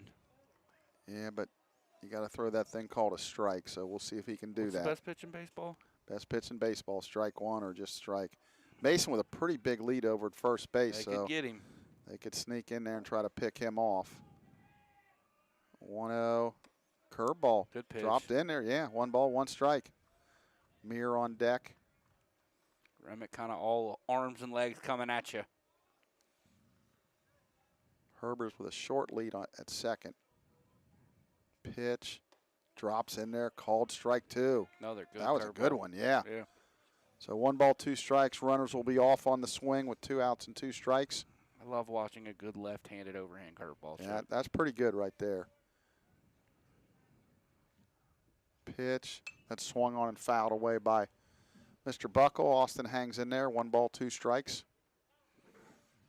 The Lions with a big 7 spot here in the bottom of the 5th to take an 8-1 lead. I love the big inning. Don't love that it put the brakes on the pace we were playing at. Pitch that swung on and rolled towards short. They'll throw to second to get the force, but the damage is done. The Lions score 7 in the bottom of the 5th. They lead 8-1 through 5 on the MSJ Sports Network.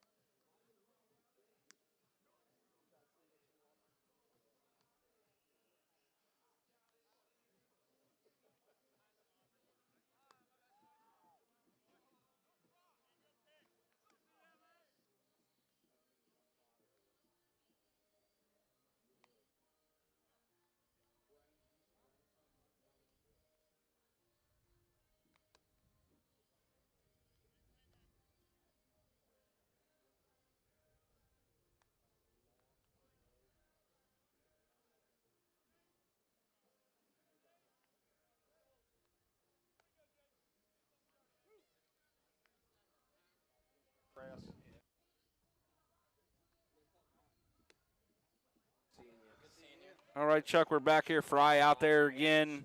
He will face McCoy to start it off. Yeah, Lions with a big 7-run 5th to kind of blow this open now. We want to, kind of keep the momentum going and not get into any trouble like we kind of did last game. Hopefully it puts Matt into a position where he can continue to just attack. Like, you got that big lead, just throw strikes. Don't have to be fine out there. Pitch, good fastball, inside corner, no balls, 1 strike. McCoy does not agree. Yeah, and Matt, in line for the win. Yep. If this can hold up, and He could use it. he really could. Yeah, the He confidence really boost of throwing it well. Big thing now is you got to try to avoid what happened with Jackson in the last game or even Nolan yesterday. If when he starts to lose it, get him out of there. Let him finish on a high. You always want to try. It obviously always doesn't work out that way, but you try to have people finish with some success. 1-1. That's upstairs. He did not go. They checked, but he did not go. 2 balls, 1 strike. Got thrown out of a tournament game once for asking the umpire to check, and he wouldn't do it. I've heard that story. He wouldn't do it. I said, just check. He's going to say he didn't go, and we'll all move on with our lives. That swung on and hit pretty good down the left field line, but it's going to hook foul. Harley chases but can't come up with it. So 2 balls, 2 strikes. Old Max McCleary, if the people out there know Max, was umpiring third, and he told me, he goes, I don't know what to tell you, but he threw you out. You got to go. I kept pushing it. He said, 1 more word and you're gone. I said, I just want you to ask. And I pushed it, and he threw me. It was over at Franklin against Hanover. Fortunately, we won the game, but pitch. Whew. Oh, my goodness gracious. I think we fooled everybody there. It's like the including the softball umpire. changeup. Wow. I saw him give a look back to the people behind the backstop there. Called strike 3 there. So if you're the hitter in that situation, you got to kind of feel like, man, I might have got away with one. So if it's kind of close, I might want to be hacking here. Well, of course, it was a really good 3-2 breaking ball. I think too. the people underneath were chirping at him about that first pitch fastball in the inside corner. Then McCoy turned around and looked at the umpire, and he had a look for somebody behind the dugout and then kind of gave him one. Swung on and missed as Toth, the center fielder, steps in.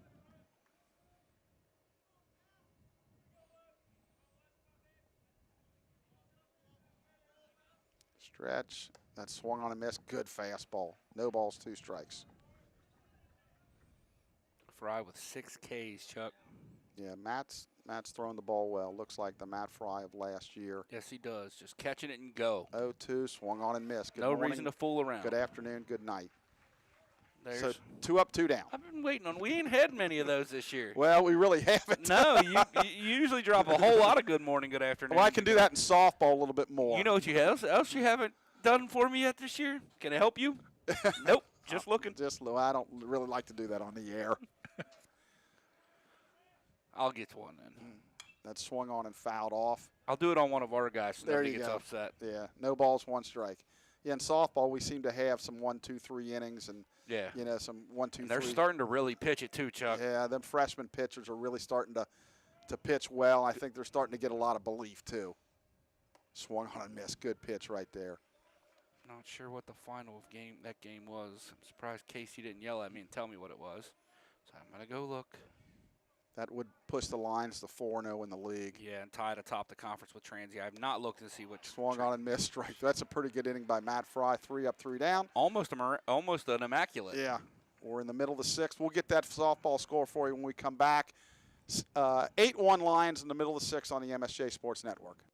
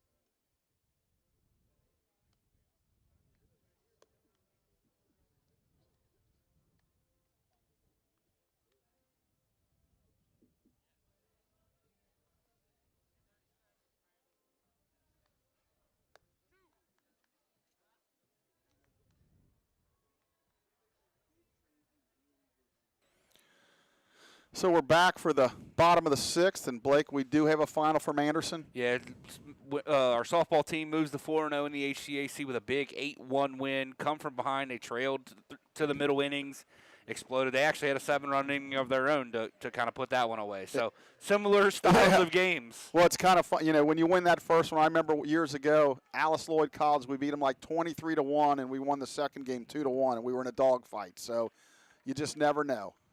Anton leads it off. Curveball stays down and in. 1 ball, no strikes. And again, we're going to host Transylvania next Saturday in softball, which That'll could go a long way towards deciding who wins the conference regular season. Meir fouls it off down the right field line, and we'll also host Rose Holman that day in baseball at about the same time. We'll have both games. We just got to figure out who's going where and how we were going to do that. But we will have both games. The likelihood is you will have the softball games and I will have the baseball games, but we're not 100% sure just yet. We're just trying to figure that piece out. You know, what we ask you folks to do is get a couple computers out and listen and watch both games. We'll call each other and talk between the games, too. Anton lines it fair down the right field line. He's going to take 2. Boy, he's showing really good speed coming around first. He'll slide into second with a double. So I almost jinxed myself. I said I was going to be immaculate. I put right center there. You would have got on my butt. So Anton with a leadoff double. That'll bring up Jordan Harley. Boy, the way the outfielders are hitting.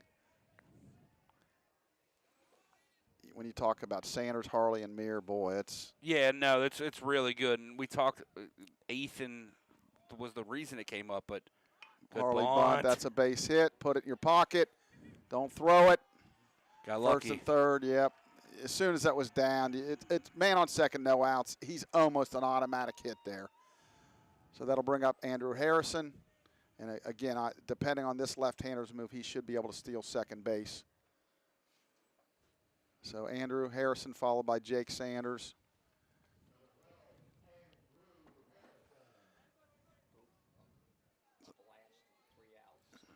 So it's 8-1 here. Transy swept Manchester yesterday in a doubleheader, Chuck. 6-4 both games. Oh, pretty tight games. So they are 6-0 in the league. Yeah, as we've said, we're going to make up our Manchester next Monday. Not this Monday, but the next. Pitch. Harrison drives it to deep center field. Way back, Toth. Way back. He'll make the catch right on the warning track. They'll end up a sacrifice fly, but boy, did Andrew give that one a ride. Yeah, he hit that really good. Andrew has not hit the ball super hard like that all year. He hit probably the hardest home run of the year last year, the one he hit at Franklin.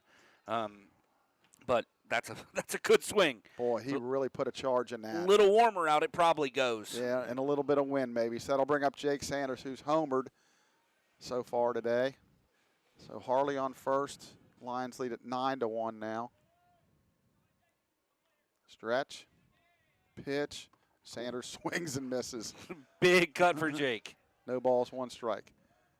As much as I thought Jake could hit at this level, I would have never dreamed he'd be hitting what he is and batting fourth. Yeah, we thought he would struggle with velocity is what we've always talked about, and I know that he thought that too. And yeah, we always felt like, because he even said in high school he faced maybe 75, 78 mile an hour consistently, and then his first couple years, if they were throwing that, he could hit it. But then when he got about over 82, 83, he struggled, but doesn't seem to be having that problem anymore. I know Jake went to Florida and played summer ball over the last summer, and that seems to have helped him a ton. Yeah, I think it really did. The other interesting thing I found out about Jake Sanders that I never knew, you know he grew up in Westchester?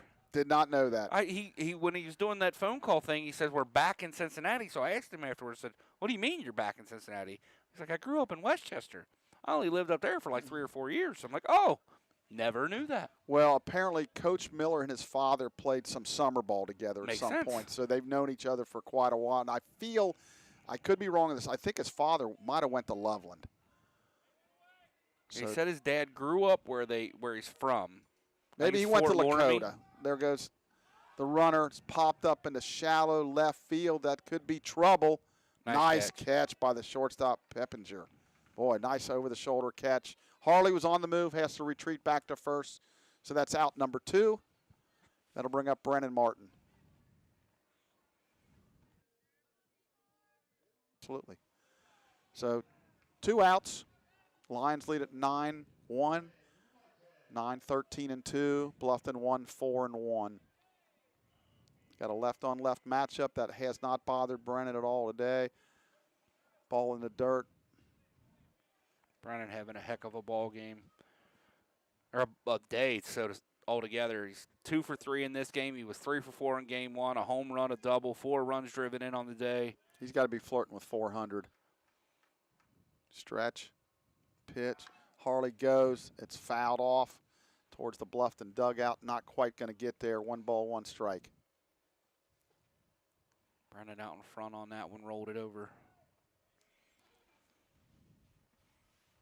So the Lions really, if they can hold on to this lead, that close to being 4-0 for the weekend. You know, a strike away twice from a sweep at Manchester. Didn't quite get it, but you got to like the way they've rebounded today. Harley, there's a throw to first. He gets back easily. 1 ball, 1 strike, 2 outs. And they're starting, we saw it with the lineup after Florida, those first couple games. It's kind of found its way, and if the pitching can continue to be what it's been this weekend, Nolan Miller's working on 3 or 4 good starts in a row now. Runner goes, pitches outside, throw to second. They're going to get him. He's dead out. Nice throw. That'll go 2-6, caught stealing. Brendan will lead off the next inning. The Lions tack on 1 more run. We're through 6 complete. MSJ 9, Bluffton 1 on the MSJ Sports Network.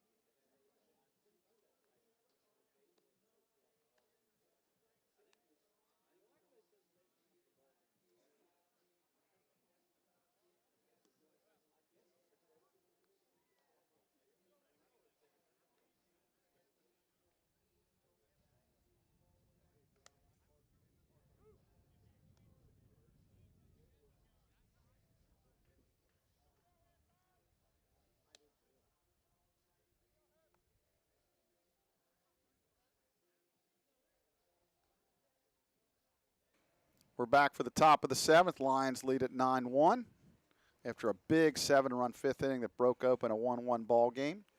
Chuck, Matt Fry, 64 pitches, 1 hit, 1 walk, 8 strikeouts. Wow. Looks like we have a pinch hitter for Bluffton, making sure 52 or 25, she's saying. So that is Aaron Archer, the pinch hitter. Yeah, Matt Fry, those numbers are outstanding. Fry delivers. That's a ground ball, base hit up the middle. He kind of looks at him like, huh, didn't expect that. Ambush a first pitch fastball. Yeah. I love teams that do that. Like there's something who said a working account and trying to get him out of the game.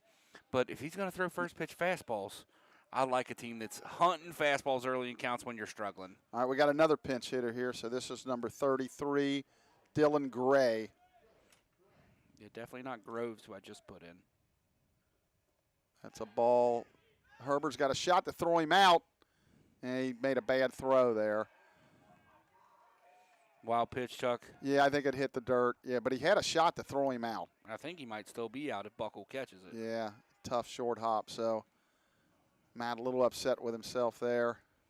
So 1 ball, no strikes. Mr. Rupert got to get on that. It says 1 ball, no Oh, strikes. he just did. He just did a little late. I think he was making sure that it was called a ball. That's okay. 1 ball, foul ball, 1 ball, 1 strike. Matt, he just looks really intense out there. He just That's just his MO. I noticed that the first time he started last year, well, he didn't start early last year. It was him and Mason kind of doing that 3-4 inning deal. It's Good kind of the football mentality, Chuck. You know, he was a football player as a freshman at the Mount. He's just tough. Yeah, he kind of he pitches mad out there. Oh, If yeah. that makes any sense. Oral Hershiser type stuff. Yep, the Bulldog. 1-2. That's fouled off. That was a good pitch. Well, I can remember Hershiser with that scoreless streak back in '88. Man. Wide receiver. Yeah, Matt, football player. Now he'll step back off. That's his disengagement, so he's fine. 2 balls, 2 strikes, nobody out here. Leading 9-1 as we play the top of the 7th. Pitch, good fastball, bounced up the middle. Mason Fields pats his glove, throws the first for out number 1. So that'll move the runner over to third. That'll bring up Aiden Spriggs, the third baseman. Spriggs, I actually like this kid. I really like the way he swings the bat. He's played a good third base, too. I completely agree. The diving play to the back to the line he made that was actually a foul Foul ball. ball was a fantastic play. That's bounced towards second. That'll get the run in. Buckle will throw to first to Martin. So that's an RBI ground out that cuts the lead to 9-2. Lions with the right thing. Play the infield back. Get the out. Trade it for the run. Stop any potential big inning. So I believe we have another pinch hitter here, Blake. Looks like number 24, Carly Price. No, I'm sorry, Cade Price. Should have the glasses on when I read this. Cade swings it from the left side. Be interesting to see. We got to make sure we get all these defensive changes when Yep. they go back out. This will help having the binoculars. Thank you, Mr. Bucks. Pitch, good fastball, swung on and missed. Matt just continues to attack.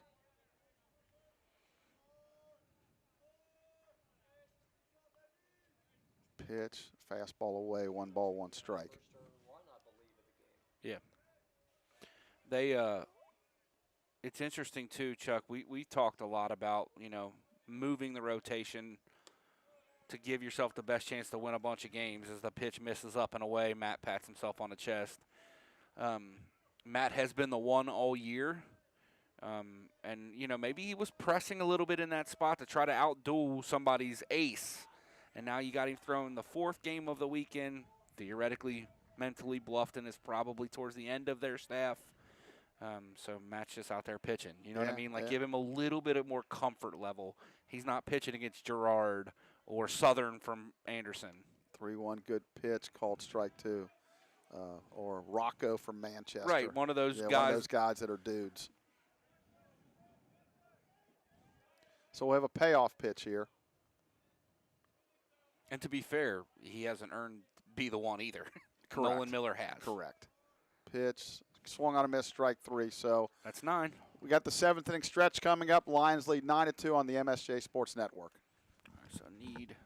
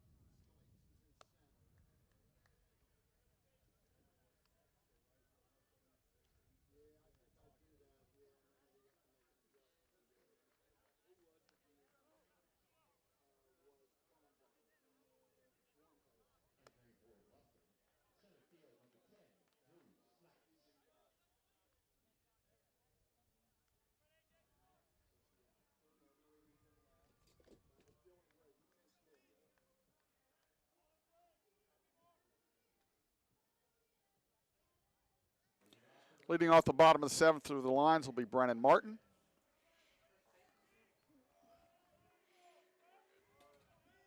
First pitch to Brennan. That's a breaking ball that stays outside. Ball 1. 1 ball, no strikes. All right, Chuck, so the changes. Archer remains in the game to play first. Gray remains in the game to play left. Snipes has entered in center, and Forrest is back in the game in right. Pitch. That's way outside. Ball 2. 2 balls, no strikes. Snipes and Forrest both started game 1 of this doubleheader. Yeah, Coach Grandy kind of with some lineup changes in game Yeah, 2. he's trying to find his guys. Yeah. Similar to what the Lions were doing early in the year, Chuck. They were moving guys around too. Oh, a jam shot on 2-0, and that'll be caught by the second baseman, Reinhardt. 2-0, just got in his kitchen a little bit there and couldn't extend the arm. So that's out number 1. That'll bring up Sean Moore, the designated hitter. On deck, Tyler Herbers. Still 29 out there on the mound, I guess. I Yep. should have checked that part. Yep, it is. It is. Remick delivers.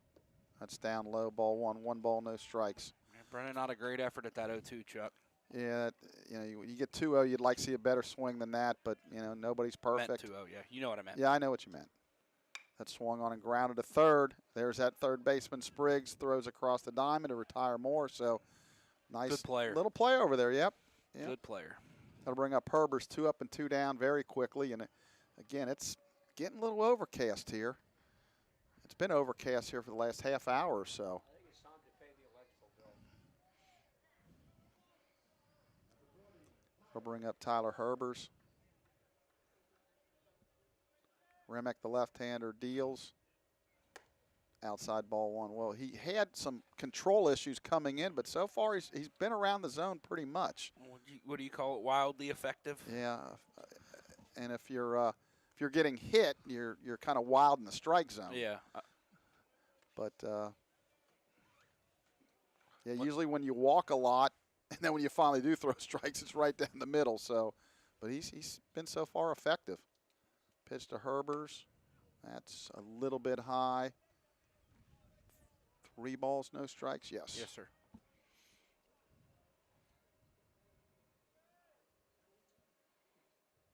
Rio delivery, ball 4. So it's a 4-pitch walk. Just as I started to say how his control was pretty good, there's a 4-pitch walk. That'll bring up Ethan Mason. Ethan could really use a base hit here. In the worst way. Again, like you say, the average isn't awful. It's not like No. he's hitting 220, but He's just not hitting balls hard. yeah, just there's Even a ball down. even a ball hit hard that's caught would be great for Ethan right now. Yeah, He he's just needs to square something up and see it come off the bat good.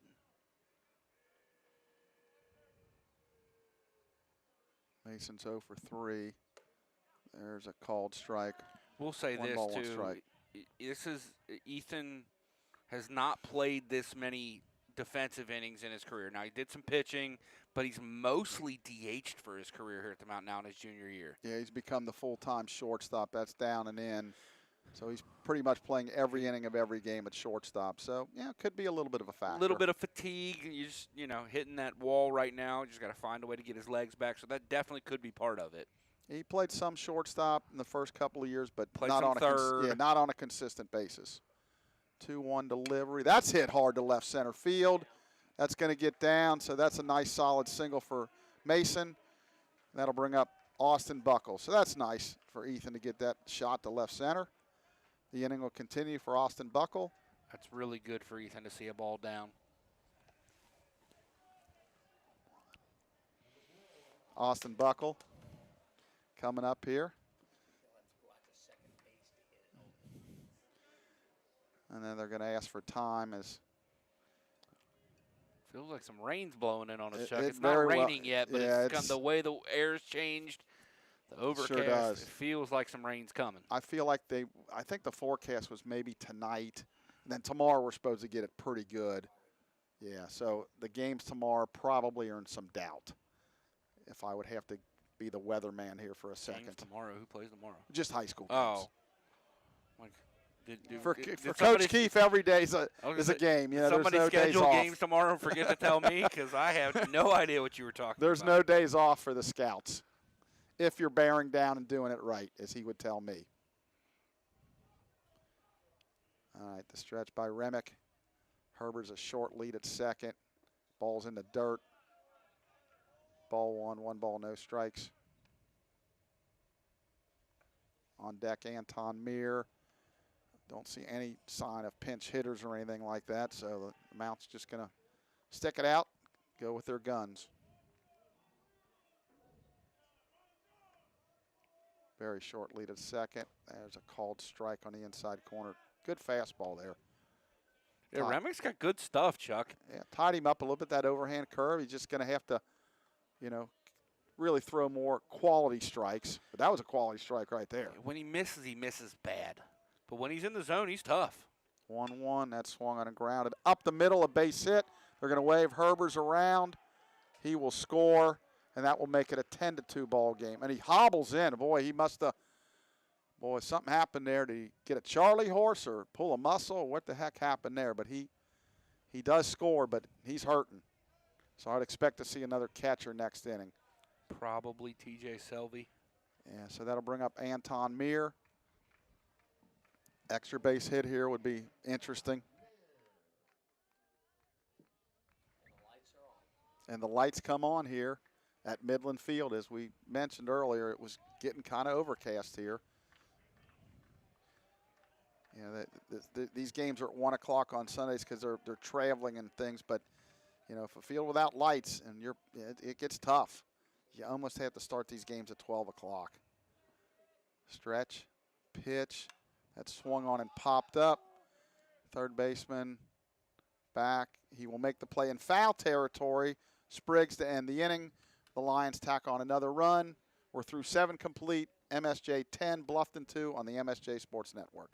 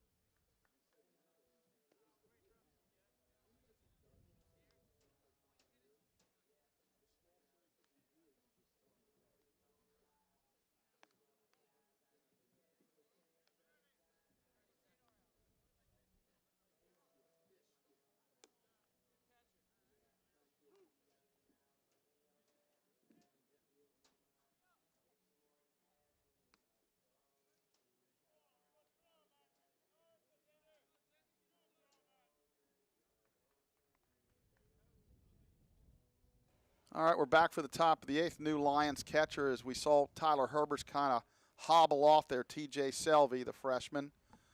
Matt Fry still on the mound. You know, that is the only change for the Lions, Chuck. Fry in his 6th inning of work, 77 pitches. Good fastball for a strike. That's really good. If he's around 15 an inning, you know, he's typically a more volume type pitcher. When you're striking out 9 guys, Yeah. you throw a lot of pitches. Pitch, called strike 2 right on the corner. I'm umpiring pretty Oh, good this here. is I'm a- calling him before the. It's a pinch hitter, too. I missed that. Okay, I think I missed it too. Number 51. 0-2, waved at and missed, strike 3. That was Grulich. 51 was Grulich, yes. Xander Grulich was the pinch hitter. And that'll There's bring 10 up. Ks for Fry. Mr. Fry has 10 strikeouts. So that'll bring up Reinhardt, the second baseman. He's 0 for 3 in game number 2. Stretch. Fry, that swung on and lifted in the high and the shallow center. Out goes Buckle, in con, he drops the ball.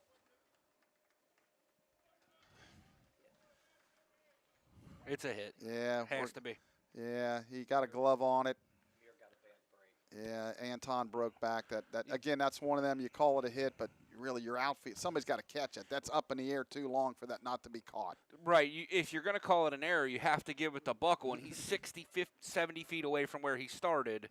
It's really difficult for an infielder to call it an error in right center field.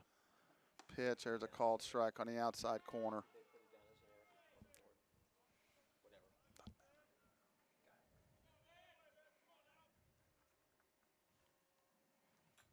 Pitch that swung on and lifted high to left center. Similar Harley spot in left center. over. Mir will take charge to make the catch for out number 2. So 2 outs. And that'll bring up the shortstop Pippinger. Oh, I'm sorry. No, it's going to be the local guy here. Yeah, Number that's- 45, Forrest their will lineup's step a in. mess, so I'm going to step off and try to fix this. Yep. You have their lineup card. Fry delivers. That swung on and hit in the air. Mir over. Harley calls him off, and he will make the catch to end the inning. So Bluffton gets a hit. They leave a base runner in the middle of the 8th. MSJ 10, Bluffton 2 on the MSJ Sports Network.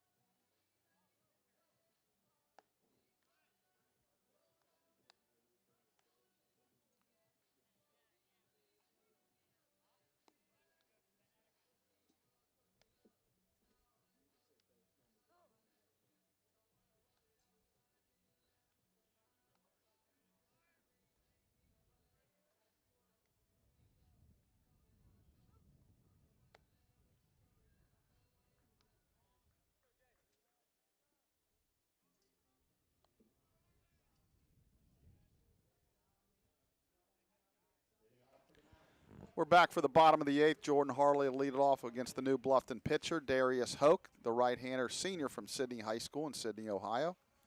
Boke. Boke. That's what I thought I said. Maybe I did. I think you said Hoke. Hoke. Okay. Or I could have heard you wrong. Okay, well, it's been a long day for both of us. Pitch. It's inside, ball 1 to Jordan Harley. Darius is the young man I talked to before game one. We were talking a little Reds baseball. He's a Reds fan. Yep. Harley 3 for 3 here in game 2. That's waved on and missed. 1 ball, 1 strike.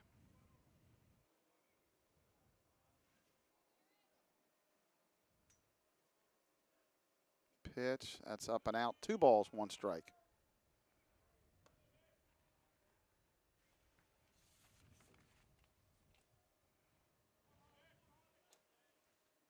Two on delivery, way outside, ball 3. 3 balls, 1 strike.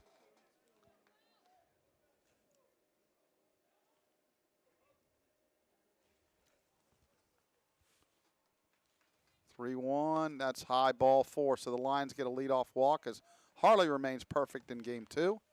That'll bring up Andrew Harrison. Andrew, last at bat, really pinned the center field. Toth almost against the fence for a long, long sacrifice fly. Andrew hit it really hard. Just missed getting it out of here. Deepest part of the park. Harley does not go. Ball high. 1 ball, no strikes.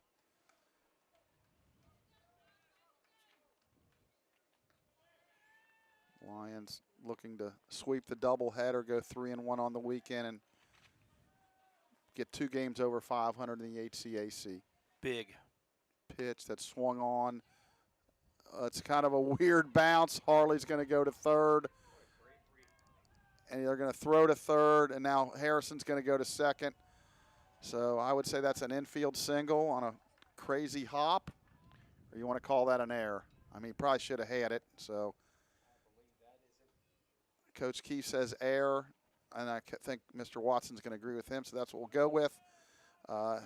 Nonetheless, he goes to second on the throw, so this is a 10-run rule situation.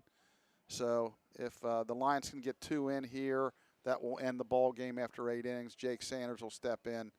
The Bluffton infield does come in to try to cut off the run. They showed in the last game they can get it close quickly. So Pitch inside to Jake. On deck is big Brennan Martin. not sure which one of these guys you'd rather face right now. Well, it'd be interesting to see him come up with the bases loaded. He's already got 2 grand slams on the year. And of course, he wouldn't swing for it. No. Pitch swung on and missed. Well, Jake just did. Yeah, again, Jake, you just need a base hit here, but I know he'd like to walk it off with a 3-run home run. 1 ball, 1 strike.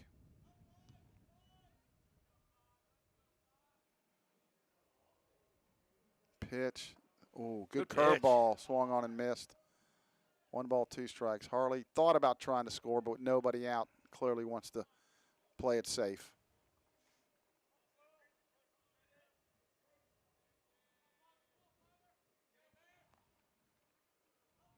Lions, and they're all white today. Bluffton in the gray with a purple trim. Pitch, that's the base hit. He's got a shot to end this game. They're going to wave Harrison. Here's the throw, and he is going to beat it, and that's going to end the ball game on a walk-off single by Jake Sanders. And the Lions win the ball game 12-2 to sweep the doubleheader on the 10-run rule. And that ends the ball game. We'll give you the totals here. So for the Lions, we'll find the totals here for you. We'll step away for a minute. We'll come back and give you the totals in a minute.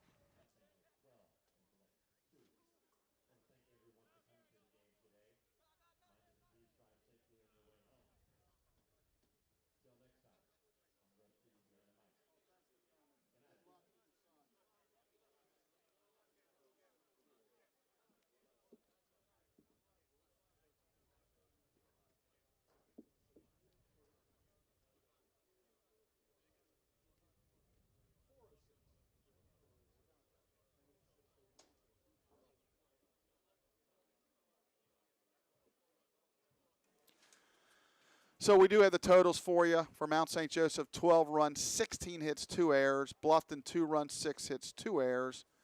Matt Fry gets the win. He goes to 2-2 on the year. And the starter was Groves. 0-6. 0-6. Time of the game was 2 hours and 12 minutes, and the attendance was 212 people. So the Lions do what they need to do today and get the doubleheader sweep. Again, swinging the bats very, very well, having a couple big innings to blow Game 1 and Game 2 out. And so the Lions are going to head, they're going to have Rose-Hulman here next weekend, but before that they're going to have Asbury here Tuesday night for a non-conference game. First pitch is 5 o'clock. The women will be at Bluffton on Tuesday, so both will be in action. Again, a reminder, the women won both games today at Anderson. Big scores. The second game was kind of close for a while, but then they got away. And what was it? Combined score 33-2. So, again, good wins for both programs today. We will be back Tuesday night. Blake, any final comments? No, sir. Heck of a day for the Lions, for the baseball team. The biggest thing to take away from this game, and the whole weekend really, is the pitching. Yeah. They've exploded offensively twice today, but Nolan Miller, Zach Da Silva, Matt Fry, and Jackson Bucks. They each threw better than 6 innings. They each kept the team in the game. I kind of like the opener thing because it looks like it might have set Matt Fry up to make it really difficult on him. So it's just, if the pitching continues to be what it was this weekend, they're gonna be a tough out when they get to Kokomo, if they get to Kokomo. Yeah. Again, I think that they got to clean up a few things, but they got some games left to do that. Got a tough schedule coming up after the Asbury game, as I mentioned. 3 against Rose-Hulman here, and then that's their last home game scheduled for the year. Then they got a trip to Earlham, a trip to Transylvania, then a non-conference at Wilmington, a trip to Earlham to end up the regular season. So until Tuesday night, for Blake Watson, this is Chuck Murray saying so long, everybody.